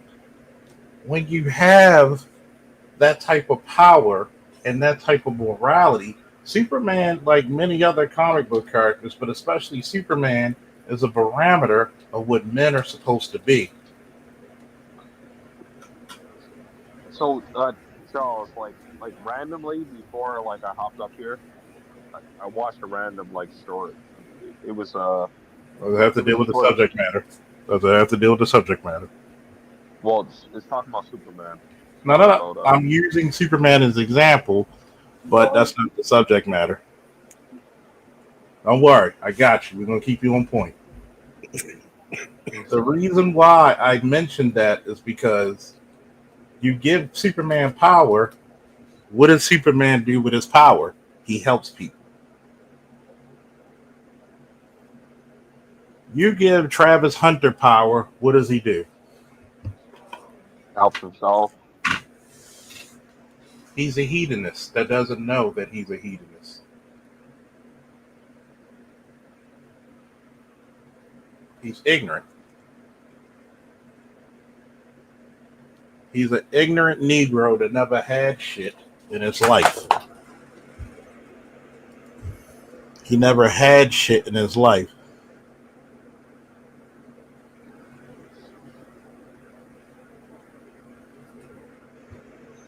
Okay?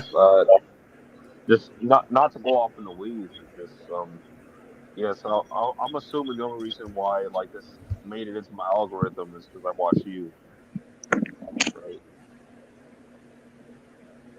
'Cause Here's the, basically, it was a Smallville story, and it was Superman versus the Flash race. Yeah, but I'm sure you've seen that. probably have. But go ahead, Bay. I know you were trying to get in. No, old dude, when you had the thing up that he said if the roles were reversed, and the thing is, the roles are reversed, and I mean, that's why you got thousands of YouTube videos and whatnot trying to tell Travis leave the chick alone.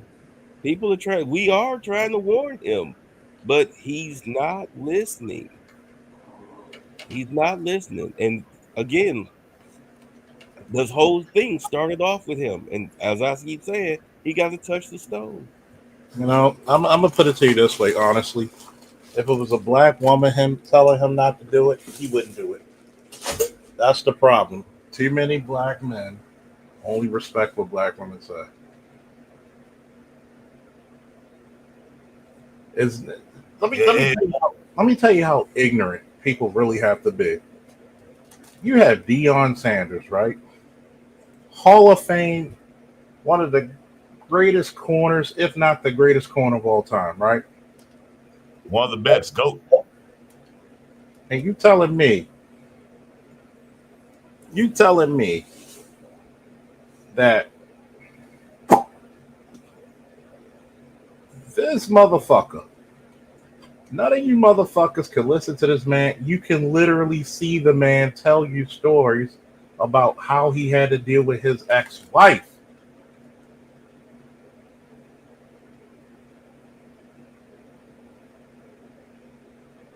And he's obviously more successful in his career than they are currently at theirs. And he's giving them advice that is going to take them arguably maybe further than him. So your coach is telling you this. If you ain't listening to your coach, he didn't went to the league. He didn't did his time. Now he coming back teaching y'all. For me as a player, man, I'm sitting here all ears, bro. I'm going to listen to what coach got to say because you telling me he could literally sit you down and say, do you see what the fuck I ran from? And would you say his ex-wife is still a rather attractive woman for her age? I would say so. What the fuck does that tell you?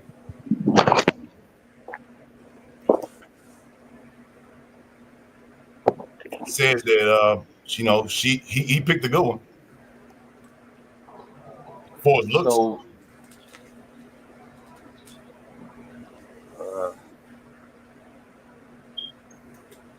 So, I want you to think about this, right? My father once told me, you send me a pretty chick, give me a man with give me a pretty chick, and I'll show you a man who's sick of her shit. Yeah, and tired of fucking her. And look, when people say that, Charles, I think when I heard that adage, right, because I heard that from old school tell me that, I'm like, man, yeah, whatever, old school. You just saying that because, I'm young, I got these hot broads, and, you old and this and that. But as you get older, that shit is so true, bro. Like, but when you're young, you don't think of it like that. You think, oh, school just saying that because he out the game, he washed up, or, when you're young, you think like that. You know what I'm saying? It's stupid, but, you think like that until it comes up to you and you're like, damn. And as you get older, you're like, man, whatever that said, it's like, it's stuck with you because you remember what the person said and now you see it with your own eyes. That's learning by getting knocked in the head. You don't want to do that. You want to listen to OG telling you that before you get knocked in the head. That's going to save you. But some people just got to learn by getting knocked in the head, Charles. I don't know why. Because the jolly nigga, boy, give a nigga some pussy and he loses his whole goddamn mind. That's all it really is the pussy factor. Yeah, it's the PF factor. That's all it is. It's just a pussy factor. Niggas can't even tell you respectfully, what do you see in this bitch? She does nothing for you. She does nothing for you. I'm going to repeat again. She does nothing for you. I like how she heat up that breakfast burrito. That horrible. It's horrible. That's why they mad at that girl. What is her name? Cooking with K. I saw this whole makeup with Cooking these. with Kaya. Yeah, cooking with Kaya. I went to that. I've seen her cooking videos before, and I thought, oh, she's cute, and she does a little twerking thing and stuff. Like she young, pretty little girl. So I said, yeah, she pretty straight. I like her. You know what I'm saying? She cool. She actually cooked for her dude. I'm like, I don't see nothing wrong with what she's doing. I go over to the girl's Instagram and start looking at the YouTube videos and look at the comments. The vitriol of these young women coming after this girl, you couldn't make it up. I'm like, why is y'all mad? The girl is pretty. She says she want to cook for her dude. If you don't want to cook for your man, and you want to put that dumbass breakfast burrito in there for Felantonio, well, why is you mad at her? See, she ain't got Felantonio over there. She cooking for her man. I don't know if she married or not. You know why? Because bitches are miserable. That's why. All these bitches are little miserable motherfuckers. That's why. Wait, somebody put together a compilation video of girls calling themselves trying to compete with her, and the plates were trash. One chick, fat chick of course, trying to pass off Applebee's food. Oh she man, I love to see that. Do you have that video loaded, man? Show us that. I want to see these bras cooking them burritos. I'm on my phone, but she had the Applebee's ribs with the biscuits and some mac and cheese, trying to act like, yeah, I cooked this. I'm like, bitch, are you for real? Like, you lying motherfucker. Anybody can make ribs not ribs. One girl, she had chicken wings in a pan. Like, anybody can do that. No. Cooking with Kaya is actually, those of us who are our age. Skill, right? Call a skill. 3 generations in, they don't know jack shit about. Yes, right. Grandma, it's like cooking with Kaya. You can tell she grew up with her around her grandmama, simply based on the food, the type of food she's making. Because this ain't no, from a box. You add some milk, heat it up on a stove. No. I didn't hear them say nothing about and we actually debuted this one over here on your show a while back, Charles. Remember when I showed y'all that video of the woman that was cooking for the dog, right? She had like all the steaks. She was lotioning the dog up. She was doing this whole big old meal for the dog. It's a real thing, babe. He's right. It's a real thing. We seen it. Yeah, I did not hear no bad comments from the women. So it's okay for this woman to straight up cook a prime USDA porterhouse for this dog over here, massaging the dog damn near. Yeah, she damn near fucking that damn dog, man, on this video. Y'all ain't say nothing about her, but cooking with Kaya, y'all got a problem with it. Is Kaya pretty? Hell yeah, she fine. That's one. Does Kaya have a man? She cute, but I mean, different strokes for different folks. Does, but she's definitely decent looking. Yeah, she got the shit in her nose. She got the tattoo across the chest, and all that. The stud, baby hair slicked across her forehead, type of shit. Basically, she's a flatback that has like tattoos and shit. Does she have a man? I have no idea. Yes, she does. That was one of the reasons they got mad, because her and it was this other chick. The woman was literally out there. She said, I was gonna give my man some soda. We didn't have. And he said, give me some soda. She goes in there, gets the vanilla, gets the cane sugar, makes this man a soda out of ingredients, like literally makes this nigga a soda. And they get up there, they're like, oh, I wouldn't do that, girl. You gonna make this man a soda? I would have went to the store and got him Coca-Cola, you made him a soda. Like I was like, why is They ain't got nobody. Those who talk like that have nobody. Y'all know that. Y'all know how the script go. Why y'all tripping? Any boy who say this is what I wouldn't do if they seen another boy doing it for their man, those are boys who don't have no man. Of course, and that's one of my things. I'm like Charles on that when he says probing questions and just being around. If you can't cook, now that's not necessarily a deal breaker for me, but like, okay, at least you tried. Okay, we can work on your cooking. You're fine as hell. You got a good job. You're not a damn hoe. We might can work on that right there with your cooking. But when a broad just can't cook at all and say, well, I'm not gonna do it, and I refuse to learn. And I'm just gonna DoorDash. No, you ain't. You ain't finna be DoorDash because you're gonna start calling me about that DoorDash. And I'm here. I'm not here to DoorDash nothing for you, baby. If you can't cook, don't no. It ain't nothing wrong. If you want to go and pull that Applebee's out, you know what? I'm not mad at that. But at least try to learn how to make the ribs and the macaroni and cheese. At least try to learn. You know what I'm saying? Damn. The last girlfriend that lived with me, she didn't even stay with me for 3 weeks because not only did she not know how to cook at 31 years old, not only did she not know how to do her own child's hair at 11, but she also didn't even know how to clean a bathroom or a kitchen. Oh no, that's gotta go. Gotta go. Yeah, like 3 weeks, if that. 3 weeks, if that. She had to go. I couldn't do it. I couldn't do it. You didn't try to train her, dog. You didn't try to try. I mean, I was 31. You said 31. It's hard to train. This was back in 2014. That was the last girlfriend I had lived with me back in 2014. Yeah, so it's been 10 years ago. Bro, I used to be like, I would try to show them, I would go sideways with it, right? I would just I'll put on the Food Network. You know what I'm saying? I'm like, oh, look, nice. You know what I'm saying? Like, oh, what's the ingredients on that? I'll try to, I'm walking them down the line, bro. Like you talking about, you got to walk them down the line, see if you actually want to learn.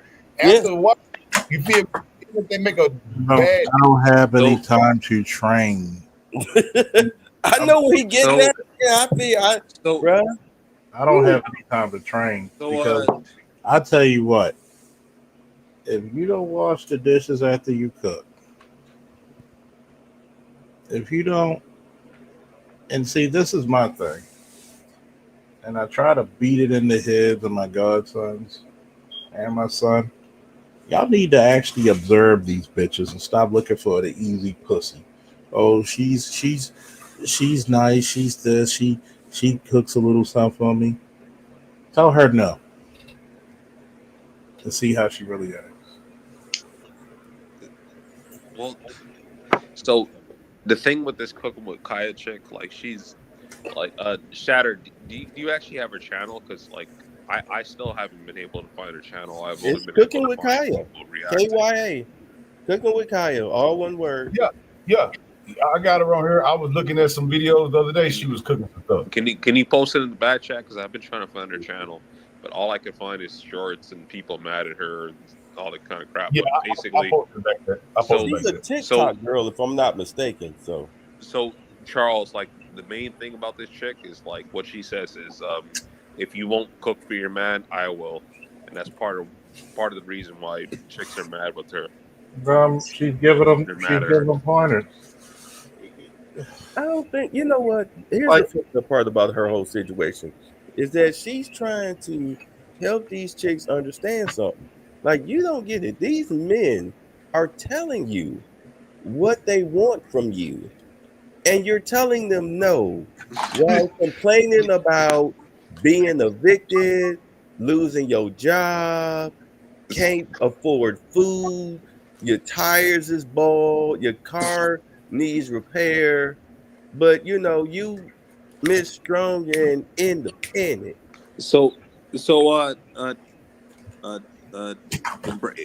Embrace villainy.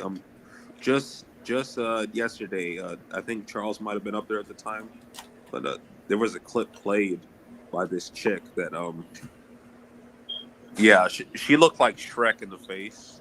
her body probably was also like Shrek as well. But basically, she said that yeah, you dudes are gonna have to settle for chicks like her that can't cook and clean. Oh, I remember that video. Yeah, that was just her, living in her ugly girl delusion. But the messed up part about it is that chicks like that usually have about 2 or 3 kids by 3, 4 different niggas. But again, when the question is asked, well, show me your baby daddy, which came about because of that whole random man in Atlanta situation. We're like, let us see your baby daddy. And then these chicks start showing their baby daddies, and they were Pookies, Ray Rays, Glocktavias, Felantonios. All right. They weren't they were the type of dudes that we look at and be like, damn, bro, you fucked that? Yeah. But then again, you expect them type of dudes to be smashing them type of chicks. Because they just came out of prison. Yeah. They either prison dudes or, it's cold outside. Them type of dudes. It's tax season. Yeah, it's like you're not getting the best. You're not getting the best on the planet. So right. Let's just see. This is the problem with a lot of black dudes, right? A lot of black dudes be like, "Well, the felons be getting all the chicks." No, you just. This is what a niggas need to say. You just want the ratchet bitch that would give you a hell of a time anyway. You attracted to ratchet shit too. Instead of saying that and coming out to say the truth, you attracted to ratchet shit. Well, no, it's not that. No, why are you jealous of a fucking felon, nigga? So right. So that's how it is, bro. And you gotta be accountable. Cause I know myself, brother. I do, like a ratchet bitch every now and then. I'm not gonna lie. Now do I want this bitch to be my wife? Hell no. But I had to come to grounds with that myself. I'm like, shit, I need to, and I had to talk with my partner. I said, man, we need to start going different places. And that's how we were doing it. Like this one little bar we go to, this one club, we was getting a lot of the ratchet types. And, they're good for fun for the night. But then we start going different places, go downtown. We start going over to the Blues Cafe. Some of these type of bras like that, these upwardly mobile, got money, got good jobs, young, pretty, fine, attractive, not ratchet. And it was what they call the person, the places, and the things that you have to change your person, your places, your things to get different outcome. You go to the same place, you're gonna get the same type of bra. So in terms of like that chick, because like that's like the hot thing going around. Basically, yeah, she said that like if you're not gonna cook for your man, she will. And also, like she does a little twerk when she shows up late. And yet there's a lot of angry chicks out there. They're like, I ain't gonna cook for these niggas. Like these niggas is out here cheating and stealing and all kind of shit. So, like, what type of niggas? You gotta always read between the lines. What type of niggas do that?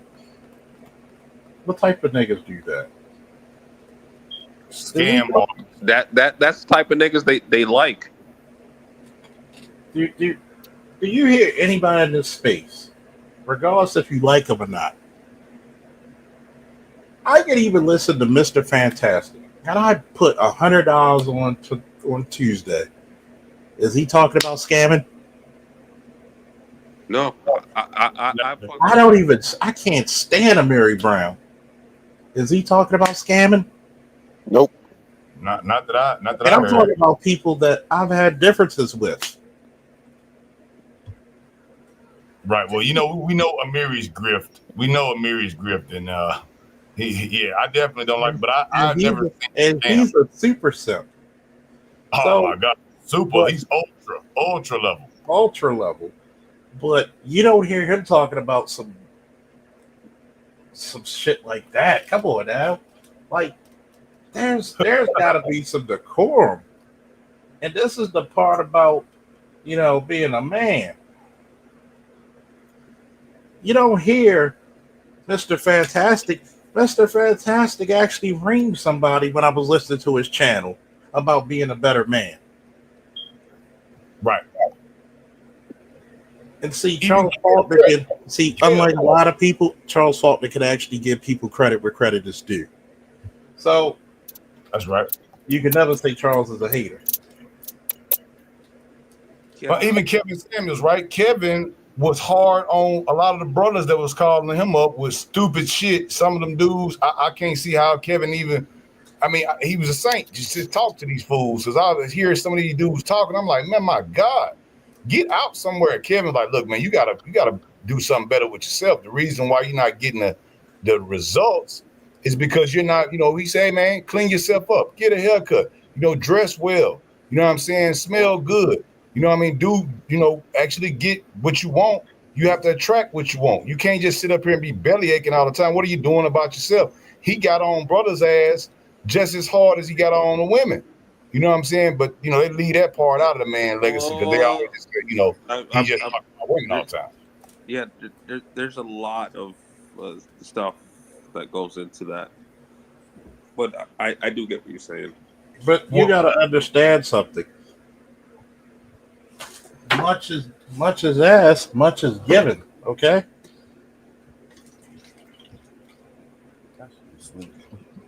Much asked, much should be given, right? Yeah. Right. Right. How can you ask for an in-shape bitch if you 300 pounds out of shape? Well, how much does she cost?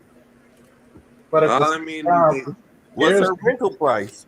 Here's the crazy part.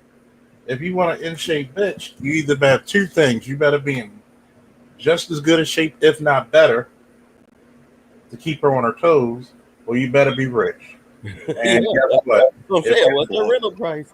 And guess what? If you fat and you're rich and you want a pretty bitch, just know you're gonna pay that tax. See, a lot of niggas don't want to talk about the tax. Pay what you weigh. Well, I was saying it depends on what you want, but either way, you're gonna end up spending money. You don't want to hear about the tax. A lot of y'all niggas don't want to hear that shit. You pay what you weigh. Matter of fact, going back 2 minutes, where y'all were talking about men trying to help men out. I swear to God, I already know it's about to go in one ear and out the other. How many of y'all are invested in the coins? Bitcoin? Yeah, any coin. I used to be, but I'm gonna start again. Yeah, I'm back mining Bitcoin currently. I still got a little Algorand. I never did touch that. I cashed out a lot of other ones though. Cashed out my Doge. But yeah, I still got Bitcoin though. Okay, so that's one. I'm not investing in it. I'm not gonna lie about that, but I have been following it, and yeah, like there's been a crazy rise in Bitcoin. Okay. Not just Bitcoin, but other coins as well. Yeah, that's why I say any coin. So all right, so what about there's one person left? Angry? That's an angry man does. I think he has a pretty decent amount in it. I'm not pocket watching, but I know he's been doing it for a minute. Yeah, XRP is actually doing well as like it's actually doing good as well. Like I actually did a paper on that. Like yeah, XRP was good, still good now. The problem originally was that they were labeling it as a security, and FCC had came down on them heavily to where you couldn't trade it, and you could only sell it. But now they've won their case, and now it actually works great because a lot of people fail to realize some of those coins are shit coins. So the coins that do work are the ones that you want to invest in. So XRP wasn't a shit coin because apparently they were gonna have deals with banks around the world to be like one of the main one of the main coins that were actually accepted by the banks, because banks don't give a shit about all these coins. They don't want to be involved because these are like a speculative. like no, these are like speculatives. Sorry if I'm pronouncing it wrong. Speculative. Yeah. Speculative. Yes, speculative. Yeah. Yeah. Yeah. All right, Me and man. Vito It's 4 o'clock in the admit when I'm morning. wrong. No, but here's my thing. During the election, they were saying that, hey, yeah, Bitcoin, all these coins are going through the roof. I said, oh shit. I took a look and they were right. So just on Venmo, if you guys have Venmo, you said it offer you at least 3 coins, right? Bitcoin, Ethereum, and something else. So a big part of why Bitcoin has been going up, though people aren't going to talk about it, is it's because of like the sanctions put on Russia, right? Yeah. So they've been trading in Bitcoin for a while now. So my point is, I said, and I keep talking about this, but I mean, like I said, it goes in one ear and out the other. So I put $50 each on those coins. I'm now what at damn near $800. God damn. Damn near $800. Right. So this is why, I'm like, yo, this is why I'm at a point where I'm saying, yo, you teach a man to fish and you sit back and see what he do with the information. Because every broadcast I've done ever since then, I keep bringing it up. So, and think about this, right? Have you said noticed? And speaking about that, not only that, have you noticed with the new broadcast, especially with yours, mine, and Lewis, we've been talking more and more about what type of subject matter. So money and politics and crime. So crime, money, politics, shit that runs the world, right? Yeah. So what? Think about hold on. Yeah. Think about when motherfuckers had questions about Hegseth, right? The new Secretary of Defense, and why you should pay attention to him. Because personally, he's trying to get rid of a lot of that woke shit out the military. He's trying to bring industry back into the military. Which means what? If you bringing back industry in the military, guess what that means, black folk? Jobs, contracts.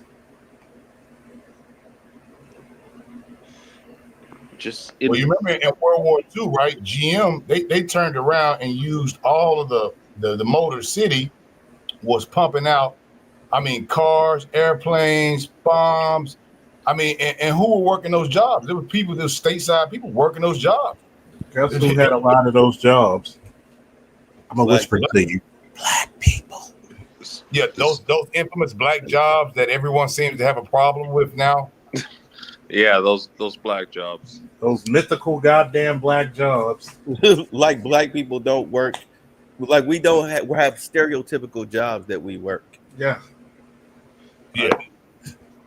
God damn it. When I go into a Popeye's chicken, I don't see Billy and Marcia behind the fucking counter. Hey, Billy. What? Well, I was actually hearing the story. Get you that goddamn black job, boy.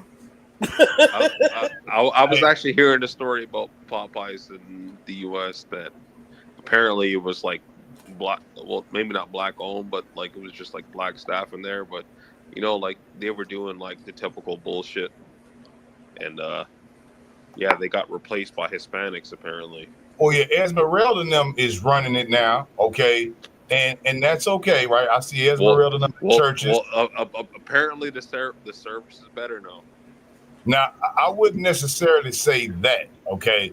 Now, I don't know where this is exactly. So if you see it, I can speak to my local Popeyes, and we got a lot of them right down the street from where I work. And I'm gonna tell you straight up, it's a brother that is a actual manager of that place, and then there's a new one that they just built, and they had a lot of black women in there at first. The service was kind of slow, right? They brought in Esmeralda and their crew, right? They got rid of majority of the black people there, and they had, the Mexicans in there or the Spanish people or whatever, Hispanic, and they came through. They was actually doing a pretty decent job. But I'm gonna be honest with you, Charles, the Popeyes that's actually in my area that actually runs a lot better and more efficient is the one that's the brother that's the manager. Mm-hmm. Because brothers are always keeping these bitches honest and covering up their fucking mistakes. That's right. And if he was doing bad, they would have been got rid of him. But that Popeyes is actually a great Popeyes. It's older, but it actually is more efficient than the one that's ran by Esmeralda and crew. So I would fight back against that, because brothers, when we seem to be in charge of something and we actually care about our job and we actually doing our thing, most of the times it's more efficient. It usually is, man. I want you to think about this, right? If you go to housing, if you go to any branch of government services that are ran by a woman at the top, and it's majority women working, look how inefficient it is. It's almost disgusting. And it's ridiculous. And then usually it's probably, 70% women there. HR is hopelessly overfilled with them. And what are their jobs? And here's another reason why black men are broke. How many black women are hiring black men? That's always going to be a problem. I've been in HR offices turning in my application, and the bitches are scowling at me. I'm just talking about the chick that I'm turning in my application. The secretary is scowling at me. Yeah, I'm straight up. I've been fired. To answer your question, I've been fired by a lot of black women in HR, but hired by them, not that much. Not so much. So, not so much. Just real quick, embrace villainy. Like when you were speaking about Bitcoin,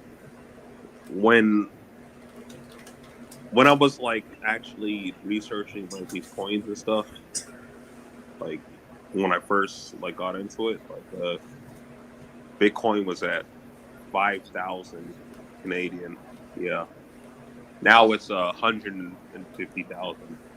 Look at that. Well, it's 148,666. Well, look at that. 6606 actually. Look at that. I just googled it. Well, yeah. Even in the recent past here, right when COVID first came out, right? If you remember this, Bitcoin had cratered to about, I think it was like $3,000. It's under 5K. Just recently. Well, just in like like in Canadian currency at the time, I think like the height, like it made it to like maybe 50K or some shit. It dropped back down to like 5K. Well, yeah. See, the thing about it was the inflation. If you remember, before Biden got in, and before all these different regulations with the IRS and the predatory $600 rule and all this sort of stuff, right? And not to mention the what is it called? Unrealized gains tax, right? Well, the main problem is like that, inflation. Hold on, let me give you the deal. Okay, when Trump was still in office, as inflation came up, there was a direct correlation to the actual price of the Bitcoin. Okay, it was a direct correlation. So as inflation started to rise, it actually was going up. Once Biden got in office, it kind of wrecked the whole deal. A lot of people sold. The market cap went down a lot. And now that we see it's really just catching up and correcting for inflation, it should have been at 100K. Be honest with you. It should have been at 100K. Based on inflation. Well, at the time, the reason why like it went down like it did, it was like because I'm not sure how to pronounce this, but it's a Satoshi Nakamoto, like the original owner. It's like they try to claim that he scammed everybody. Well, Satoshi is not one person. Satoshi is a pen name for a group of people who had actually came up with that algorithm. And it's not one person. It's a multitude of people who did it. Satoshi, the whole unit, and the encryption scheme is It's pretty wonderful because everything that's on there. That's why the Hot Tour girl got in trouble because she had did a scam coin, right? And they were buying their own stuff Well, and selling it. that's a little bit different. Bitcoin wasn't a scam coin. But what I'm saying is that not that it is a scam. I'm saying Tell this me, is what talk about the how to girl thing situation. the blockchain, right? The blockchain so is the Hawk to a girl thing, like I haven't really followed it, but like I just learned a little bit about it. But basically, yeah, like they came out with a coin, okay, and this is how these people do. Okay, wait, just finish what I'm saying. Basically, yeah, she made millions in 20 minutes, and it went to shit after like 20 minutes. That's what I've read about it. Right, but here's the problem. They actually sold a lot of their coin, right as they were bringing it out. And anyone that knows when they're doing these releases on these coins, you're not supposed to do that, okay? That is illegal in many ways. And they actually called her and her manager, and the guy went, and they were on live stream, and the guy said, hey, we're going to look at it. And they found the address. Most people are so stupid. The blockchain is available publicly. This is why the ledger is there. So you can actually find out who sold what, when they sold it, how much they sold it at, and you can actually trace those addresses back. When I sell Bitcoin or I'm mining Bitcoin, when I sell it, they batch it up in a big gigantic contract, and then I might sell, let's say, $100 worth, and they may batch my deal up with about another $30,000 worth of transactions. I can literally go on the blockchain and I can go and check and see when it's validated. So I can click the button, I can find out when it's validated. It comes back to my account, and you can actually see which wallet sold what. So they got in trouble because they were offloading their stuff and taking all the money for themselves and then created their own coin. People do it all the time, but they're so stupid. They think that the blockchain undefeated. You're gonna get told on because it's public. It's a public ledger. So have you been following the Trump coin? No, I've seen USDC coin, which is a stable coin. I didn't like it because the staking of it, which I guess they were trying to make the United States dollar coin. Well, the USDC coin that's a stable coin, so that is actually a good coin, and that's pretty much the same thing that XRP was trying to do. But the interest rate on holding it was so god awful. I mean, it was god awful. It was like 0.005 or some craziness like that. And then you had Algorand at the time. Yeah, because Algo was giving you 7%. Because it wasn't about making money. That's why it's a stable coin, right? It's not about making money.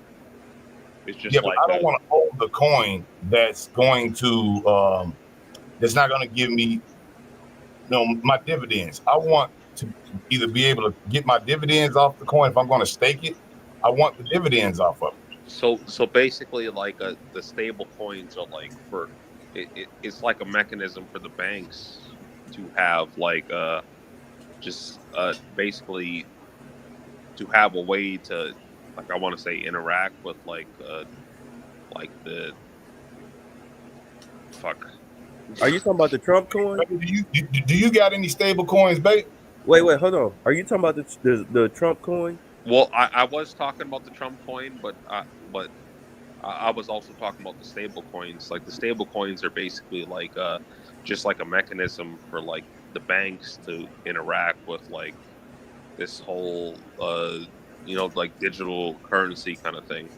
All right. Well, because I want you, if you know anything about the Trump coin, I want to hear what you know about it, because I mean I'm not a coin guy.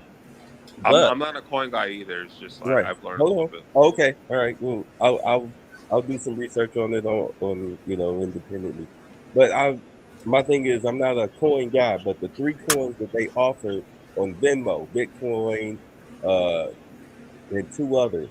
Like I said, I put $50 on those 3, okay, on election night, and they turned me like a huge profit. This Yeah. Trump coin.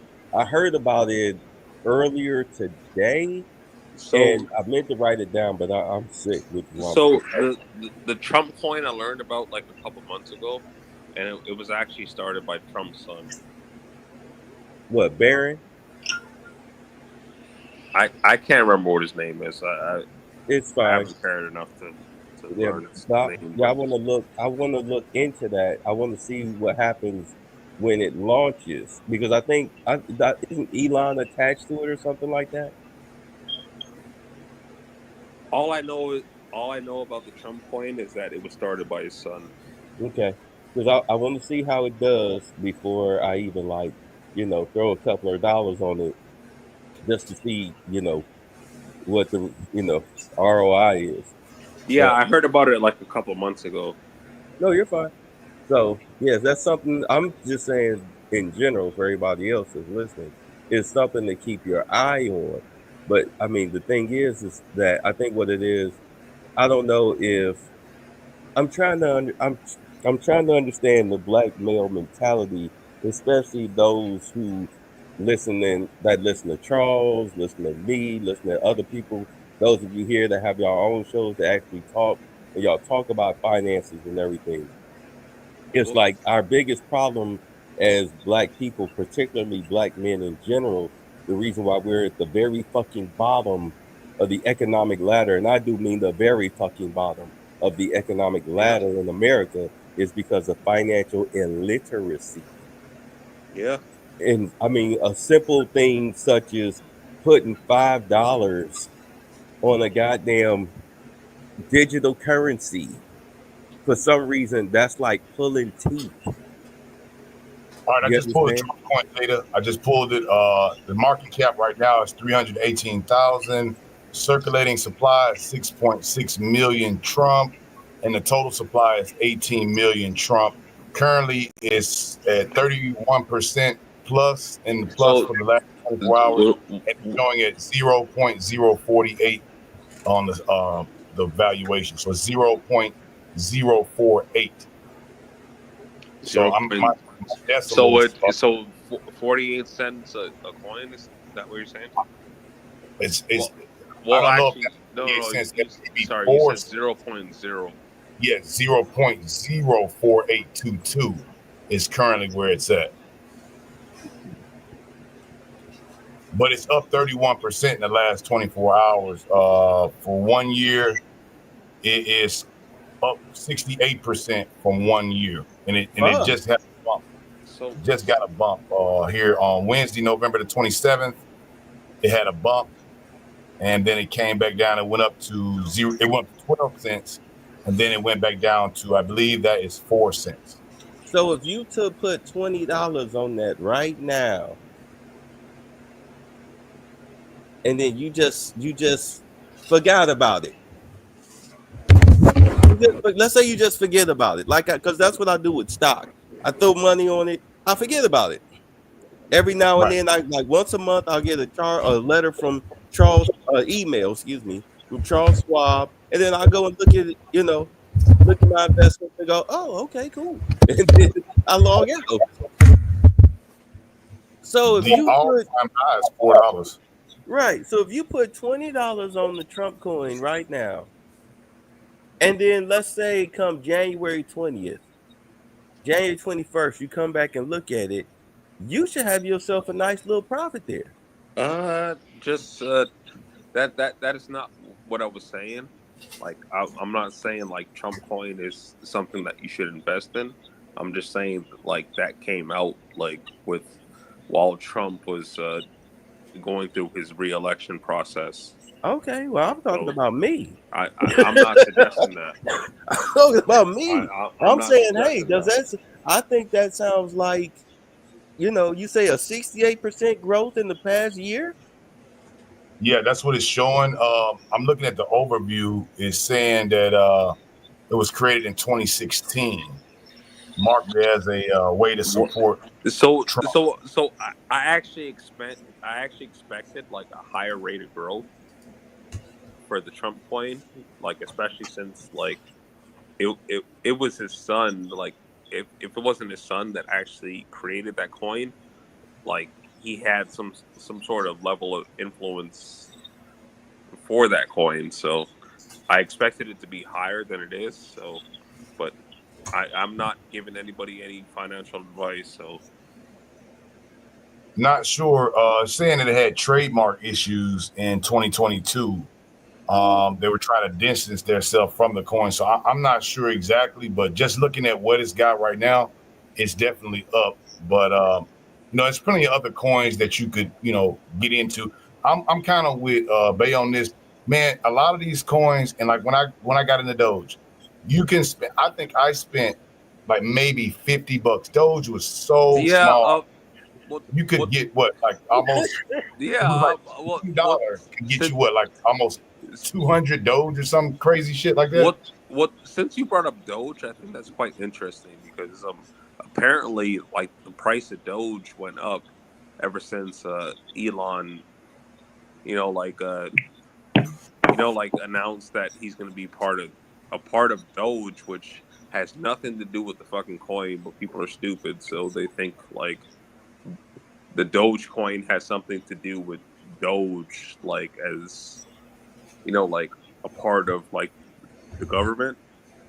They think the coin has something to do with that because they're fucking stupid. So the Doge price is went at up. 40 cents right now. Let's see here. I think the highest that Doge ever got to was, I think it was 80. Was it 60, 70 cents or something? It was like 70 cents.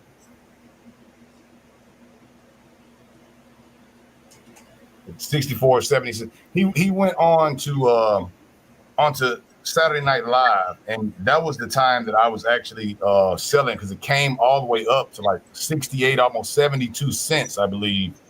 And that's when I wind up selling at that time. A lot of people had got in because it was a meme coin, but people are making money right now mining.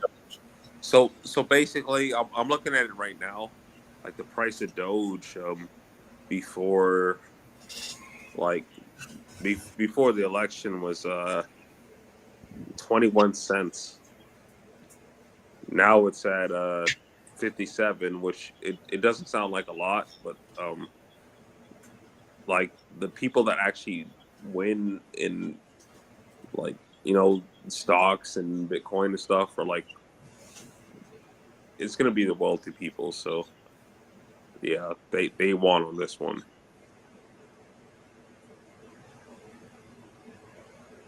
What like Bay was saying earlier, man, it's really about getting in on the coin at the bottom. If you can get in on the coin at the bottom, your risk mitigation is great, because if it's worth, percentages of a cent, okay, it has plenty of the time to go up, even if it's like percentages of a cent. If it goes up to, if you bought $1,000 worth of it and you were getting 10 shares of it per 1 penny, hell, if it goes to 5 cents, hell, you'll be a millionaire damn near. That's exactly my point. Yeah. That's why I'm like $20 that's definitely can change your life. $20 can change your life. $5 can change your life. Yeah, $5 can change your life. That's why a lot of the banks don't want it. They don't want it because it takes an average person, and if he was able to actually invest in it on the ground floor, man, Bitcoin made so many millionaires overnight. It's ridiculous. The people that's in charge of the money, they do not want this. They do not want it because it lets the average person actually join in to what they have been doing with the stock market for years. I mean, this is a gambling. It's basically gambling. You know what I'm saying? Insider trading, all that. They've been doing this for years. I ain't trying to give nobody no ideas, but like I have played options before. Did you get in on NVIDIA? Because Jesus Christ, if you got in on that motherfucker, man, with this AI stuff, that shit went to the fucking roof. Well, the first time I've ever played options, I spent $100 and I made over 2,000. Look at that. And see, I don't know shit about coins. I don't know shit about no, stocks. that has nothing to do with Bitcoin. That's regular, it's like stock market. Well, that's what I'm saying. I don't know nothing about none of this stuff. All I know is, hey, look, they're saying if the people that I watch, because I don't fill my head with all of that, oh, these bitches don't love me. I don't got time for that shit. I don't give a fuck about that shit. Right. Right. We get it. It ain't making me no money, man. I'm watching stuff about politics. I'm watching stuff about crime. I'm watching stuff about money. When they, especially with him talking about some drill, baby drill, I know that lithium and what's the other one that they drill for batteries? Lithium, petroleum, cadmium, cobalt, a lot of stuff goes into that shit is about to skyrocket if these companies have government contracts. And I'm gonna tell you what, you better start. Your petroleum is gonna go through the roof. Your fucking what else is?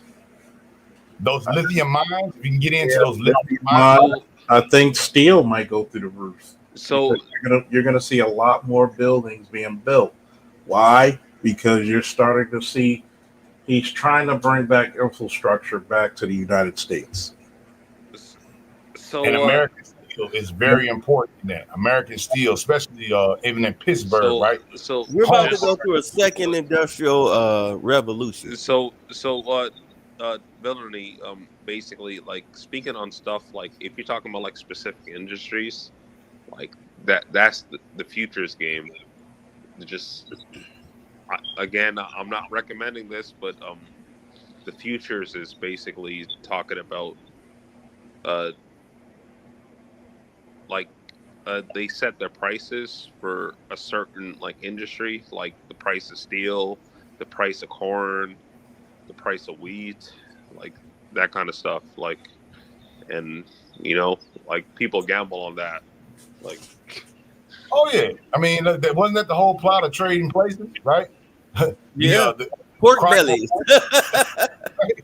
The oranges. Is it going to be a freezer? Oranges, or it's probably citrus rather than oranges, but but people, they play on stuff like that. Like I'm not on that level to do that, but just I know about it. Well, yeah, even commodities, man. Like even beef, right? Just right here in Texas, man. Yes, beef would be a part of futures because it's about commodities. Right, it's commodity, exactly. That is a big deal because when we go to sell, we get our money based on the price of beef. So the per pound of the actual weight of your cow is based on that commodity price. So as that rises, you get more per pound at the sale. So basically, like these people are betting on like whether they think like the price of a certain commodity is going to increase or not. And obviously, if it does not increase, if the price increases and they paid whatever they paid, like they're going to make a lot of money because it increased, but they already paid already. So like it's complicated. It go down too, right? They can bet on it as well to go down, right? Yeah, they can do this as well. Yeah, GameStop, if you'd have got in on that GameStop, and that showed you how the government is actually really, really serious about people making big money off this stuff, because those guys with Wall Street bets, I believe they were called, those guys, they knew GameStop was about to be defunct. They already knew it. And when they people dumped into that GameStop, they made millions off that. Well, that there was a lot of things involved with that. It was pretty much gamers that it was gamers that held it up because the gamers were like, we don't want GameStop to be gone, right? Hedge fund baby. A lot of those people, because they were. A lot of those people were. Go ahead, Charles. What you say? It was a lot of hedge fund shit. Yeah, it was, and they betted on themselves. They knew they were going down, and the Wall Street bets guys, those guys, a lot of them, right, were actually GameStop employees. Well, yes. there was GameStop employees involved, and there was like a major hedge fund dude that was involved with it as well. But like the majority was like the average Joe. Yeah, because they were sticking it to the people who were going to make money off of the losses. Suck my dick.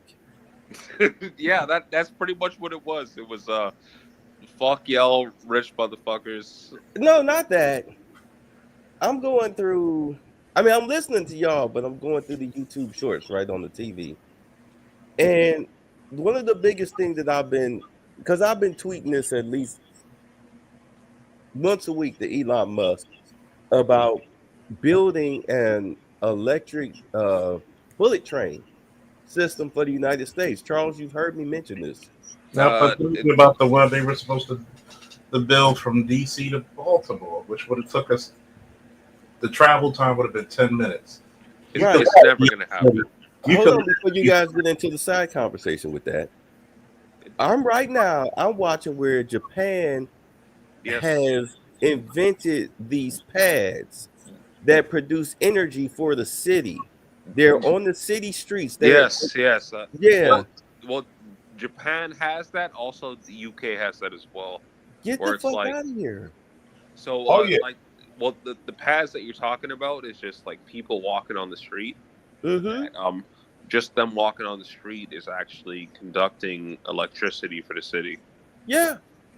You just on your way to work, walking on these damn pads.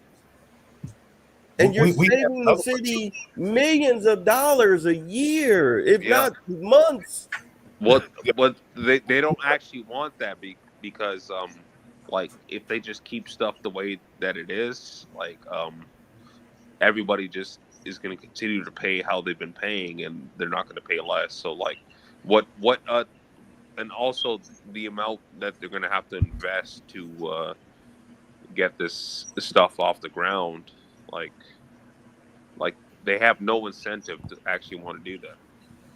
Do you know they had an actual methane generation that they were doing? As it was basically it was in the States, and I think a couple other countries have it, but our sewer system is a little different here, where they were actually mining the methane from the wastewater in the sewer and actually capturing it as gas to be able to use as methane. And that's like, wow, you take something that people literally throwing in the shitter and making money off of it. This is crazy. And they even had that bullet train deal here in Houston, where we're going to have one from Houston to Dallas. They've been talking about it for years. They've eminent domain a lot of people's ranches and houses up during the corridor where they were supposed to build it. Still have not built it yet. Billions of dollars have been put into it and still have not built it. I think you could get to Dallas. I think at that time you could get to Dallas, they were saying, in about 45 minutes. So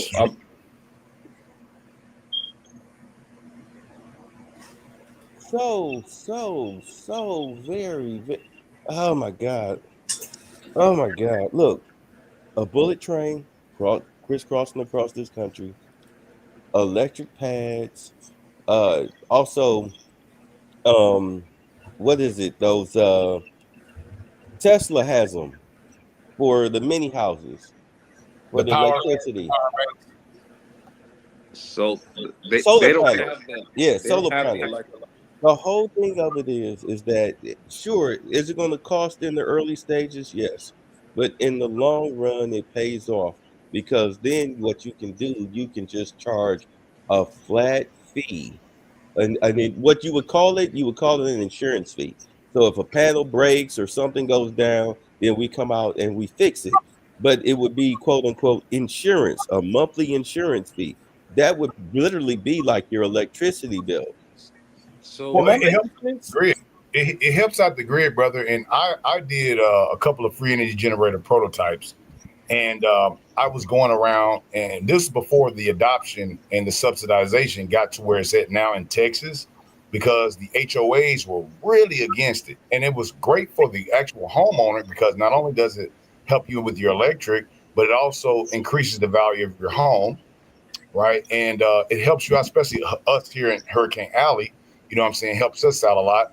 And a lot of the homeowner associations were going against it. Now, that has been relaxed a little bit now, but back then I was working on it to the point of where I actually found out a couple of ideas where you could actually do that, and the energy that you do not use with a grid tied inverter, okay, you have to have your electrician come out and hook it up, but you have a grid tie inverter. So let's just say you have enough Yeah, solar so roof. you're saying that basically like your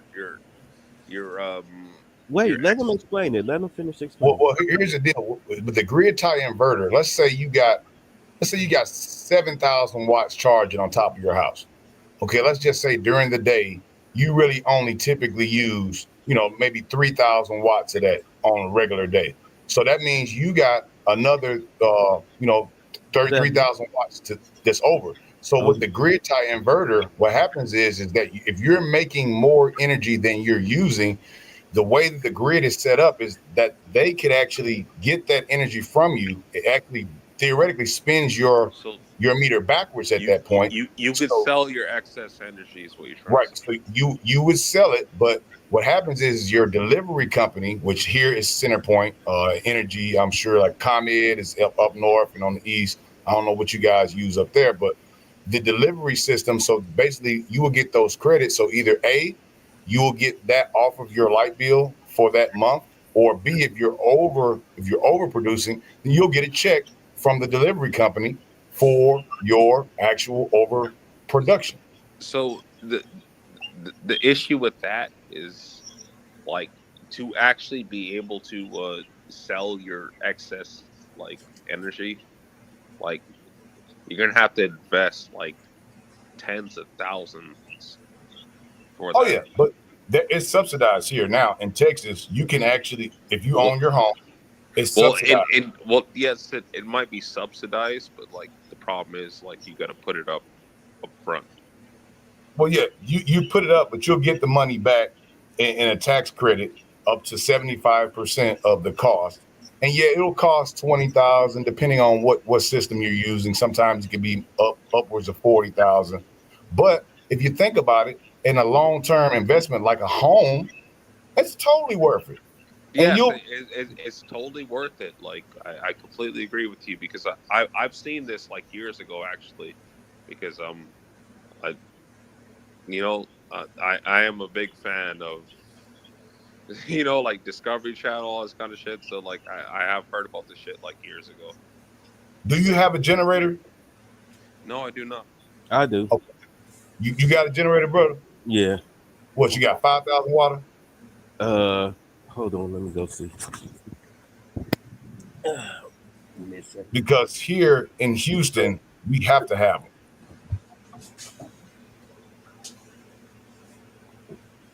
Let's see.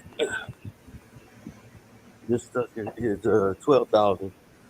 Okay, you got 12,000. So yours probably uses propane and gas then, right? Yes. And okay. electric. You got a nice one. It's probably got an inverter on it too then, huh? Yeah. Oh yeah, you got a real good one. So here's the thing.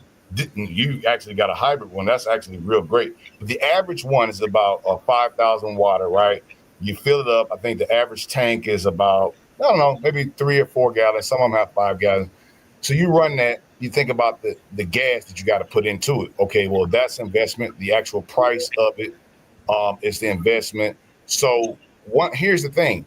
You still got to put gas in the damn thing. So let's say the hurricane comes in and wipes out the whole city's electrical grid, and you don't have the gas to put in your generator. So if you do find it, the gas probably high, very hard to find. One thing about the solar, brother, although it may cost more money on the front end, Andre, the solar, actually, you don't have to put gas in it. So whatever you have to pay up front for it, you actually recoup that in the fact that you don't have to go to the damn gas station to fill it up. You're getting it free. And when I was doing my monocrystalline panels, my prototype, I was actually getting into it with some of these guys who were mad about subsidization, and I was trying to get the small development loan for this.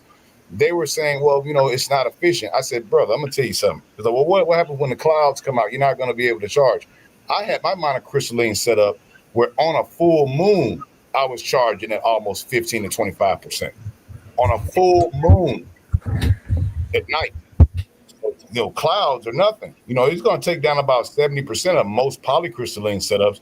But I had a monocrystalline setup, and I had tried it in a different series and different parallels, and I noticed that I was still being able to get at a cloudy day about 45 to 50%, and on a full moon was getting about 15%, 20% charging, which is ridiculous, absolutely unheard of. So, a lot of the people that were coming out against solar were most of the oil guys. To your point, they don't want to give up their money, right? They don't want.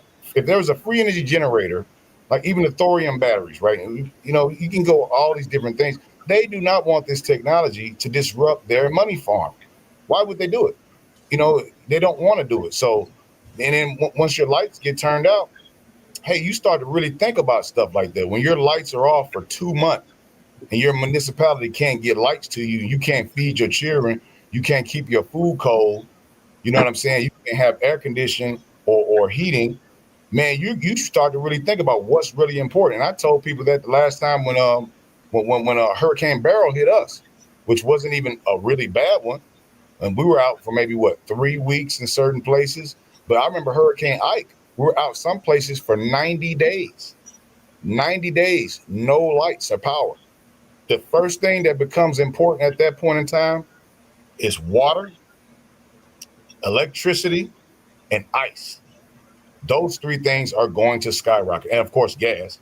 But if you don't have a generator, you're at the whim of the government. So as black men, we have to be able to have that generator.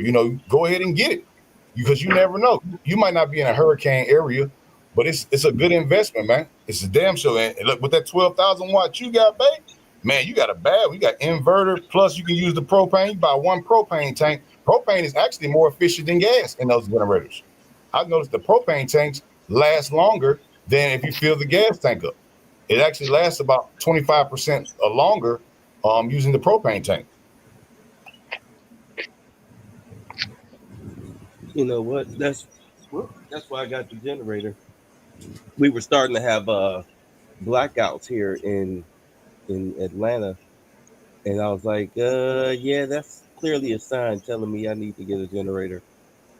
And unfortunately, I mean, I did get a good one, but I really wish I just would have got the 2 electrical ones. Because storing gas in the generator, I wound up having to pump the gas out. Luckily, there's a valve, but because it was stinking up the house, I need to put a shed out back. Yeah, and then you're not supposed to keep it in there, not using it. You got gas just sitting in there.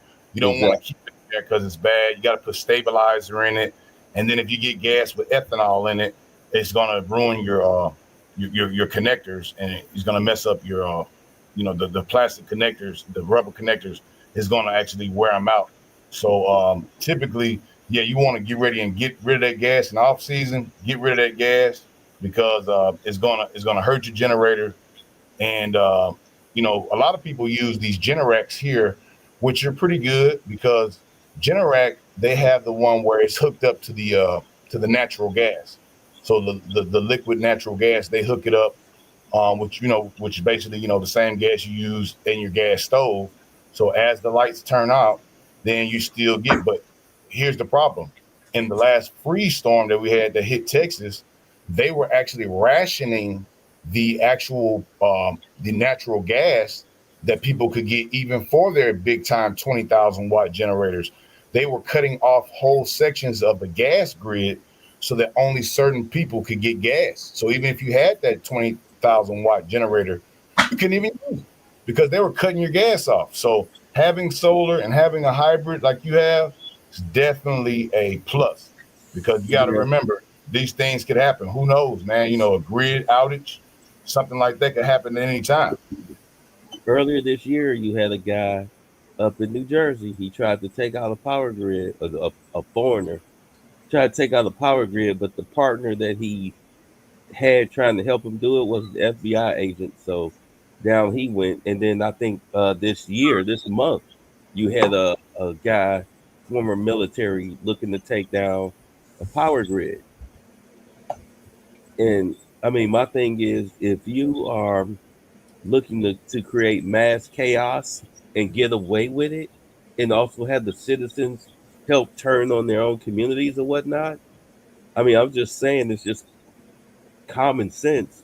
You take out the power grid, you let the electricity drain itself, and then you go in and you create mass chaos. You can do all types of drive-bys and everything.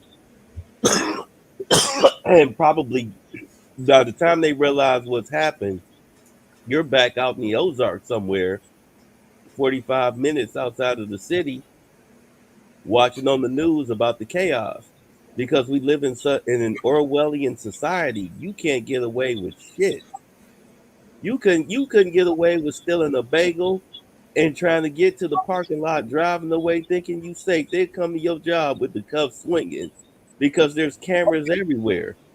But if you take down the power grid, you put the power out, that kills the cameras. Oh yeah, I saw a couple of those videos where a couple of those dudes were in front of substations, and they were actually shooting at the transformers. And they got them, and they were crazy enough. These dudes are posting this stuff to TikTok and Instagram and YouTube, and I'm like, these dudes insane. You know what I mean? And to your point with the cameras, they already know everything. That's why when I hear this drone shit, and I'm like, I just like, man, this shit's dumb.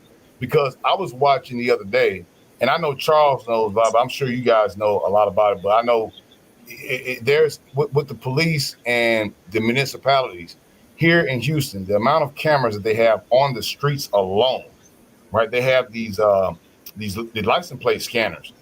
And I was watching a show with it was what's the guy's name from Catch a Predator? Chris Hansen. Okay, they had a guy. Your name Chris Hansen, but I call you Chris. Hey, you know the legend himself, right? The legend himself. He gets this guy, and it's a brother. And I'm like, man, I hate when I see brothers on there. And I saw a couple veterans. I'm like, oh man, how did they get to this level, man? Sick. And they had this guy, and he's coming around. They had this girl that he was trying to get at. It was this lady or whatever, supposed to have been just offering up her niece or something to the dude. He shows up, but before he shows up, he comes in the neighborhood and he never shows, right? And the cops came in and said, hey, we got him. He's on the way. He's 10 minutes out. And they knew where he was at based on the license plate reader cameras. They already knew where the guy was at.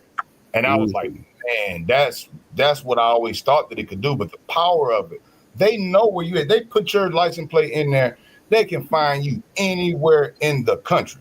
Bruh, do you know how many people out here at Atlanta airport get arrested because of them damn license plate readers? Hartfield? Yeah, Atlanta Hartfield.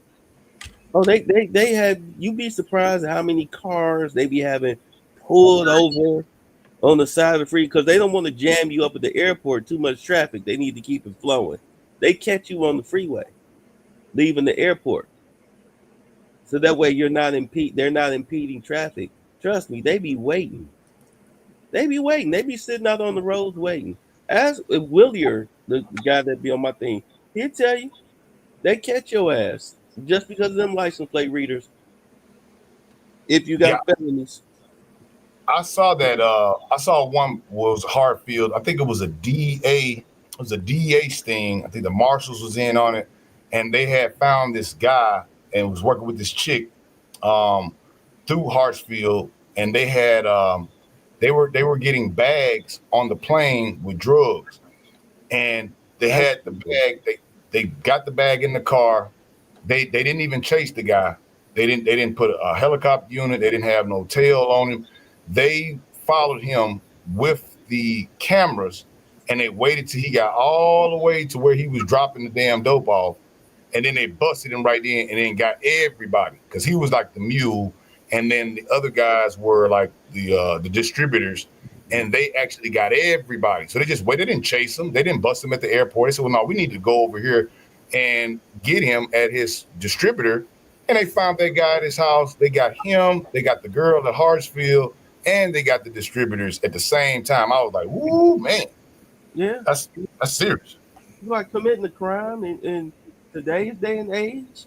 Like, please, you better be in your house with a VPN or something. Oh my God, it's so easy to get caught out here in the streets. It's ridiculous. The whole blockchain, that's the whole point of the blockchain. So they can keep track of every transaction and they can eliminate crime simply through blockchain. Ain't that some fucked up shit? If you're a Man, criminal, they already know, man. You know, with the banking, I mean, with the card alone, when you got these FBI dudes, man, these dudes got access to so much different, these different apps that they got, man. You know what I'm saying? These systems, they can just get that card, and just from your credit card transactions, they could build a whole profile on you. They know what time you go to work. They know, and using your phone and your credit card purchases, they can build a whole profile your on you. favorite latte, what time you normally go get it, where you get it from, whether you like Yeah. extra They know, phone. they know. Look, they know when you late to work before your boss do. Like, oh yeah, he stopped at Starbucks at 8:53. Yeah, he's gonna be late. That's what Snowden was trying to tell people. It was like your own phones are spying on you. I mean, Apple, people rave about Apple, Apple. You know, I'm like, your phone takes a picture every what? Is it every 13 seconds or something like that? Your Yeah. iPhone takes a picture, you know, every certain amount of seconds. Snowden, he had a security clearance, and I'm not the guy that you know just says, oh yeah, he need to be pardoned because you know he actually was going for the American public. He was exposing it, right? And the FISA stuff with these these unwarranted warrants that they get to use against American people when it's supposed to have been for foreign adversaries. Then I can understand why they use it, but he did go against his security, his clearances. But at one point, I do respect the man because I didn't know the depths of it. I told people about it, but the depths of it, I didn't know. He actually explained, he took an iPhone, took an average Android, took the phone apart, and he said, the only way to stop them from talking, stop them from being able to listen to everything you're doing, he showed the unidirectional microphones, how to disable them. And he says the only way to do it is to plug in a headphone. He disabled all the unidirectional, the thing they use for the speakerphone. They took all those microphones off, and he says this is one of the reasons you do this. And then he showed an encryption platform to do it. Should he be pardoned? I'm not sure, but is he a patriot for exposing it? I mean, I would say yeah. I mean, because he didn't commit any crime against the American people. He committed a crime against government security. Yeah, he went against what he signed up for. He was out there at Oni. He was in Honolulu. He was working for CIA as a contractor. He had went to the military. I think he had got I forgot what his DD-214 said, Charles. I don't know. Did you remember what his DD-214 was? Who you talking about, Snowden? Yeah. Not at all. Not at all. I think it was something. He had some kind of.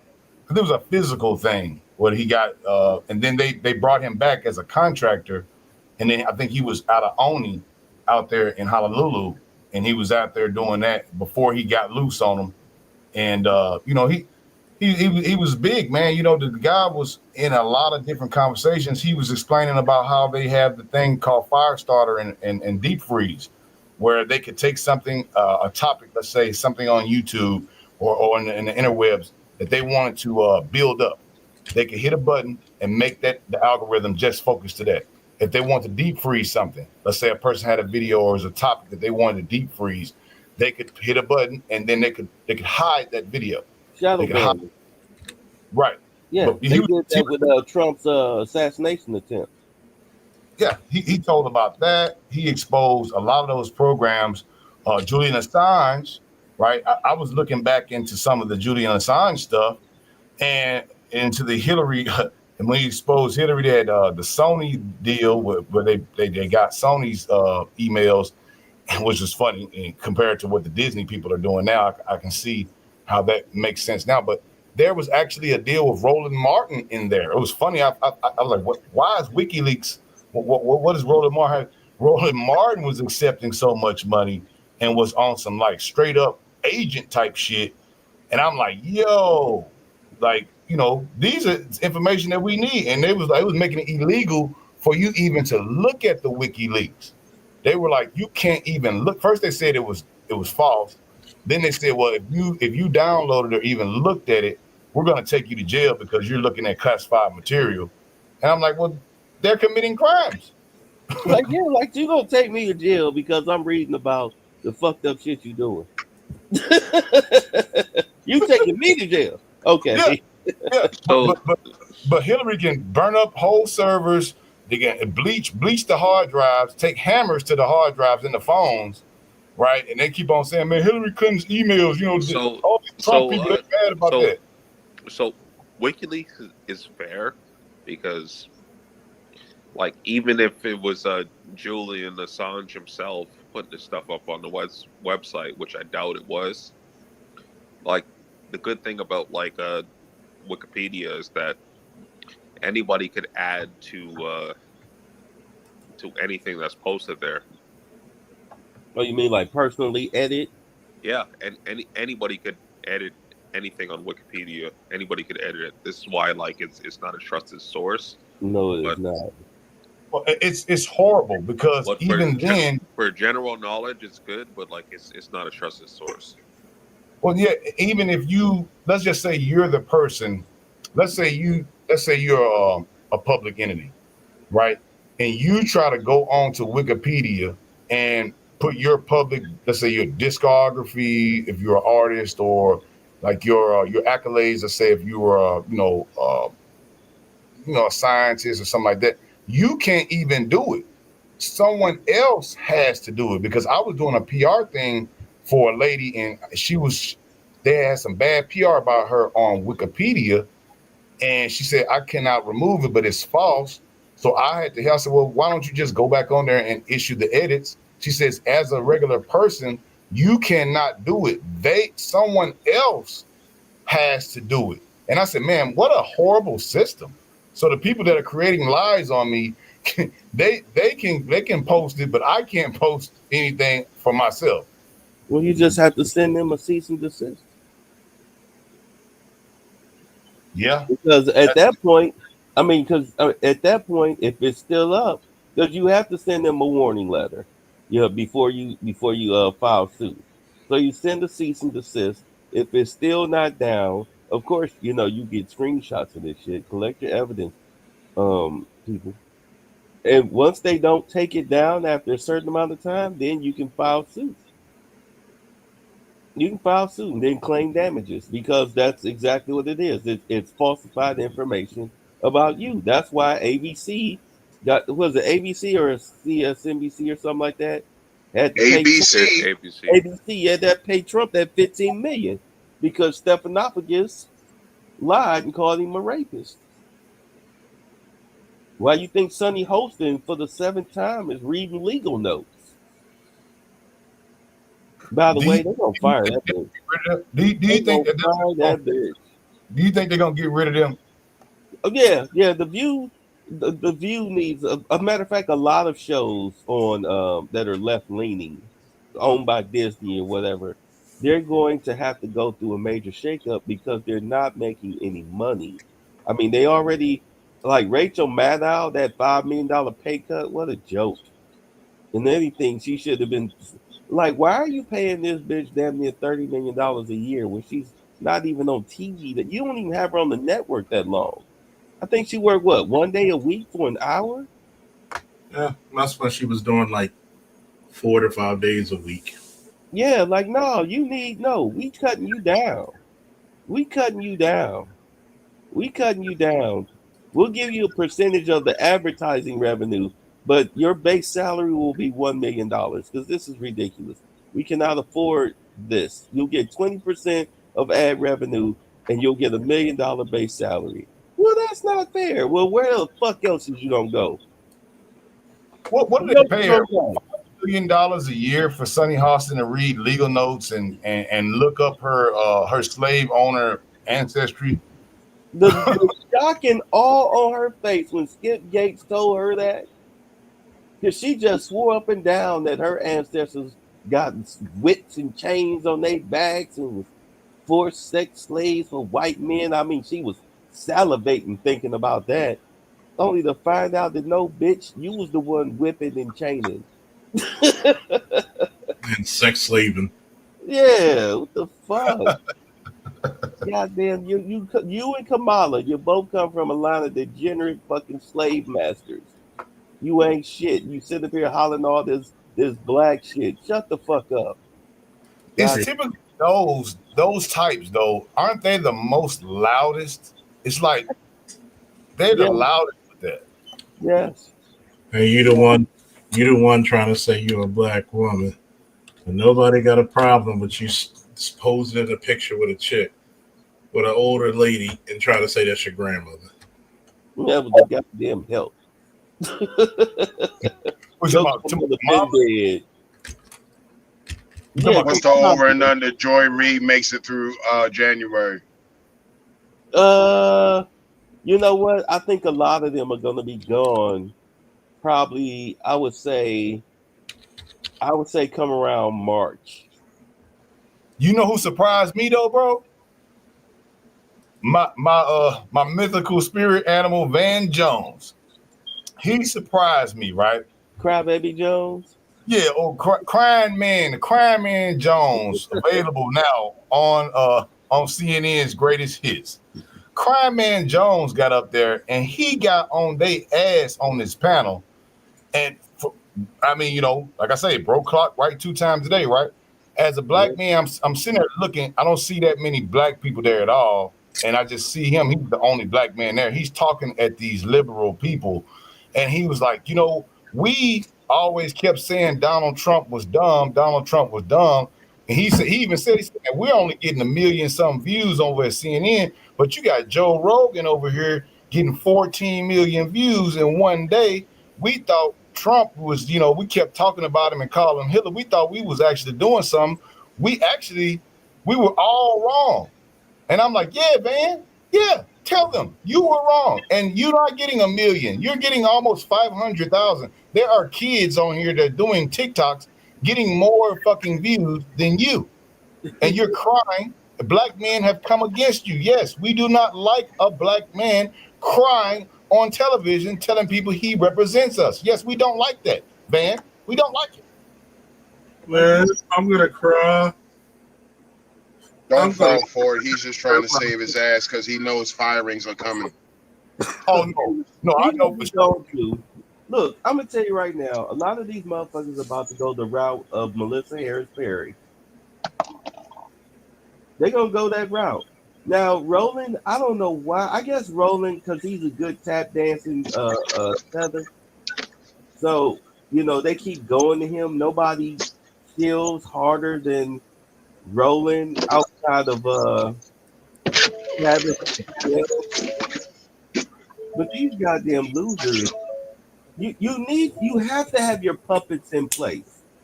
Let's be honest. I mean, Al Sharpton has been a long-standing puppet. You have to have Maxine Waters too. You got to have these old puppets in place. The civil rights puppets are getting ready to die off. I mean, Al Sharpton and Maxine Waters can die, and Jesse Jackson. I mean, the last time we saw Jesse Jackson, he looks like fucking weak Jesse. Yeah, did y'all see him? Yeah, messy Jesse, man. And it's sad because Trump actually funded his presidential run. And I'm like, bro, I hate to see people because that's how you tell how really people ain't no good, man. You know what I'm saying? Like, I'm like this, bro. I got a lot of people that I see that cross other people out. If a person and gave you some money, you might not even, if they ain't stole no money from you and they ain't hurt none of your people, even if people are come out in the news talking bad about a person, I'm gonna be like, you know what? No comment. because I can't sit there with a straight face and say this man is Hitler when he funded my damn campaign. Roland Martin didn't fund his campaign. Brother Sharpton didn't fund his campaign. Sweet baby sassy. Sweet baby sassy. Love the booty cheeks on his damn door. Booty butt cheeks. I mean, what the fuck was he thinking about that, man? Booty butt cheeks. Well, at least you know why Roland ain't got no wife.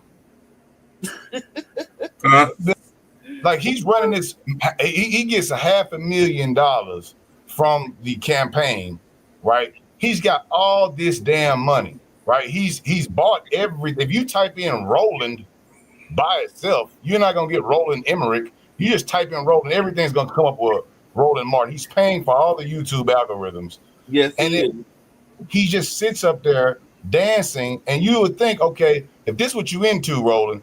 I'm not judging you here, but that's what you're into, brother. Maybe when you're at work, they have a thing called not safe for work.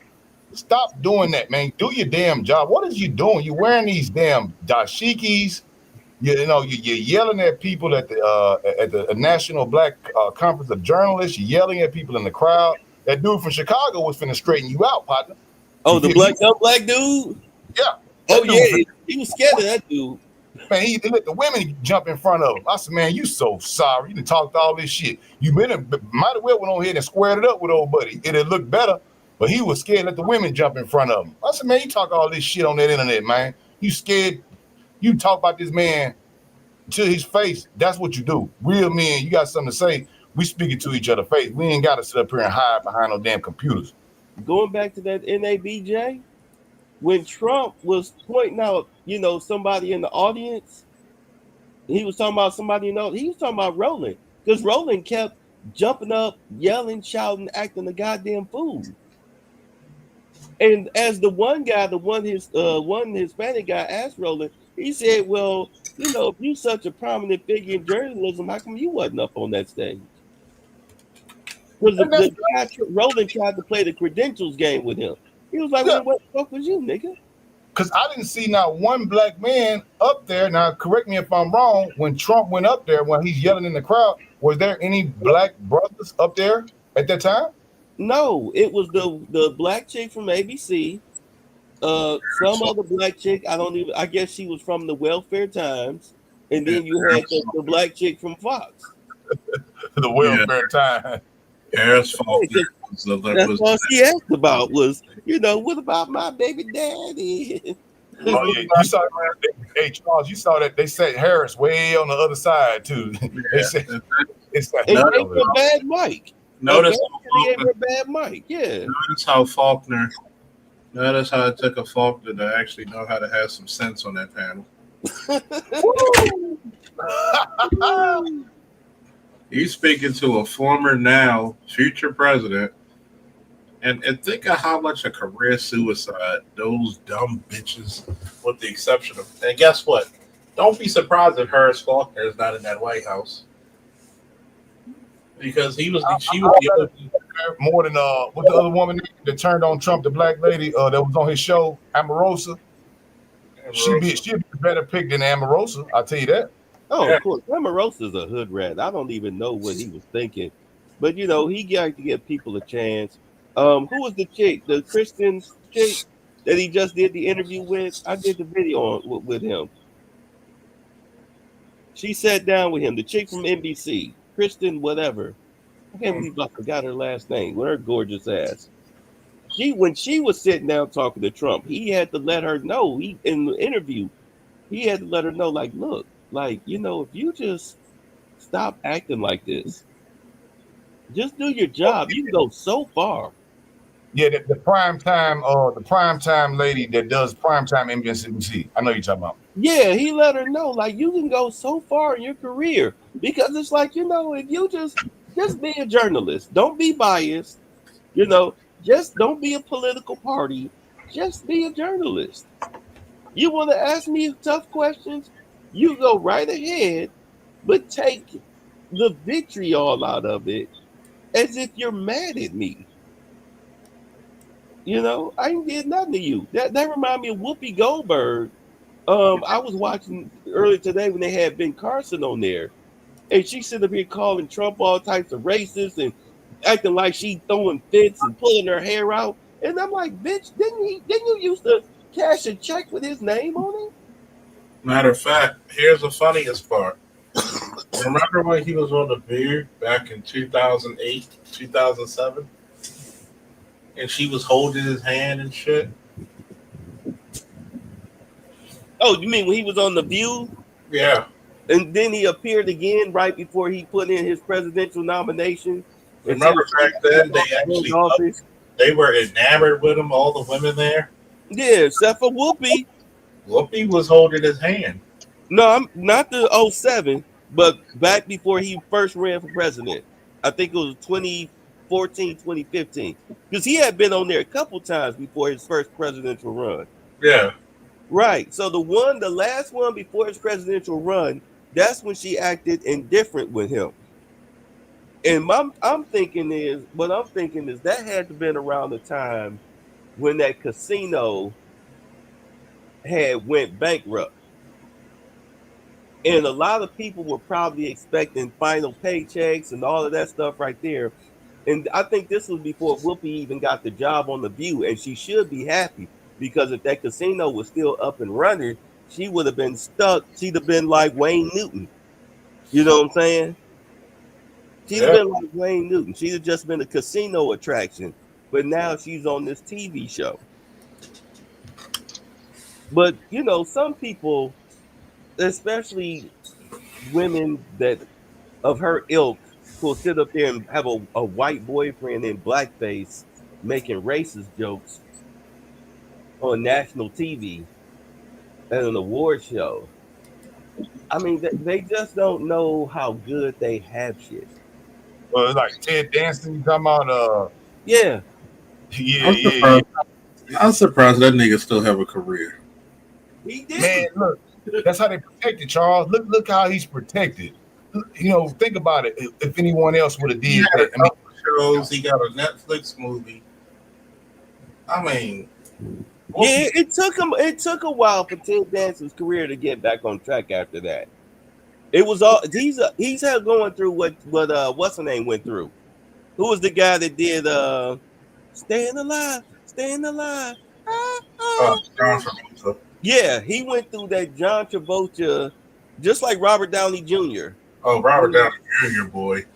If it wasn't for Iron Man, he would be shit. Yeah. You know, your career was dead. Okay, look, I got a project for you. I know you starving for money. I mean, you get to a point where you're begging your former agent for work. Like, okay, well, look, I got this fucking Netflix show. You know, let's do that. Like, you'll be perfect. Huh? Mel Gibson. Remember Mel Gibson? Oh, raped by a pack of niggers, Gibson? When I heard that shit, I was like, Why come he's on, sitting there masturbating? I'm like, Mel Gibson, come on, dog. Did you have to say a pack of niggas? God damn, dog. He didn't say just one nigga, but a pack. Yeah, you know that how Mel Gibson gets down in his private life. He's very specific. Like, not just one nigga, but a pack.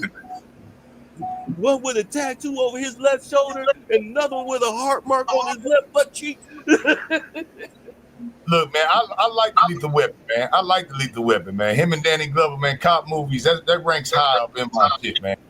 I like this Mel Gibson, dog. When he said that, I was like, he was just saying that to woman, man. You know what I'm saying? I know Danny Glover called him was like Mel. Come on, man.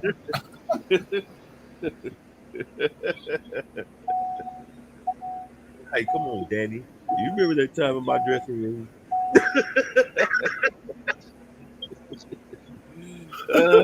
Not between them two. I mean, they sat back and watched some key go at it with an actress that wanted to play the female cop. Yeah, a lot of those guys and a lot of women, right, that are the most loudest, right? Especially, we mentioned Sonny Hostin. We talk about the black people, right? You can go like just AOC, like, right? I see her, right? She's got the big mouth about, persons of color and all this. She's married to a white man. Ketanji P. Jackson, married to a white man. Whoopi Goldberg, she ain't married. I ain't never seen her with a black man ever. I don't even think I've seen her with a black man in a movie. AOC. Yeah, AOC. And who else we got? It's usually the biggest, loudest talkers. They always have the white book. And then nothing against relationships, right? But it's like, why are they always talking about black issues, black relationship issues, and they all got other races of people? And hollering about racism. You know what it is? Look, this election was black women use this election to gauge whether or not they had finally arrived and was accepted into the bosom of white men's arms. And it did not go the way they thought it would. That's why they crashing out so hard. Yeah, the stock on divestors, since they saying they divested, they didn't divest it themselves into nothing at this point. Right. That's why they like, well, fuck it, white women, don't ask us for shit, blase, blase, boo-hoo. And it's like, bitches, why was you listening to them in the first place? Feminism. They got all drunk on that fucking fourth wave feminism, and they started drinking their own damn Kool-Aid and forgot these women actually have husbands and they're married, and they actually think about their interests over yours. Right. And it's like, why don't, as a black woman, take stock of who gives you your marching orders. Take a look at these people and don't look at them just as their skin color and the fact that they're females. Look at their lives. Like, seriously, step back and look at these people's lives. Do they appear to be happy and well-formed and well-adjusted?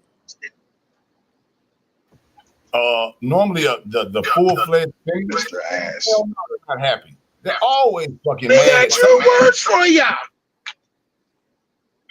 Yeah, that one woman that was on Bill Maher's show that got up there, that white lady, she was on The View too. She actually said we should basically unalive Trump and supporters. Was it Jane Fonda? No, I think maybe it was Jane Fonda. She goes up there on Bill Maher, and Bill Maher's like, hey, California is the biggest state with the most inflation, the highest prices, highest gas prices, highest home prices, regulations. If I want to change my garage door, I gotta call 30 damn people to get 30 different permits to do it. And he's like, the most overregulated state. You don't think that that's a problem? She's like, no, I think it's great. And I'm like, you can tell these people are so out of touch. Like, who listens to them? You know why? Like, they're not the ones making the phone calls. They just tell their handler, hey, look, I need this battery changed in my smoke detector, or, they don't even, matter of fact, can you put kale on the shopping list? Or they just write it down on the refrigerator. These people ain't been in a grocery store in years. They haven't had an oil. They haven't taken a car to a mechanic shop. None of that shit. Everybody does everything for them. Well, yeah, they all shop at food, so their prices on their groceries have been high for years. So they don't really notice it that much because they're to buy a box of cereal at Whole Foods is $20 anyway, so they don't really notice it. Right. They send the nanny shopping with a black card. They don't be worried about the price of nothing. That's why, like when Sonny Holston was sitting up here trying to suddenly talk about the actual price of eggs and milk and butter, it's like, bitch, what stagehand wrote that down for you, put it down on the sheet of paper in front of you, and you glancing down, reading it, like we don't see you doing that. Like, get the hell out of here. What's worse, Whoopi says that she is a working woman. And if she didn't get the money, she would not come to work at The View. And I look, and I'm like, you make $5 million a year. I ain't knocking your hustle now, baby. Come on now.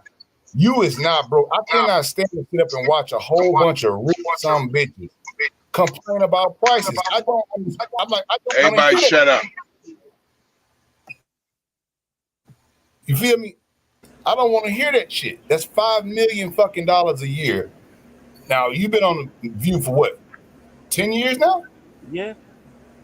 But you know what it is? You don't want to leave the country because then you will have to give up all the comforts you enjoy here in America. You're used to your handlers. You know, you're used to your easy chair and all of that shit. And truth be told, you know you just talking shit. I can't trust nobody that makes over $5 million a year talking about the finances of middle class to lower middle class, even people that's poverty. I don't want to hear your opinion on shit unless you got some type of organization where you actually reaching out to veterans, reaching out to people that actually, you know, in need of the help, taking some of this money and giving it back. Hell, look at Trump. Didn't even accept none of the damn presidential salary. Not last time, nor this time. Yeah. Like, come on, when was the last time a president didn't accept his salary, bro? Come on now. Now we know the man rich, but I mean, the mother gonna give me my check. Now I'm gonna take my check for my job. But man, come on now. Not accepting your actual payments? He don't need it. He don't need it. But this is what killed me. Going back to what you was just saying about them trying to dictate what the average American think was when on The View, Sonny and Alyssa, well, actually, Sonny got into it with Alyssa. Alyssa was telling her, like, yeah, like if you listen to the people, because they were talking about Hispanic voters. So Alyssa was showing her all of the counties that voted red for Trump. And she was like, look, these are all, you know, towns along the border. They all voted for Trump, like because of immigration. And Sonny gonna say, no, it's because of racism and misogyny. And I guess The View, their applause sign cut on because suddenly there was the seal clapping for what Sonny said. And Alyssa was like, in so many words, she's like, no, bitch. Like, how do you gonna say these men are married? They're Hispanic men. They're married to Hispanic women. They have families. What the hell makes you think that them voting for Trump to shut down the border has anything to do with Kamala being an Indian woman pretending to be black? Because they have to build that straw man up, because everything that, if I don't agree with you, it's racism. If it's a white person, right? So that works good for white people. That's why they're always trying to be, what they call white guilting them, right?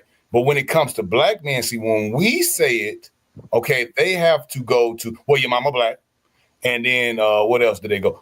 Misogyny, right? Or patriarchy. When, let's be honest, what patriarchy benefits do black men of today enjoy in America? I'll wait. We enjoy our own patriarchy when it's done right. And that hasn't been done right ever since they dumped welfare and feminism into our women's brain skulls. And look, let me ask a question. Do you respect a white savior? No. I tell them that on TikTok all the time. I be like, dude, like, as a black man, like I'm telling you, as a black man, we as black people do not respect white saviors. Like, we think y'all are race traitors. Like, y'all are the softest people we have ever come across. Yeah, they hate like white guys for Harris. Those dudes are the softest group of self-hating bastards I've ever seen in my life. If you just look at them. And they had Frodo from fucking Lord of the Rings up there. There was a couple of other little soft boys up there. I'm like, who is these dudes? And they get on these damn calls. Where is the $1.5 billion at, man? That's what y'all pay for. All these people raise all this damn money and for white dudes for Harris. They're like kissing these women's ass, thinking that, oh yeah, we're gonna just go out, white dudes for Harris. I mean, what's their benefit for white guilting themselves, though, brother? I don't understand it. Because they were paid. They were paid. You know, not all, but the whole campaign was a paid campaign. And as you saw, they were like, you know, men who, yeah, I changed a spark plug in my lace thong panties. You know what I'm saying? They were those type of white guys. Yeah, they were dudes like that, and it's talking about some redefining masculinity. It's like, yeah, no. Charles, have you ever run into these white guilting people in service in Baltimore? Have you ever ran into those white guilters? Like I imagine y'all probably chocolate city up there in most of the city positions. But have you had like any experience with white guilters? I haven't personally, but I've seen some. And white guilters are like the guys that agree with women all the time. Nobody respects you. It's like having a dude talking on the behalf of liberal women. That's not who liberal women want to fuck. They want to fuck people who want to disrespect them. All that guilting is not going to make you cooler to black people. If anything, it's going to make you look even more suspect. That's right. Yeah, I had a problem with a good buddy of mine that was like that. He's a cool man, down to earth Irish dude, man, solid the motherfucker. I mean, he taught me a lot about framing, man. You know, I did a lot of jobs for him, and he had a guy move in. He's a super liberal guy. He came from Chicago, came to Texas, and he's his next door neighbor. And we got cool and shit, man. We all, you know, have drinks after work and shit. And I started to notice that he started white guilting himself to this guy. And I'm like, dude, I said, man, you know, that guy, you know, I know you think he's pretty cool, but I'm your friend, period. Take the black out of it. I'm your friend, bro. That dude is bullshitting. Comes to find out, this guy, right, absolutely hates white people with a passion. Like he's like the ultimate racist, right? And I wound up getting on a friends list with him, and we were talking about Trump, and the white guilters come out, they try to virtue signal, and then the guy called me a coon for saying something. I think we were talking about Trump. We was talking about Trump's border wall, and he comes out and said, "Man, yeah, that's just like a coon like you would say that." Well, because you know you a coon. You know, now he wouldn't say this to my face now, but he'll say this on the internet. And I was like, what? And I said, brother, I'm talking to my Irish partner, man. We're gonna call him Mick. And I said, hey, Mick, I said, you see this? Now, see, this ought to show you all the time, you always thinking white guilting gonna get you somewhere. Look at this person. They're the same color as me. And because we have a disagreement in politics, which really doesn't really affect me or you personally, we will start calling each other names for no reason. I didn't call this man a bootlick, blue no matter who, ass-kissing feminist dog. I didn't call him that, but he feels it necessary to call me a coon because we disagree politically. So what's going to happen when he starts talking about all white people need to be killed or this type of shit, this rhetoric, and your kids are white, your wife is white, is he not talking to y'all too? Stop white guilting yourself. You just make yourself look horrible. And after a while, he bit him. And I said, man, it's the same way. You white guilters got to stop it, bro. Real black people, we ain't dealing with that bullshit. Hey, man, I don't care what you is. Hispanic, black, Asian, Islander, I don't care. If you can help me make some money, I'm rocking with you, bro. I don't care what the other shit is. That's besides the point. You know what I'm saying? And that's the thing that we have to stop dealing with this race politics shit. That's where these race baiters like Roland Martin and Sonny Hostin, that's where they get the ups on us because they just use our name in blackness and stand on this civil rights thing when really they don't give a damn about civil rights. Name one time Whoopi Goldberg won't say a damn word about reparations or restitution for black people, but she can sit up there and grandstand acting like she's a black voice for change, getting $5 million a year to lie all day. You wouldn't hear Sonny Hostin say a word about it. I've only person I've heard that say anything about reparations, white or black, that has a significant platform is Megyn Kelly. The only person. And it's crazy because, they would call her a racist. But, okay, well, she's a racist. But she said if anybody deserves the reparations, it's actually Black Americans. And I'm like, it's funny she said that. You know what? What's funny is that the dude calling you a coon, what? Because you said something not democratic? Basically what it was we were talking about, he said, that's just like you've been listening to Fox News and Sean Hannity. I said, bro, I don't listen to Sean Hannity. I cannot stand Sean Hannity. I do not watch Fox News no more than I watch MSNBC or CNN. I watch all of them for opposition research. But the point what I made was with the wall, I said, hey, every other country that has a significant border problem has a damn wall. They do. He called you a coon? Wall. Because he called me because he says that I'm rolling with the white racist because I do not want to have border security. Basically, I'm a racist. Because you want border security, you're a white supremacist. Yes. Never mind. Okay. All right. I don't even want to rehash that argument for you because, I mean, just the simple fact of what's going on in this country since the illegals got here is enough to say, yeah, build the fucking wall. I don't care how much it costs. Get these motherfuckers up out of here. At any rate, what killed me is that every significant advancement politically, as far as gubernatorial, whatever, that's been made by Black people has been because of the Republican Party. The only party that's held Black people back has been the Democratic Party. We keep going back to this. Lyndon B. Johnson said, I signed this Home Act, I'll have these niggas, whether he said it or not, it almost rang true.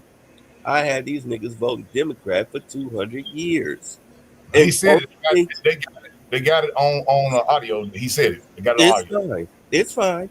But the only thing he did was give Black women economic slavery, which has crippled the Black. Look, Black businesses, the trick bag of affirmative action was that, or civil rights, affirmative action, and the Home Act was that it stripped the Black dollar away from the Black family almost overnight. Overnight.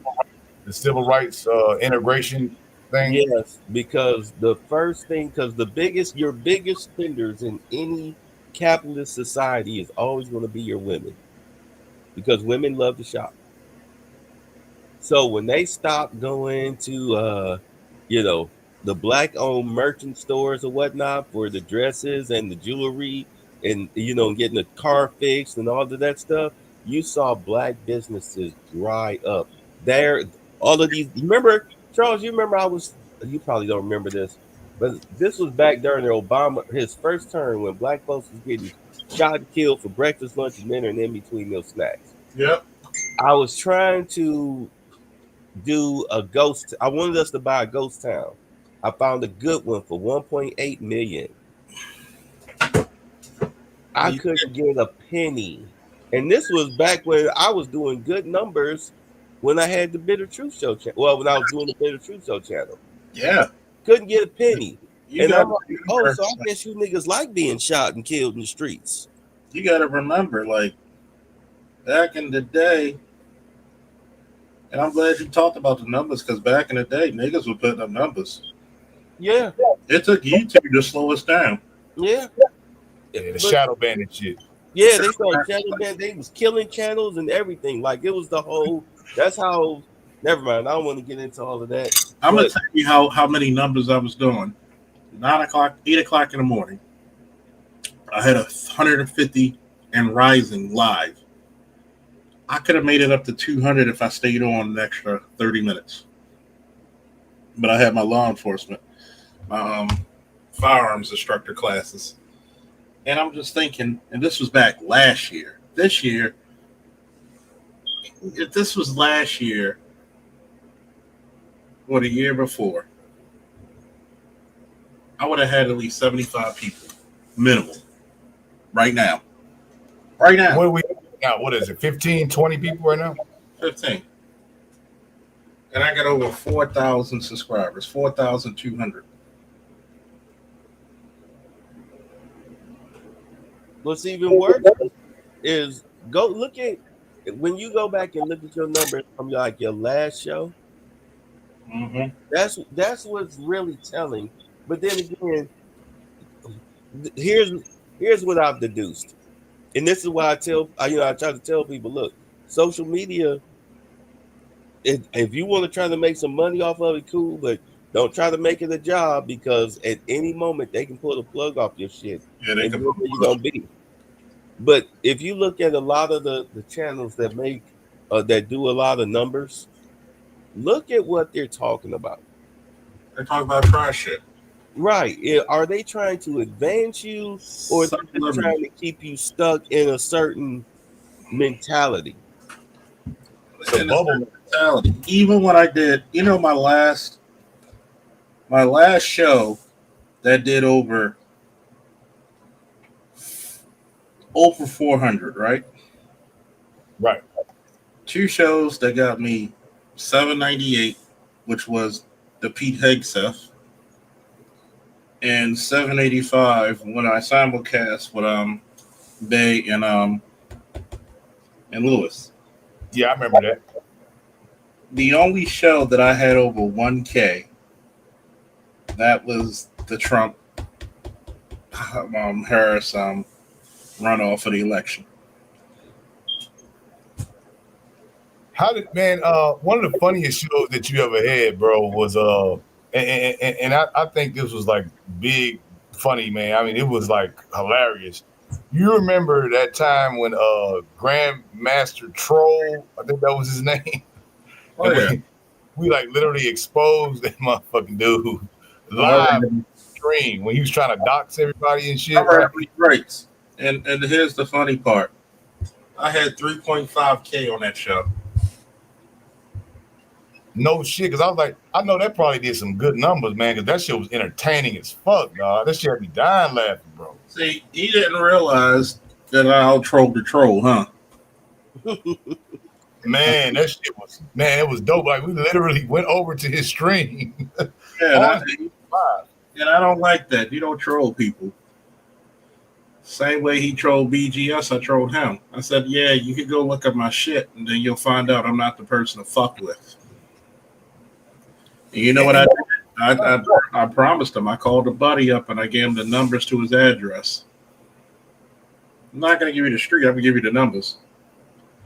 I said, so do we need to go there? Because I could take a plane ride. Been a while since I had to kick in the door. A lot of those channels, like what Bay was saying, what I notice is, and I know this is cliche, and I know we say it all the time, but it's to the point. I see people that run nothing but beef, drama, craziness content, live streaming, just bullshit. I mean, and men and women, and they run these damn channels, and they beef live constantly, never giving you no serious, no serious content. No serious content. Matter of fact, I'm gonna tell you the biggest show I ever did was the salute to Kevin Samuels, rest in peace. 19K views, 1.2K likes. Second was 5K. And I was doing numbers to troll. The Amiri Brown versus Green Gorilla, 3.9K. Dark Ghetto by Dr. Kenneth Clark with BGS, 3.2K. Elise Magazine with BGS, 2.9. Setting the Record Straight, 2.8. Divester After Party, 2.7. Pretty Privilege, 2.6. I'm Back, 2.5. Cancel Culture with Gina Carano, 2.4. So how do I drop all the way to barely getting 400 people? Shadow It's ban. it's crazy, and people always ask, well, how do you know you're shadow banned? I've had people ask me that question, right? And I'm like, well, man, it's easy. Just like you just riddled off all those numbers, right? You know, and you obviously can tell because you run your show. You can look at the analytics. You can see this. It's data. And when I always explain to these people, I'm like, look, you might not understand because you might not have been shadow banned. And the reason why they call it shadow is because on the front end, it does not look like it, right? It looks like everything is the same. However, the No, it plain doesn't. the unsubscribing of people, the notifications not going out. How many times have people hit you up in the chat, Charles, like, oh man, you're live? I never saw the notification. Exactly. I'm gonna put it to you this way: the Ohio situation and shooting, when the cop, I mean, that's some good damn accuracy too. When the chick was trying to stab the chick right in front of the cop. Oh yeah, I remember that. 1.9K, 175 likes. People were mad with me because I gave my expert opinion. That was a little girl. That was a 250-pound human being. That's not nothing up there is little about that bitch. That bitch weighed as much, that bitch weighed as much as Derrick Henry. Come on now. Yeah, and she was close. She was close to him. I remember seeing one on History Channel with the gun dude. I forgot his name. I don't know if it was Gun something. And they were showing they had a guy with a knife, and then they were showing a guy from holster to drawn to shoot. That if it were under like 15 foot, that knife could get in your body before you'd be able to shoot that person. Mm-hmm. That Really? is a Got a video. That guy had a hell of a shot. The Uvalde shit, 1.6K. I mean, this is like I'm actually doing. When you do over 1K, that means you have a lot of audience watching you. And then all of a sudden now,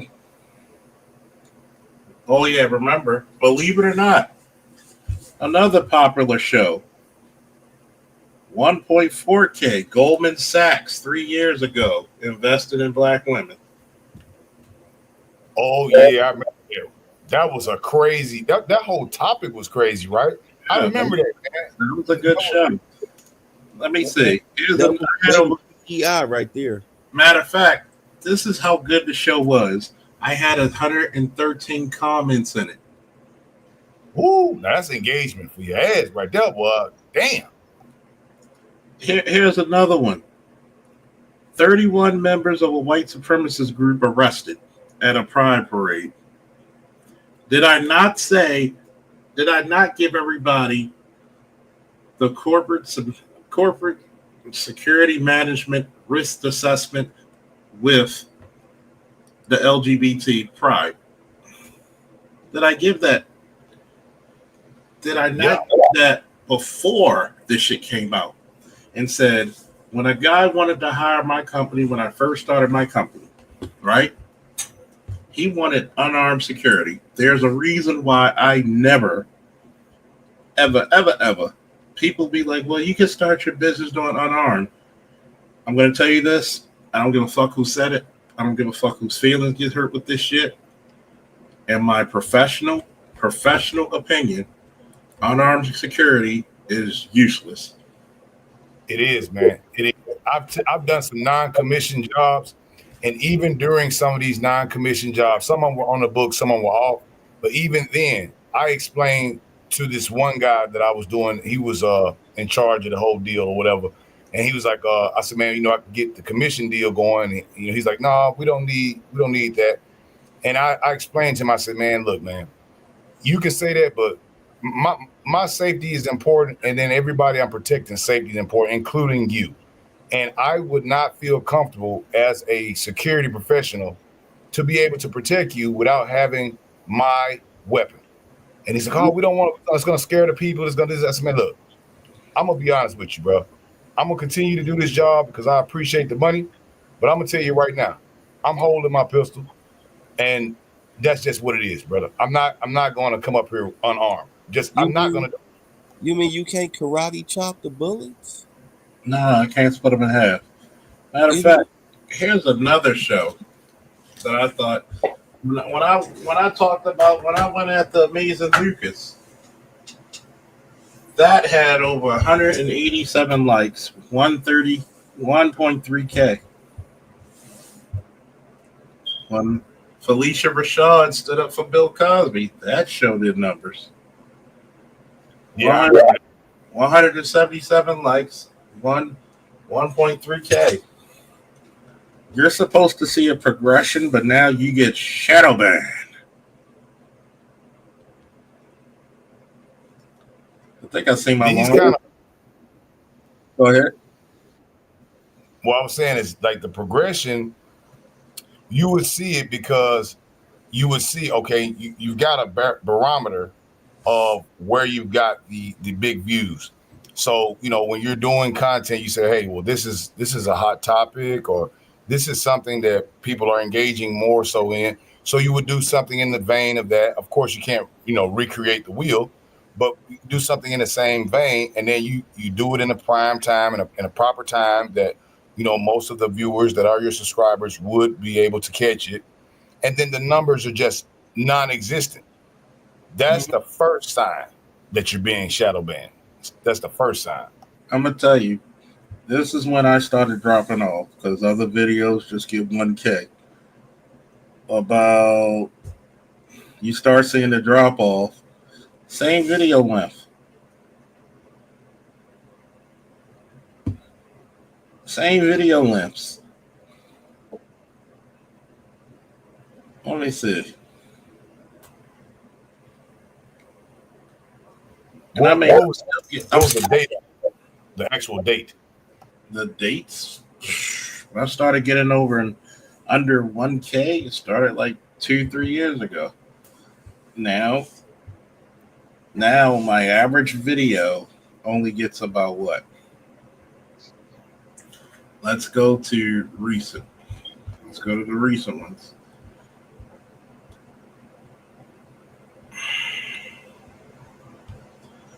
The only video I had that was over 1K. The only video I had over 1K lately was the election video. Right, of course, that's good. The Frankie Beverly tribute was 867 views, 73 likes.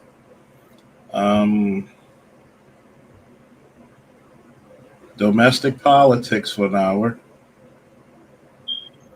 Project 2025. This was 3 months ago. Guess how many views I got? Project 2025? Yeah.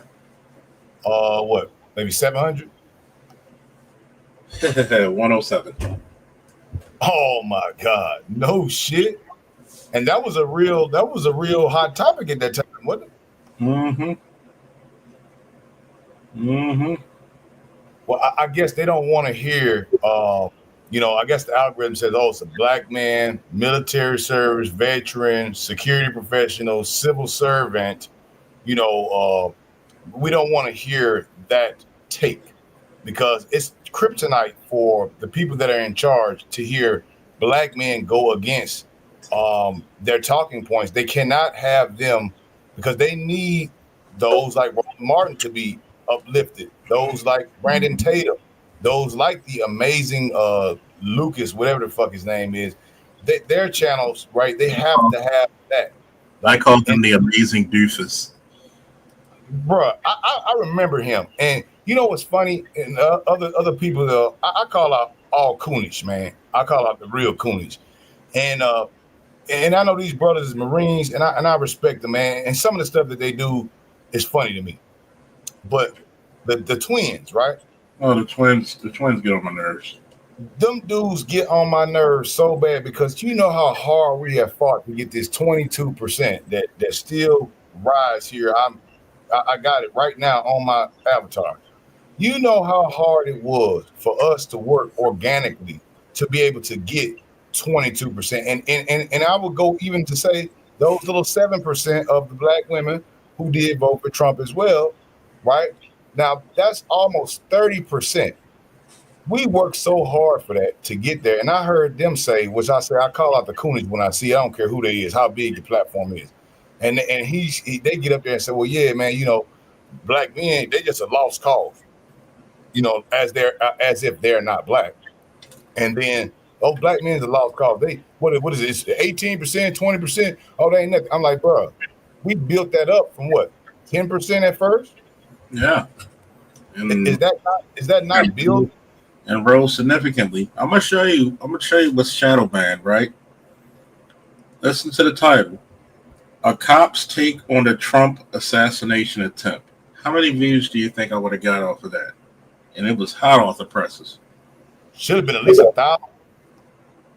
438. 68 likes. Four comments in the comment section.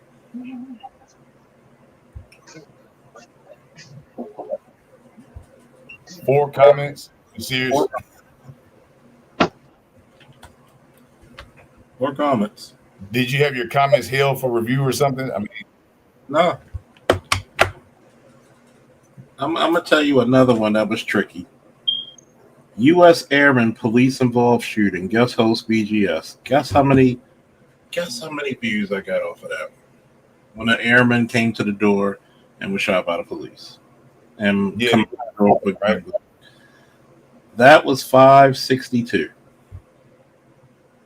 Still under 1,000. 562. A person who's in the field who can give you on the spot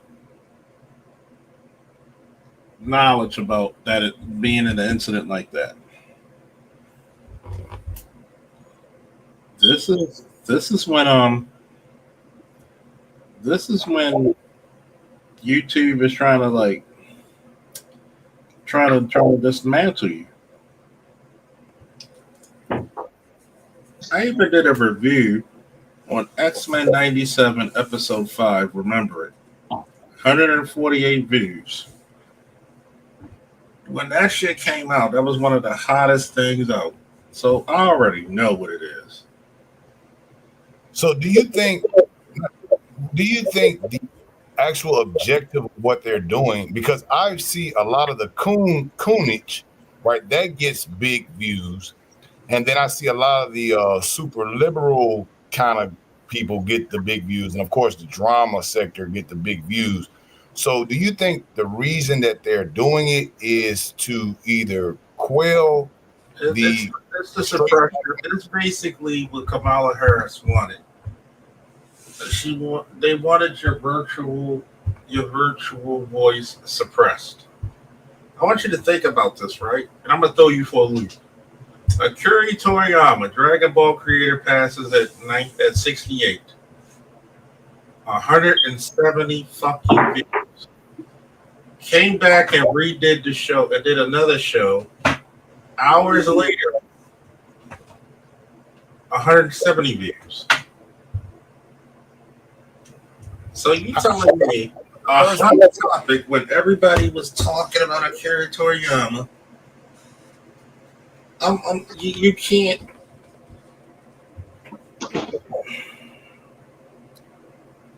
You can't make this shit up. That's how you know shadow banning is real. Yeah, I'm looking at the live streams, right? And that's a whole different ball game than, let's just say, like uploaded videos, right? Mm-hmm. But even on my side, I've had a couple of good uploaded videos that were pretty good. My biggest one was like 30,000 views, and I was always chasing to try to get that engagement back, right? And I was able to get a couple of them to get up to 5, maybe 10,000. But now, even if I catch something that's really hot and I upload it, even if I catch a good hot one, it'll cap off at like maybe about 1,600 views. It'll cap off right there. And I had one with Grand Theft Auto 5, which was really funny. because it was stuck at 2,999 views. I was like, that's weird. And I actually was monetized then at that time. And what I found is that it was artificially stopped at that number. So I had a person that was over my house. I was like, hey, let me see your phone. I want to go to this video. I went and looked at the video. I watched it. The video probably was like 3 minutes. So I watched the whole video just to see if it would go over 2,999. It did not. And I said, man, this is funny. And what's crazy is that video was monetized at the time. It didn't make that much, maybe like $5 or some shit. But I was like, man, this is crazy. And when I came back, I had one of my songs that I had created for the They Live movie with the Keith David and Roddy Piper. Rest in peace, Roddy Piper, and John Carpenter. And that video was up. It was getting views. And I was just stumbling on it one day. And don't you know, this video is monetized and it's showing ads on it, Charles. But I'm not receiving any money. But it's not copyrighted. It's not a copyrighted video. But that's the part about it is that's why a class action lawsuit is needed. Because a lot of people's growth and hindrance off of it, but they're still getting money from it. Yeah, wasn't Brother Dennis doing some of that for a couple of quarters? I think he's still getting the case together. Man, you out of brother, because I think you definitely got a case on that, bro. Because that's definitely torturous interference at the least. I mean, think about it. I got 1.5K off of the Jonathan Major situation, and it doesn't add up. I understand that you're not going to always. How is it that I got 19K views? At the time, I had about 600 subscribers. I had 850 live viewers during the Kevin Samuels salute. I had more people watching than subscribed to me. Right, the unsubscribed. I didn't realize how many people were watching me live. So Mr. Z pointed out and was like, God damn, Charles, you're doing numbers. I'm like, huh? And I look at the number string, it says 800. I'm like, God damn. Let me ask you a question. We have talented motherfuckers here. Right, your monetization, right? You got super chat, right? Not anymore. So my question to you is, why not? You have enough watch time, I'm sure. You have enough subscribers, obviously, because I've seen people that do way more controversial stuff on their channels, consistently controversial in their titles, their tags, and everything that they say out of their mouth. And they got ad rolls on their fucking live streams. You literally got motherfuckers who got fucking changing heads off of fucking superhero toys to do what they want. You got gun channels. Fucking gun channels. Well, you remember what the gun stuff was, right? It was saying that well, this is what they were saying. They were saying that if you're showing target practice or like gun cleaning, maintenance, stuff of that nature, then you can show it, and it can be monetized and not removed. But if you are doing like unsafe gun handling, or I forgot what was the other deal for it, but it's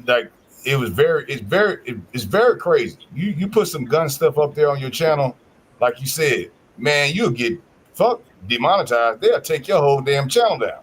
And I could actually put forth I'm an instructor. I have all this experience in these fields. Why fuck with me? Like Colion Noah, right? Colion Noah, I like Colion Noah. He does his thing. I forgot the other guy's name out of Austin. He gave that brother security guard a job after they fired him, which was sad. And I don't know if you remember that story. It was a guy in Austin, and he was a security guard at some building downtown, and it was guys like trying to rob his car. He goes and gets at him, get to fighting with him.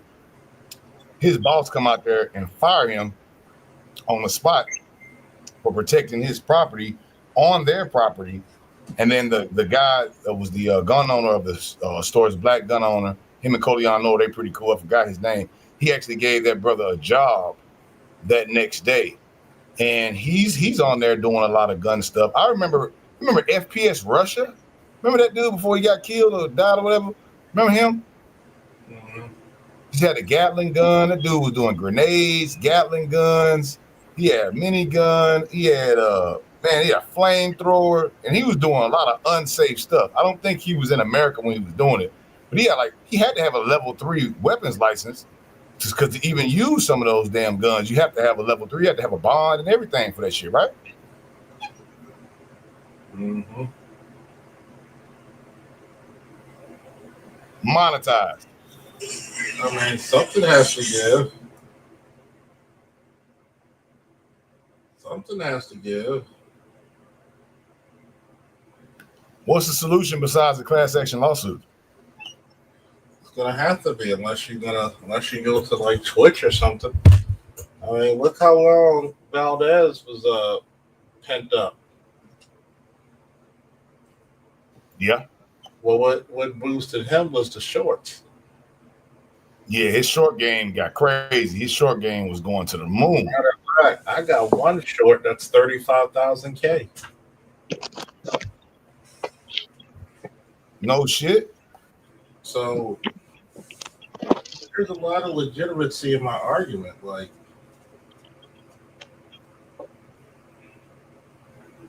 yep, the most popular is 37K. 27K is the next one. 17K is the next one. 12K, 12K, 10K, 10K, 8.5K. I'm like,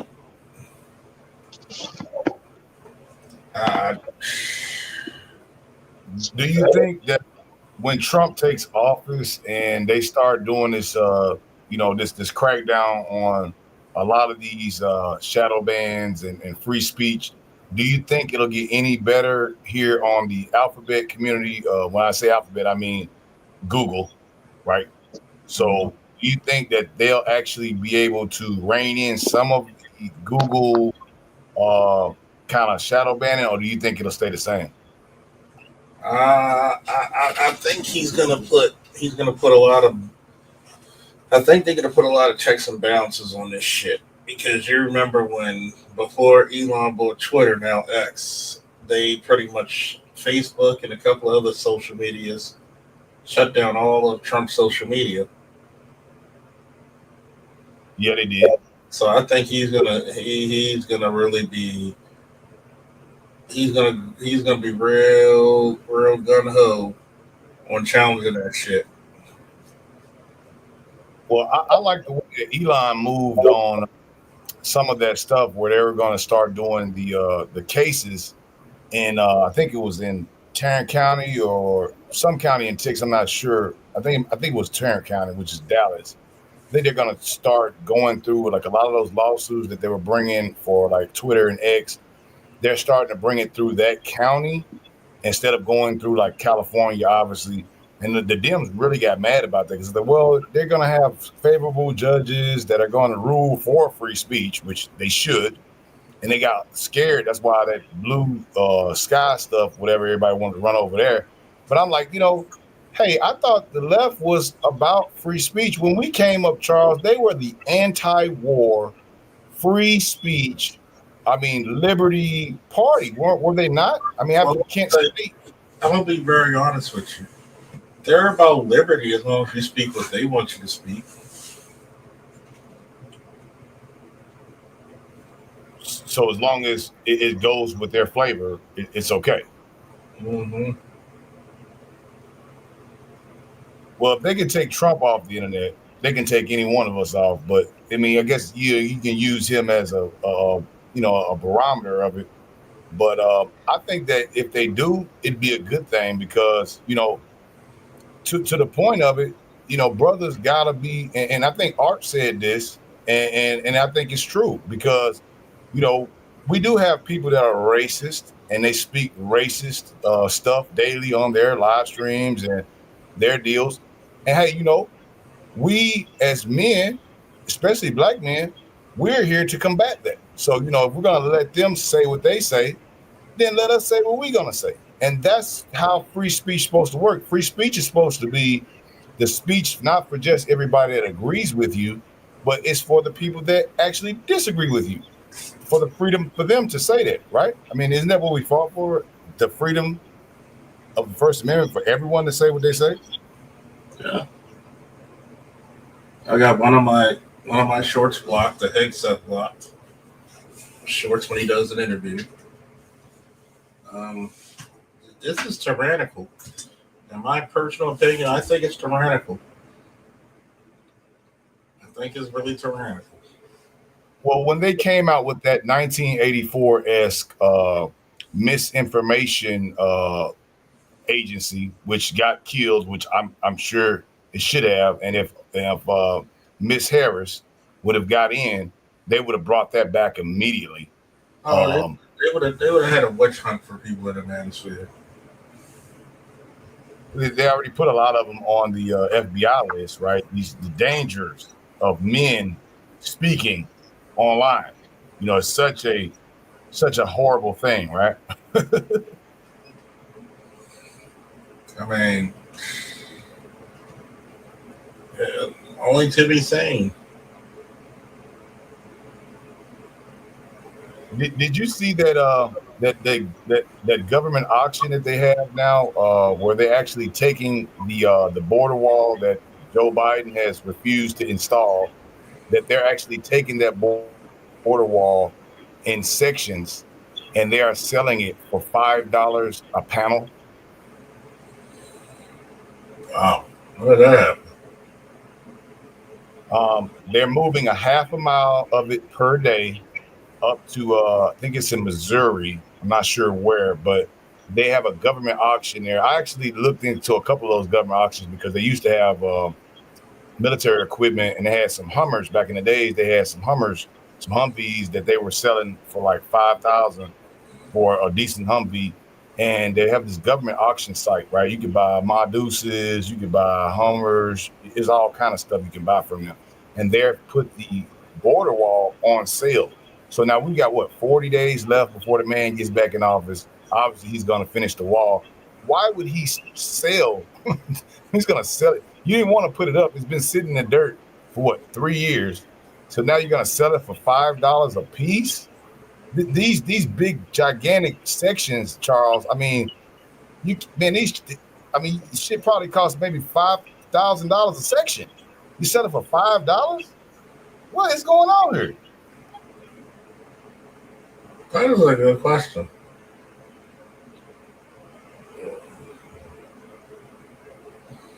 What'd you say? Man, that is a damn good question.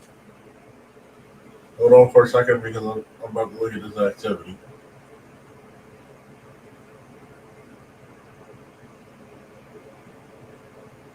Yeah, I just hope that we don't get into World War III before he gets into office. I'm seeing they're searching for a way to do it, and I hope cooler heads prevail. The Ukraine stuff needs to stop. You know what I mean? 1 million dead. They've pretty much destroyed that entire country. NATO is warning European nations to be prepared for World War III while, we're trying to basically stop it here and make some money. Because, the populace doesn't make any money when these people go to war. And, God forbid one of our enemies actually you know what I mean, start to try to attack us again here over in the States. You know, I would like to see a calm down on some of that saber rattling, man. I just never thought that the Democrats would, you know, when Bush is bad enough, but man, God, I've never seen this amount of going up. And you got these pacifists that have never shot a gun in their life, get up here on this internet and be on this neocon stuff talking about, you know, we need to, you know, take out Putin and this and that. I'm like, man, y'all can't even kill a spider in your house, Charles. And you talking about, you know, get up here on this internet talking about what they gonna do. And, you know, I'm like, man, these people ain't never served a day in their life. Are these people in charge? Like, who's in charge? I can't. John Kirby. I cannot stand these people, man. I mean, who is in charge? I'm glad Holman and what's the other guy, Higsbeth. I'm glad he's putting in some people that actually gonna do their damn job for a change.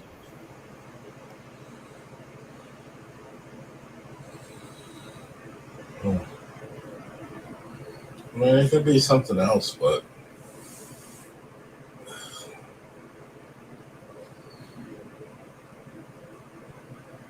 yeah, a lot of the rumors on that drone thing too, man, were that a lot of those drones were supposedly from the Nest team, that they're sniffing out some stuff. Allegedly, there's a warhead gone missing, and they're looking for a warhead stateside. I would hope that that's not the case, but the fact that no one knows anything from DOD on down to FBI, and that's really kind of worried me a little bit. I don't know what they're doing with that.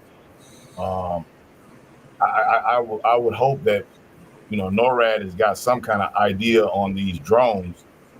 Just really weird that stuff is really weird. It's kind of like a psyop in one motion, and then the fact that no one ever knows anything about anything kind of just really just doesn't fit well in their narrative. And I would hope that, you know, they haven't let something crazy go on. But after the Chinese balloon scare, a gigantic bus that flew over from Alaska to South Carolina, that's another thing. Now, in New Jersey, right, they said that they didn't want to shoot it down because it might hit someone's house. So a lot of the stuff was going over the ocean, either coming in on egress or ingress over the ocean. Couldn't they have just shot it down? Wait till the shit gets over the ocean and shoot the shit down over there? Sure, try it.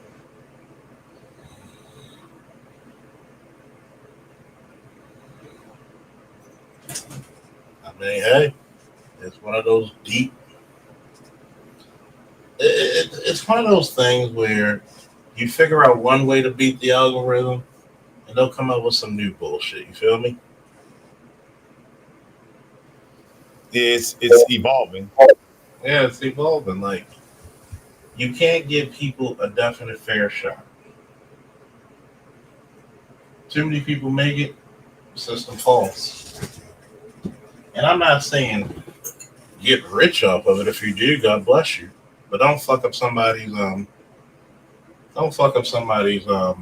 channel because it doesn't go apart with the status quo. And you have worse content creators who get larger more. You know, larger than ever because of the spinoffs and shit. Or whatever they could create from live stream content, recorded, or even show up in whatever imaginative way they can describe it. Yeah, I mean, I created a couple of ones that were kind of going back and forth. Some of them were real political. I did one where Biden had came up there, and obviously he was doing the OSHA deal where he was like, "Oh yeah, if you don't get this shot, then you know you're gonna have to, you know, lose your job." Or a lot of the military people were, some of them got off the boat and wouldn't take it, and were actually denied. They gave other than honorable, some of them got dishonorable, and could not get their deal. So I made a comment about it. And Brother Chaos, to his credit, he said, "Man, look, if you release that video, you think you're shadow banned now. Like they're gonna get rid of you." So I actually had to, you know, curtail my speech, which is supposed to be free speech, right? just so that I could, keep my channel. And I think that right there is one of the main problems that we have today as far as the shadow banning, because you really do have to watch what you say at this point. You can't say, we're not saying that you want to yell fire in a crowded movie theater, but just speaking your mind on something shouldn't be a carte blanche reason to be able to take your channel away.